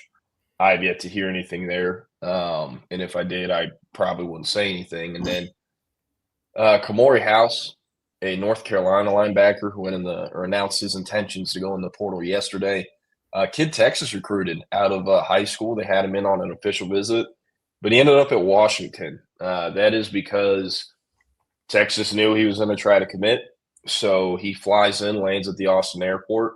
And the first place he goes is Steve Sarkisian's office, where he meets with Jeff Choate and Steve Sarkisian, and they say, hey, man, we like you. We're going to continue recruiting you, but we're not taking your commitment right now. We're going to stay in touch, though, and, that could change. And he said, okay, cool. Visited Washington the next weekend and committed on the visit. So was a freshman All-American at Washington, transferred to North Carolina. It is a dog shit situation. It's a shit show in Chapel Hill with Bill Belichick, his girlfriend, and Mike Lombardi being the GM, the highest paid GM in college football. But he's out of there looking for a new home. A lot of Texas fans, they're asking, hey, what about this guy? We need linebackers. He makes a lot of sense. He's really good. Well, Leon Lafau has started every single game since week 1 of the 2024 season. He started every single game in a row. Anthony Hill, obviously gone. Same with Trey Moore, who's out of eligibility. I expect the starting backers to be Leon Lafau and Ty Anthony Smith. Tyler Atkinson is getting paid a lot of money. That is the reason Texas got him. They paid the most and offered the most. That's just what it was. And he's going to play a lot as a freshman. He'll probably finish 3rd or 4th in the snap count, but he's going to rotate in because you don't unseat Leon Lafau, and Ty Anthony Smith earned that in my eyes too. Brad Spence is going to be moved back from edge to the linebacker room, and will be playing in that Sam backer role, kind of what Trey Moore played this year, and really only this year because he was an edge prior to that. And then, Bo Barnes will be ready in year 2 to contribute in the rotation. So, if you're going to get a linebacker out of the portal, which I do expect Texas to do, you want someone that has 3 to 4 years of eligibility left. And you want someone with 3 to 4 years of eligibility left because, Texas has pretty much only signed one linebacker in back-to-back classes. In 2024, all they signed was Ty Anthony Smith. In 2025, you signed Bo Barnes and Jonathan Cunningham, but Jonathan Cunningham it's kind of a Mo Blackwell situation. He's spending time with the nickels and the safeties because he doesn't – he kind of has a linebacker frame, but he's not putting weight on his frame, and he's light in the ass. So he's kind of just going to be a full-time special teamer and, kind of a Mo Blackwell where he plays safety, nickel, and backer, but not that many snaps. So they have to kind of fix what they messed up or went wrong with in terms of the numbers. And I do think that they're going to target a younger player who's cool with not playing a ton in 2026, but in 2027 and 28, competing to starting. And to be honest, that player is not Kamori House. He has 2 years of eligibility left at, the pace he's on, trajectory he's on. Sorry, I just got a text. But at the trajectory Kamori House is on, he's going to be able to leave for the NFL after 3 years in college. That would be after next season. Considering how good he is in that fact, he's going to be one of the top-ranked linebackers in the portal and is probably going to command at least $800,000, $900,000 on top of demanding to start. So I don't think Kamori House is going to be a guy to know. There is a guy, local cat, that I do think could be one to watch. Chidera Otutu, and also Jaheim White. People have asked about this. I don't really expect Texas to be super involved here. He's kind of that tiny running back for West Virginia the last few years that's been really good for them. Chad Scott recruited him, developed him, and has been productive. The problem is he missed the entire 2025 season basically and missed some in 2024. And 5'7", 190 pounds doesn't really work in the SEC. And when you just had to deal with injuries with C.J. Baxter and his knee injuries, it does not make any sense to take a flyer on a 5'7", 190-pound kid coming off, a season in which he didn't really play. So, yeah. And then here it is. Chidera Otutu out of UTSA. Went to Pflugerville Weiss, has been at UTSA for 2 years. His 2 years of eligibility remaining. Like the tweet says, 27 tackles, 2.5 sacks this season, and 10 starts. This is why I think Texas will be interested. One, it's a local kid. You might be able to get him on a discount. Two, he can play nose tackle. This kid had about 140 nose tackle snaps, and that's about half of the 280-something snaps he played this year. Texas, they don't really have an A-gap or nose tackle with experience on next year's team. Potentially a Hero Canoe, but even him, if he comes back, that's not really what he does. So I think Otutu could be one to watch. Here's your boy's Twitter post from 3 years ago. Watched him get his first offer that day from SMU, and then came back the following spring. He had an OV to UTSA, and I'm pretty sure that that was the only OV he took. I mean, what a evaluation from the UTSA staff. So, yeah, those are kind of the early names. Let's see. We had a few questions up here or comments that I'm going to get to in a sec. Nick, any comment on this? Is Jaden Blue inactive the rest of the year? Is that your expectation? Unless there is an injury, that's my expectation, yeah. Were there any surprises of any of the portal guys? No, not at all. Even Baxter? I mean, they had to have the conversation with him. Hey, you're not the same athlete you once were. We can't pay you like you were the same athlete you once were. So come back for a pay cut or go try to get paid, young man. Yeah. He chose the latter. So it's not personal. It's just business. It's what it is. This is a business. Jarrett Gibson, Will Stone are obviously expected. Trey Owens, I mean, Stevie Wonder could have saw that coming. And then Melvin Hills, he got recruited over. And, you know, the coach that signed him, Bo Davis, is not there anymore. And one thing that's crazy, out of all the linemen, interior D linemen, Bo Davis signed during his time at Texas, I should say the second stint at Texas, you know, under Sarkisian, only one of them is going to finish their career as a Longhorn. One of them. And it's Alex January, who I could have recruited to Texas because his dad played at Texas. Do you know how nuts that is? He went like 1 for 9 or 1 for 8.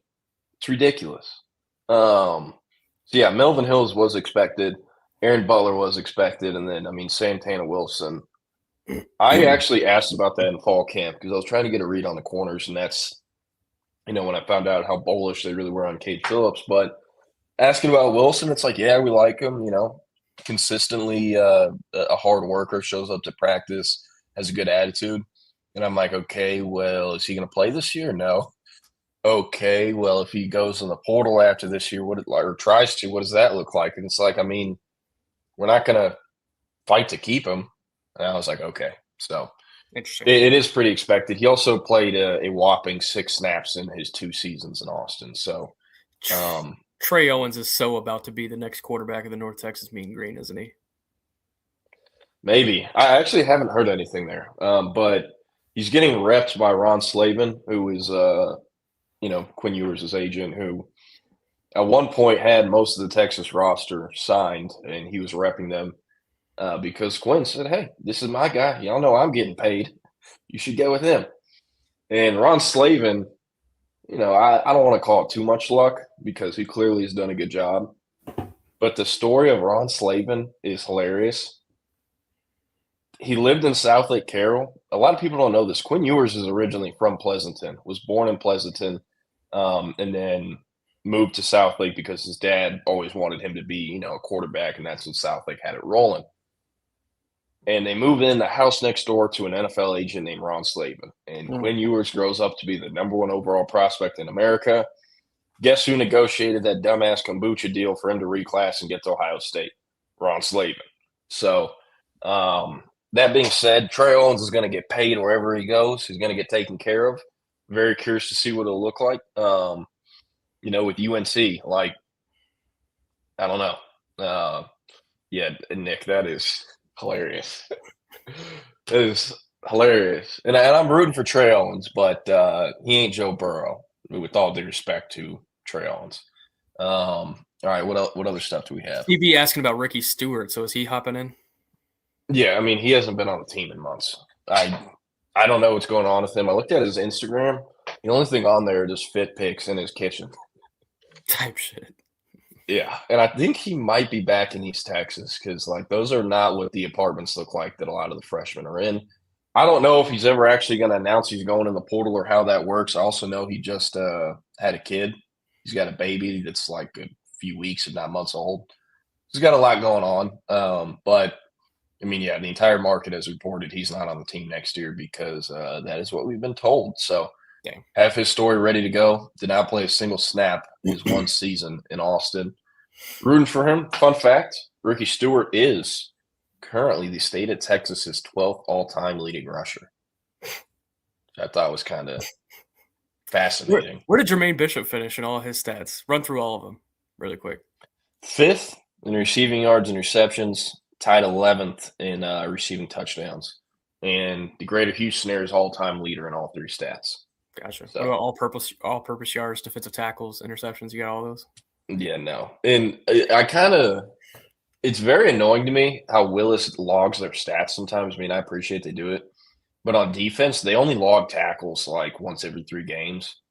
So he only has like 187 career tackles, and I assume the number's at least 250. Now, they will always log his interceptions and pick sixes and like PBUs, but they don't log tackles. It's kind of weird. Or tackles every game. But yeah. All right, Antoine, with a quote from Eli Drinkwitz. If people say anytime, anywhere, I guess some people mean it. Some people don't. I don't like this playoff or bust mentality. We're letting committees screw up college football. God, I can just picture him in my head saying that. He probably practiced it in his mirror at home. You know where we fucked up as a society?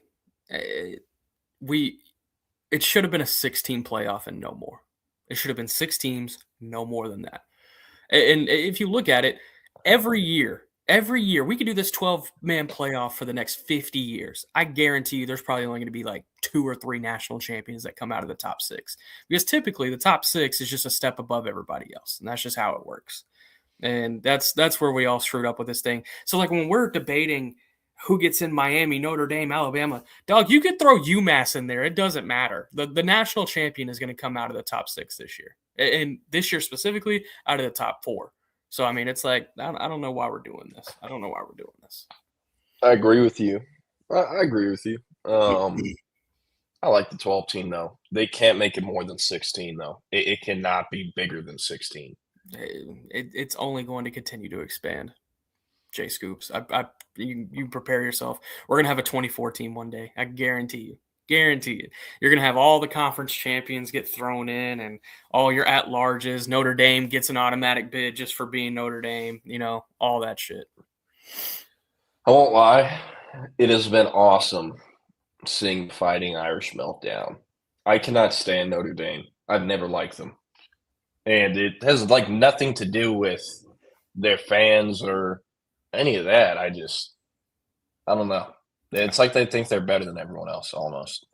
Yeah. And the whole contract that their AD signed with the committee, where if they finish ranked as a top 12 team, regardless of the seeding and auto bids, they're going to be in the playoffs. It's dumb as hell. How can you sign? How is the committee signing that when they won't sign it for anyone else? Another thing that I think could be hilarious. I don't know if this is legit or not. I've seen it on Twitter and from accounts I don't really recognize, so it wouldn't surprise me if I got sent held. But apparently Brett Yormark in the Big 12 are trying to make a push to get Notre Dame in the conference. I haven't seen that personally, but I'm sure Yormark is. I mean, Yormark would have every right to do so. That's Jake Bayless. He said number 8 won the first year of the 12th team.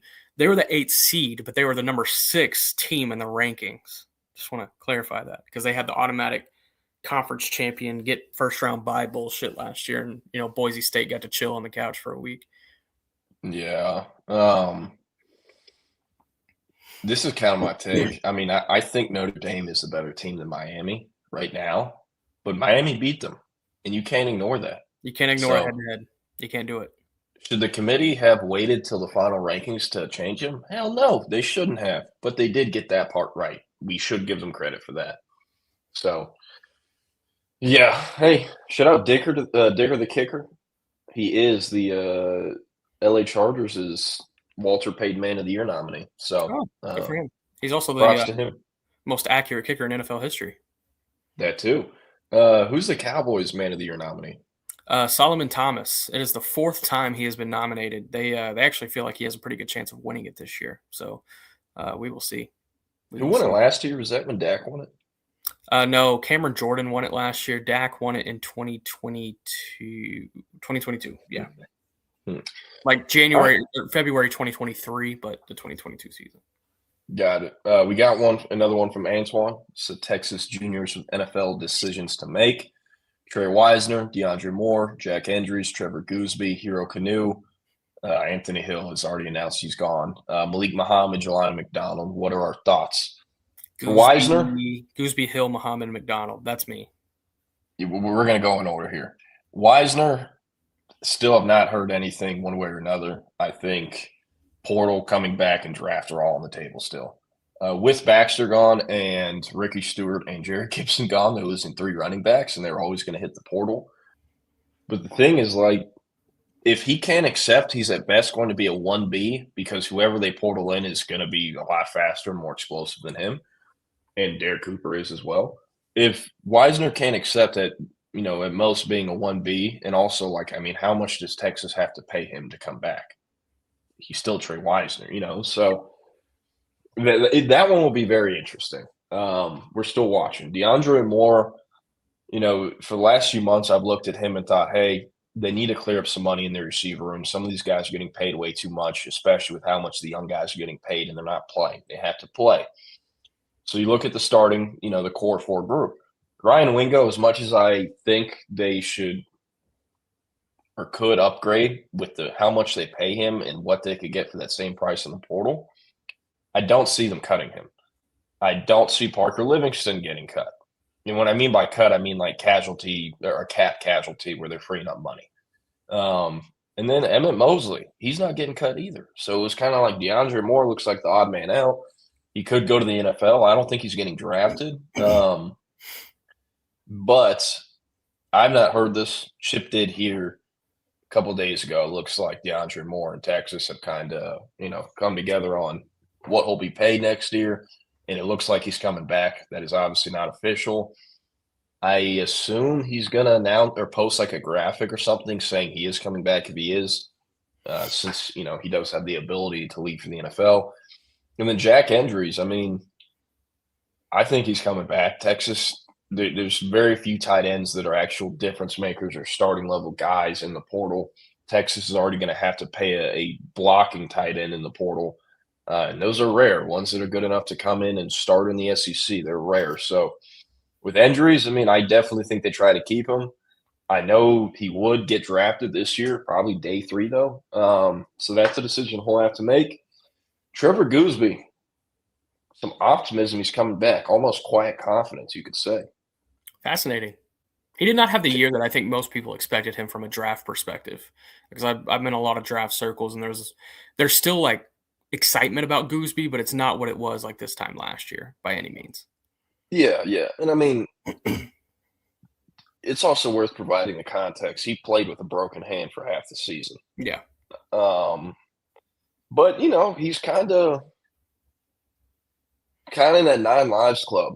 6'7", 300 pounds, athletic. Dad played in the league, basketball background, going to test well, 34-plus-inch arms, 9 lives club. So maybe him and his brother want to be at Texas for a year together. Yeah, that is part of why Texas is feeling good about it too. So Trevor Gooseby, if I had to call it right now, I'd say he comes back. Hero Canoe is really interesting. I've seen some places have him projected or graded as high as 2nd round. I don't know about all that, but kind of like Gooseby, there's some quiet confidence and optimism, at Texas and in Austin that Hero Canoe will come back. Anthony Hill announced yesterday he's gone and is sitting out the bowl game. Malik Muhammad, I think he's going back to high school, and when that kid was growing up, he was always going to be a 3-year player and always approached it that way. So even though it'll probably be day 3 when he gets selected, he will still get selected. I think he'll leave. And also another interesting thing, you got to remember his cousin's Jabbar Muhammad. His cousin decided instead of being a late day 3 pick or a potential priority undrafted free agent, he decided to transfer from Washington to Oregon, did not have a good final year, and went undrafted. Yeah. So I do think Malik and his camp are probably thinking, we got to hop on this now. We don't know what next year looks like. And then Jelani McDonald, I've not heard anything on that one. I'm still waiting to get more clarity. I do think Texas is going to make a very spirited effort to keep him. just because if you lose him, you have to portal in 2 safeties. And even if you keep him, you have to go portal in a safety. So, yeah. So if I had to call it, I'd go Wisner's back, DeAndre Moore's back, Injury's back, Gooseby, Canoe back, Hill gone, Muhammad gone, McDonald up in the air. And you can honestly say Wisner up in the air too. Sorry, I'm looking at some other ones. Yo, have you seen the Phillip Rivers stuff? Insane, man. And shout out to him, man. He is just a ball sicko. He's a grandfather. He is a grandfather. I will say, though, the Colts are in a really shitty situation that they might have to turn to him. He like right now, if they were to start a game today, their starting quarterback would be Brett Ripien. And Riley Leonard's hurt. Daniel Jones is out for the season. Anthony Richardson's on IR. It's tough skating out there. Tough sledding. Yo, serious question. Do we think Case McCoy could get the Indianapolis Colts a first down? Case McCoy? Yeah. I think I could get them a first down. First off, hold on. I think I could get them a first down. Could Case McCoy get them a win? Probably not.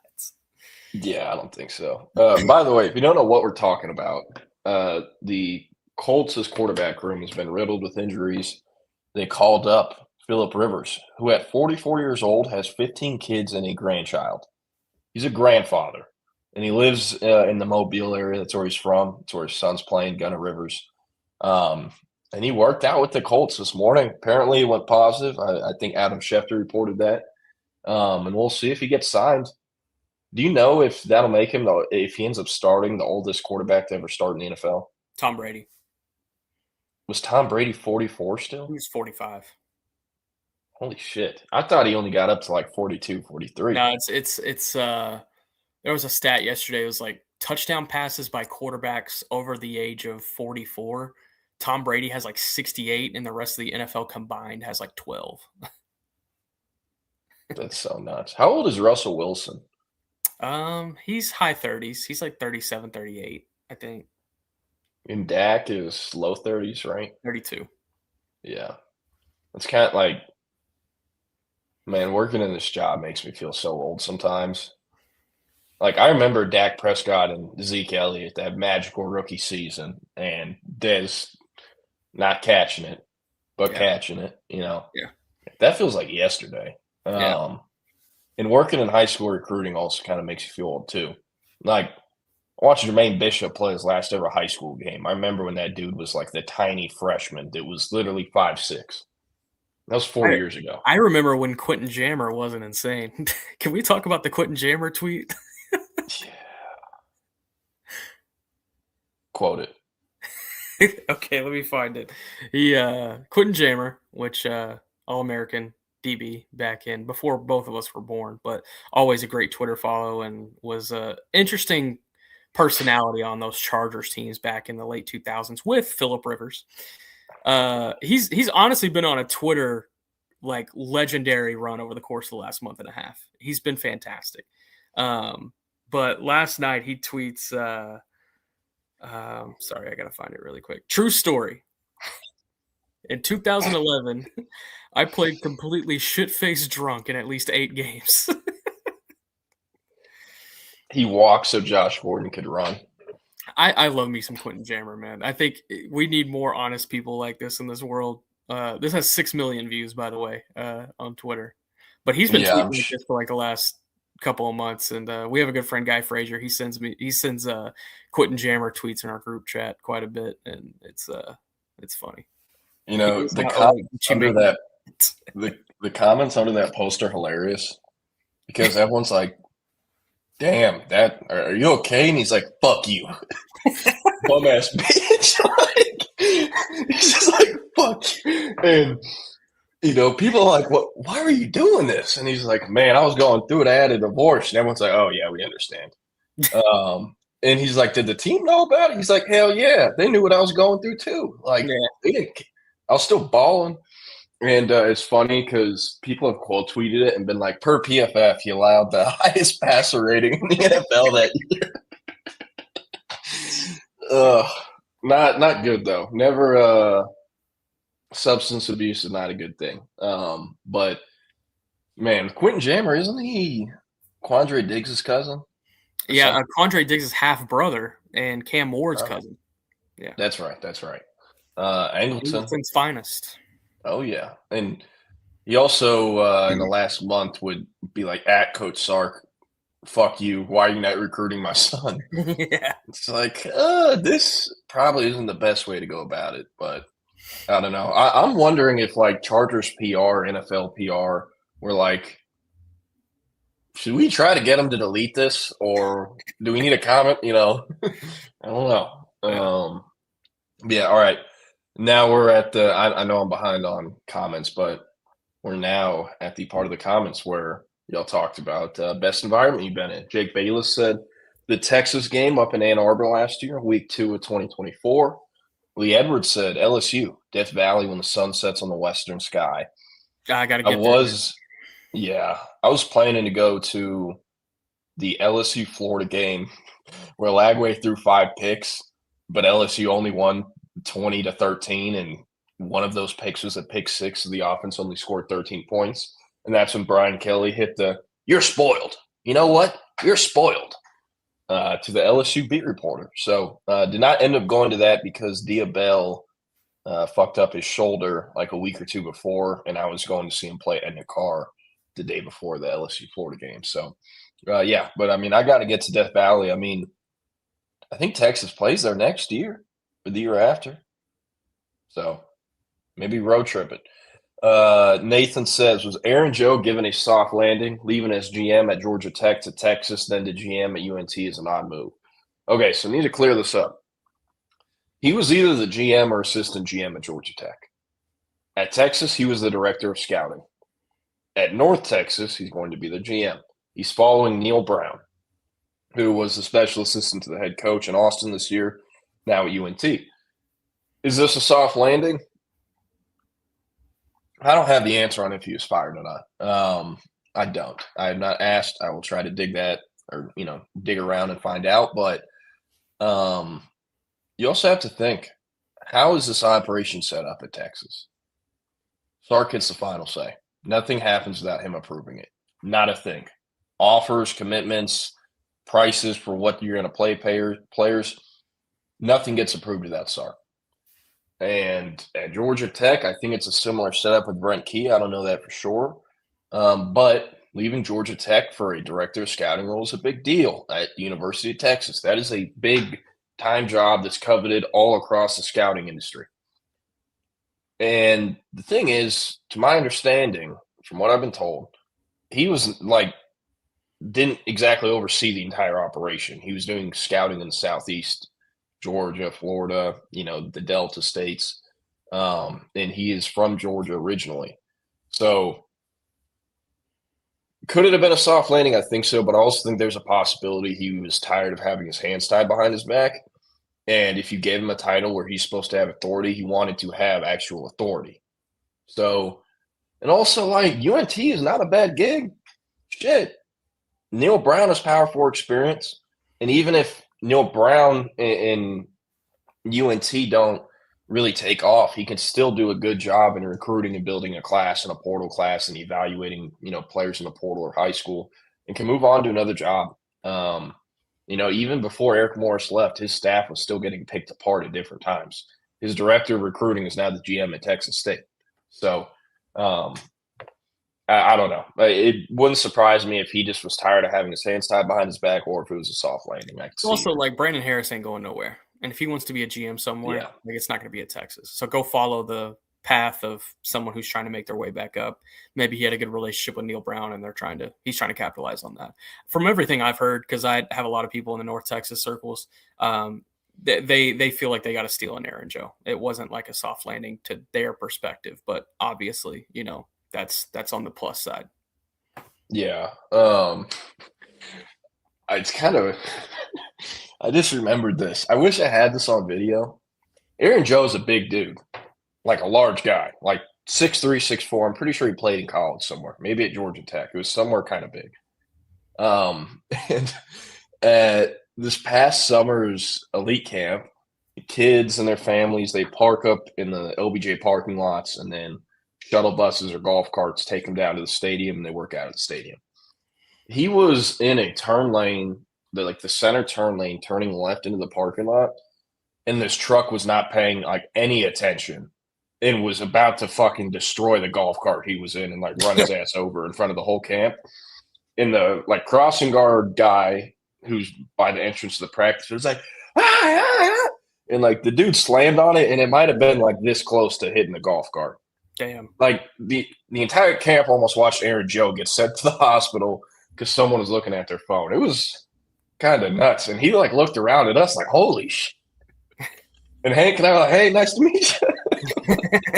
What's up? But yeah, I'm rooting for Aaron Joe. Good dude, does a good job, and excited to see what he does at UNT. All right, we're going to speed through the rest of these comments. Nick, if you got to go, feel free to run. I do have to bounce. I'm getting my passport today, so I need to get out of town and get there. Ooh, exotic, Nick. I'm going to Colombia in February. It's gonna be fascinating. I'll try to do a show from out there. Yeah. What are you gonna be doing out there?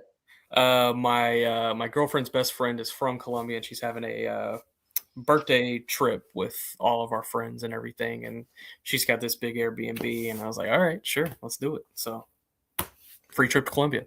Let's rock. Man, I have a buddy. Well, I mean, we're not really buddies anymore. I haven't talked to him in a while, but kid I grew up with, right?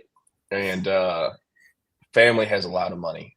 He lives in the neighborhood that Jeff Banks does, where his, wife's monkey bit a kid in the hills in Lakeway. And this kid, I think, lost his damn mind. He's doing the motivational grinder reels and online finances. I could make you 10K in a month type of shit on his Instagram story. And the dude was living in Colombia for a year and a half. It's why are you living it? What are you doing over there? And whenever he came back home, I think he's in Austin or somewhere in Texas. It's man, I miss Colombia.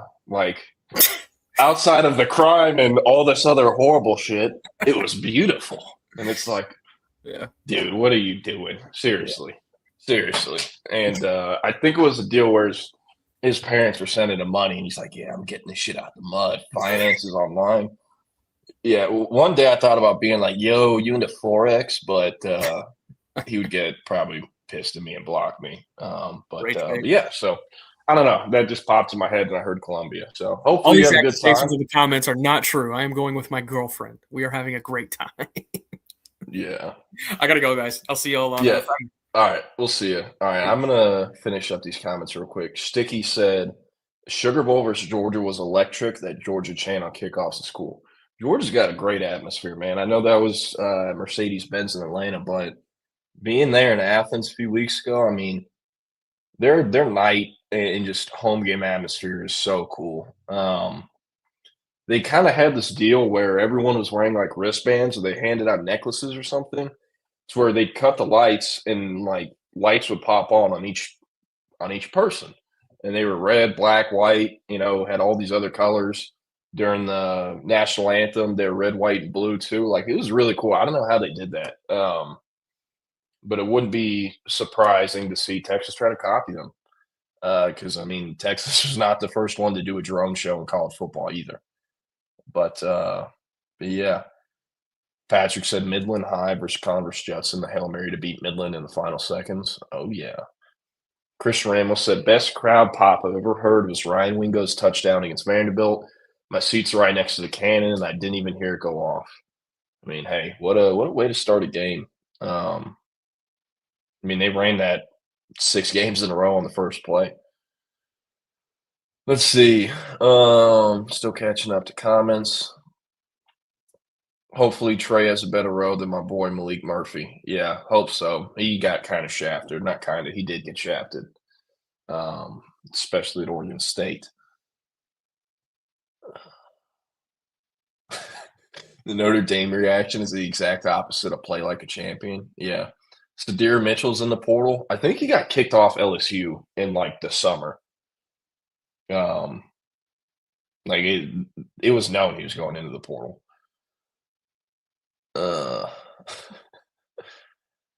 Yeah. Hey, I don't know. I like Bama being in.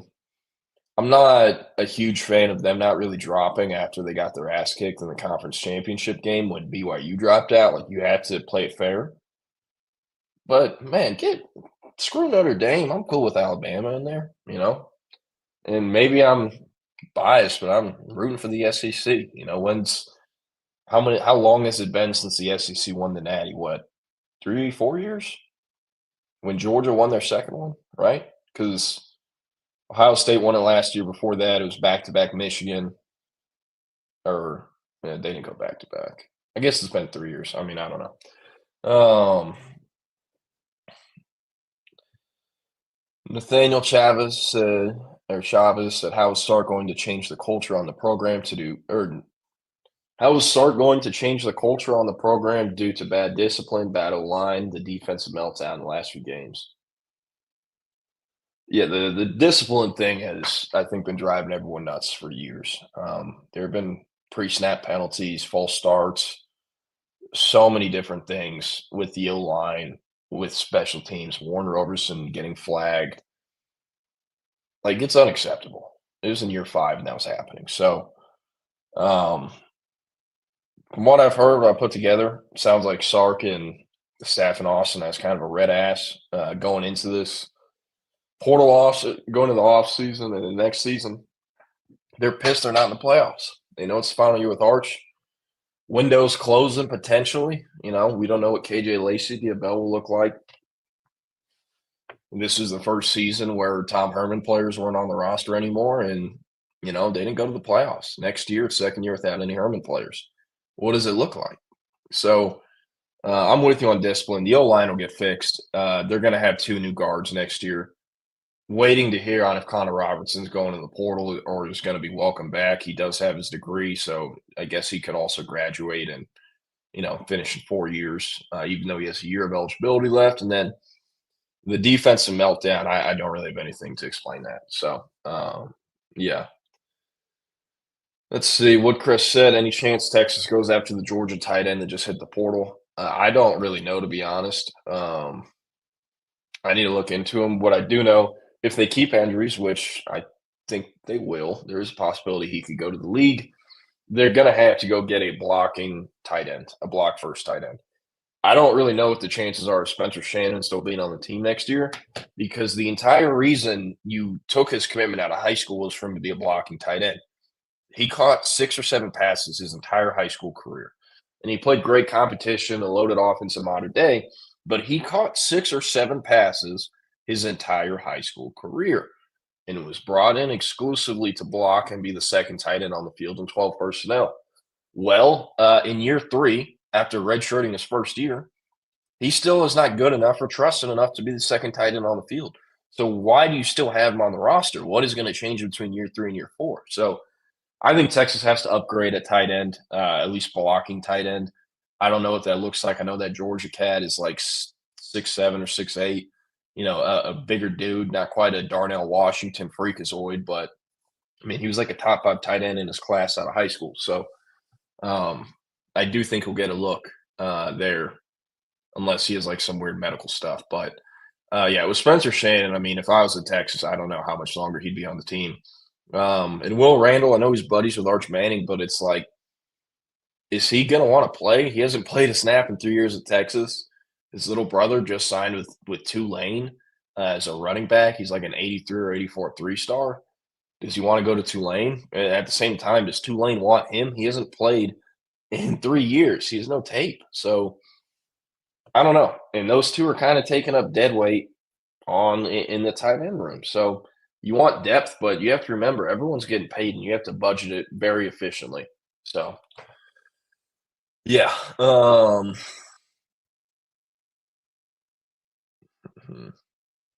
Let's see. I have no idea about this dude from the UFL, Rob Latendre.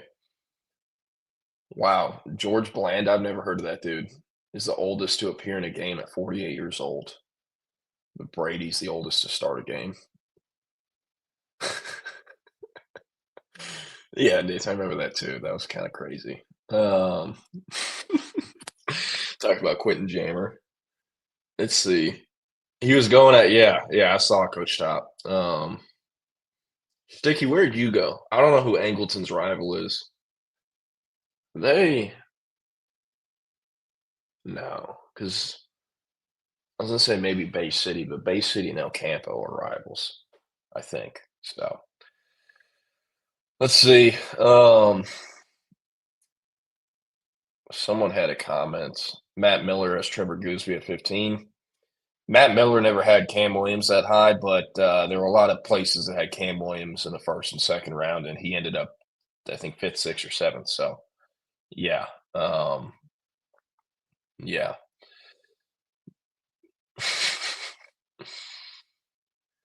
Woodcrest said, Jordan, I forgot to ask, how does the scholarship scouting department work on who gets offered and all that stuff? Yeah, so this, scouting personnel department, these are guys who are paid to watch film and build the board and give opinions. So they watch film, rank these guys, figure out as much information as they possibly can on players. Sorry, I was checking my phone. Get as much info as you can on players. Talk to high school coaches, trainers, handlers, agents, 7-on-7 coaches, you name it. And then from there, get all the useful information documented into a database. Most places or programs use a platform called NextGen. And then, of course, track times, verified testing times, and what the evaluation is, kind of a scouting report. They also will grade these guys. And then from there, you bring it to the position coach or a coordinator or SARC, and they decide who gets an offer. To my understanding, that's how it works. Kind of the old school way to do it compared to like what Texas Tech is doing, where they're scouting the personnel department offers kids and they set the board and tell the assistant coaches, you recruit this guy, not him. You recruit this guy more than you recruit him. We're not offering these guys. We don't care how much you like them. They're not getting offered. We make the calls. That's how it works at Tech with James Blanchard and, their whole scouting personnel operation. Yeah.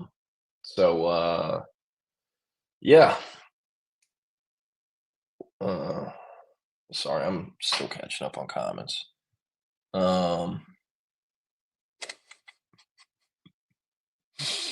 Ridiculous. I'm seeing these Columbia comments. Yeah, Joey Austin said increase from 85 to 105 scholarships in 2026. I think I hit on this yesterday, but if you want to check it out, I have a story on Horns 24/7 called What to Make of the SEC Increasing the Number of Maximum Football Scholarships from 85 to 105. The good thing for Texas, it gives them more depth. It gives the SEC as a whole more depth because all the other FBS conferences moved the limit to 105 last year or ahead of last season. So now it's even across the board. Bad thing for Texas. You can kind of kiss, the Michael Taft, Baker Mayfield walk-on stories goodbye. Not only is it 105 scholarship limit, that is the new roster limit. Previously, there was no limit for how many players you can have on a roster. Now, the judge, forget her name, in the House settlement ruled, in favor of the scholarship, expanding it. But also, when she did that, she grandfathered in the current walk-ons that are on the team. So, like Texas, they don't have to get under 105 next year. And the walk-ons that are going to be above the 105 roster limit can stay on the team until they've exhausted their eligibility. But once all those guys are gone, it is a hard 105 you can't go over. And with the 105, is Texas going to jump from 85 to 105 scholarships in one season? I don't know. USC, they did not do it right away. They did it across 2 years. That's why they signed like 40 kids this year in 2026. And I do think if you're going to fill in those 20 roster spots, it is smarter to do it by taking a bunch of high schoolers because they're going to be cheaper. And also, you should not, with all due respect to these guys, the walk-ons should not get scholarships if you just have them laying around. Like, if you get through the portal and you've filled all your needs and all your numbers, and it's the end of February and you're done and you got 4 of them left, I'm like, sure, fuck it. Give him to one of the walk-ons that has a year left so his family doesn't have to pay for school his senior year. But outside of a situation like that, the scholarships have to go to high school players or portal players in my eyes. So Yeah. Bama did look like wet garbage for the past month. Joey Austin says fire everyone except Kenny Baker, Alan Clark, and Johnny Nansen. That would be the quickest way to fix it. I don't know about that. Antoine said, is Sam the last high school quarterback signee to leave, not transfer, and graduate? I think you're correct. Yeah, you're right. Because after him, Casey Thompson, God, he played at Utah. What is his name? Cam Rising. Casey Thompson, Cam Rising, Chucky left, Charles Wright. So Nick and I called him Chucky left. And then Quinn Ewers was the guy that, obviously was a portal signee. Trey Owens is gone. So, yeah, Arch is going to be the first one since Sam Ellinger. That's kind of nuts. Woodcrest says they got to upgrade a receivers coach. Cortez Hankton is the guy. If Lane doesn't keep him, Lane has already announced he's not keeping him, and he's bringing over his 2 receivers coaches from Ole Miss. One's like the slot inside guy. The other one is the outside guy. Regarding Chris Jackson, though, he's in the final year of his contract, and several NFL teams are looking at hiring him last year. None of them wanted to pay his buyout. If they did offer to pay his buyout, I am pretty confident he would have left. So with his contract up, we'll see if Texas resigns him. I do think he'll probably end up somewhere else. We'll see, though. Anything could happen. But yeah. Sorry, let me text my girl back.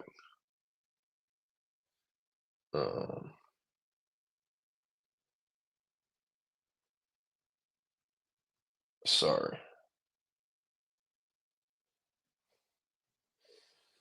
Yeah, so Cortez Hankton, I don't know. And before Hankton was at LSU, he was at Georgia.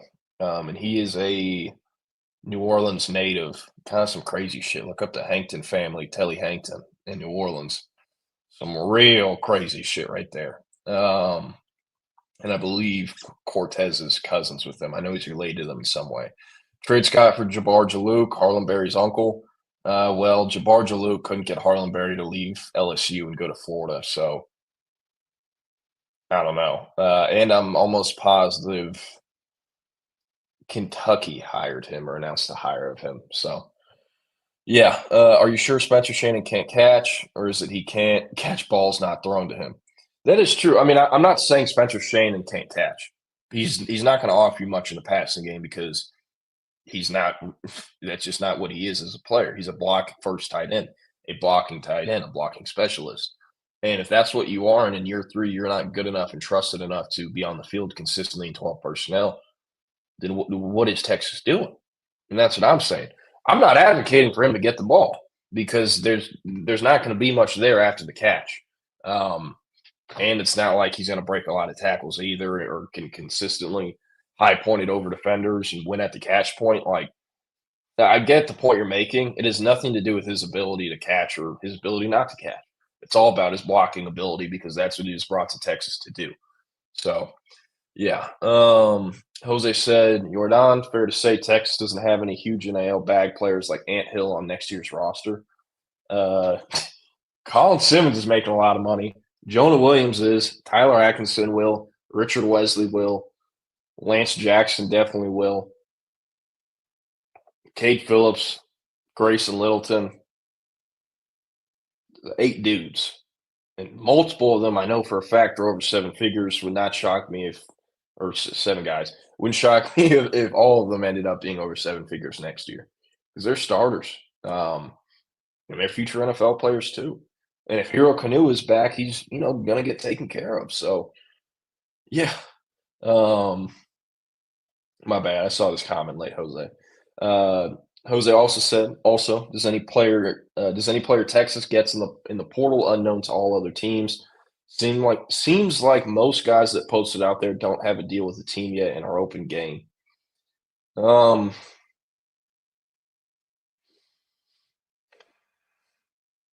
should I say this? So, there are players that have not posted anything about going in the portal, and their agent and them are currently fielding offers and negotiating with other schools. That happens everywhere, whether at Texas or, Ole Miss, LSU, you name it.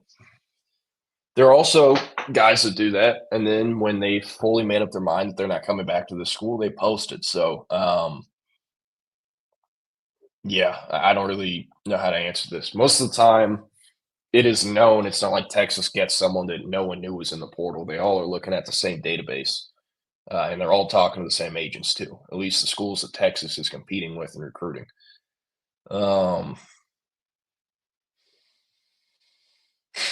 Texas needs to throw the bag at Jaden Baugh and force him to say no. I'd be so down, but I don't know. I'm with you, Joey. Let's see. David Keith Williams says, considering the current and the projected roster limitations after the upcoming draft and assuming portal losses, who do you think the biggest 2026 recruiting miss was? David Keith Williams said, I actually think it could be Samuel Roseboro or Rodney Cleveland. I want to go Jalen Lott. You know, Texas, they're going to have good receivers. But I think Lott is special. I think he is an NFL player at corner or at corner or receiver. He's going to play receiver, though. You could throw Felix Ojo in there. I know people bring up the rivals camp and, if he's all about the money, we don't want him anyways. Well, then that means you don't want Tyler Atkinson or Derek Cooper, genius. So with Felix Ojo, like, that's the biggest miss in my eyes. And that, as far as the perception, how much effort and time was put into his recruitment and building relationships and the way it ended, that abrupt ending, Felix Ojo has to be the biggest miss. Lott close behind, Caden Finley somewhere in there.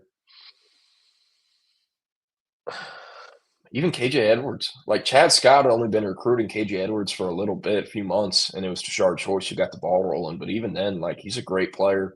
The all-time leading rusher and touchdown scorer in Carthage history, which has like 20 state titles. Like, there's a lot of places you could go, but I think Felix Ojo has to be number one, as much as people are going to hate that. So Nathan says, Jonah has to commit to football to make his NIL worth it. If he is fourth-string safety after spring, it's bad money. I'm with you, but at the same time, the reason is NIL, like, the price is so high is because they're paying him to play two sports. And also, Texas won that one because they came in and paid the most. They offered more than anyone else did. And I do think, if they offered the same amount if everyone had the same offer, Texas still could have maybe got him, but they made sure to offer the most to get him. And they got to the number they did. Because the highest, you got to remember, Jonah Williams is obviously a great baseball player. The highest he was projected or mocked to go in the MLB draft out of high school was the third round. So Texas looked up how much did a third round pick make out of high school in the MLB? What was the signing bonus? How much did they make? And then they offered Williams the same number, if not slightly more. And basically went, hey, do you want to live in Austin, Texas, have a car deal, apartment deal, be the man on campus, play baseball, play football under these great coaches and these developmental programs that have produced draft picks? Or do you want to go live in bumfuck North Carolina and play rookie ball, for a few years and try to make it up to minors? You have two choices. You're going to get paid the same amount. Also, depending on where you get drafted in the MLB, you could be in a state with income tax or without income tax. Something to think about. And that's kind of how Texas got it done. So, yeah. Let's see. David Keith Williams said, considering the athletic and speed upgrade Cade Phillips has over Money Muhammad, as good as a cornerback as Muhammad had been for Texas, I think Phillips will be even better. Yeah, I can kind of get – yeah. He's not better right now than Malik Muhammad, but I could see him being better, when you look at his 3 years, 2 years from now and compare it to Malik Muhammad's, but we'll see. He can. I want to say that. David Keith Williams said, Jalen Lott is my number one recruit in the 26 recruiting class, but every view that I have of him makes me almost feel like it is nepotism and not objective. No. He's pretty damn good. And, he gets the athleticism from his parents. His mom played basketball at Texas. His dad played football, ran track. But I mean, Jalen Lott high jump 7 feet. He's gone sub 11. He's gone like 25 feet in the long jump. He's also gone for over 1,000 yards. And he's produced at corner, safety, receiver, return man, you name it. He's legit. And he's also a guy who consistently rises to the occasion and performs and shows up in the big games. State 7-on-7 tournament, won MVP, was the best. He won Alpha Dog. I personally think it should have gone to Jermaine Bishop, but I'm not on the scouting team at 24/7, so I didn't get a vote. But, you know, I was cool with it going to Lott. It was him or Bishop. But Lott is a damn good prospect. And, I mean, I think he's going to pan out. So, yeah.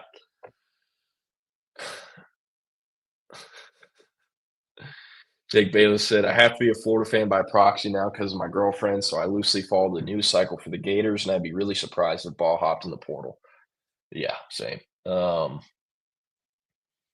If his last name was Smith, he would be a Agreed. If you're talking about Lott. David Keith Williams, this will be the last one I answer. Said if Jelani McDonald and Derek Williams return to Texas, and if Williams recovers completely from his injury, I think Jonah Williams could be the fourth safety for Texas. I'll be honest. I don't think Derek Williams is on the team next year. The injury recovery has not gone quite as everyone wanted it to, including Derek. Mentally, you know, you got to recover from an injury too. So it's rough. I don't know how much he trusted it. And in turn, I don't know how much the coaches trusted him. So I do think a fresh start for Derek Williams is likely. So we'll see what that looks like.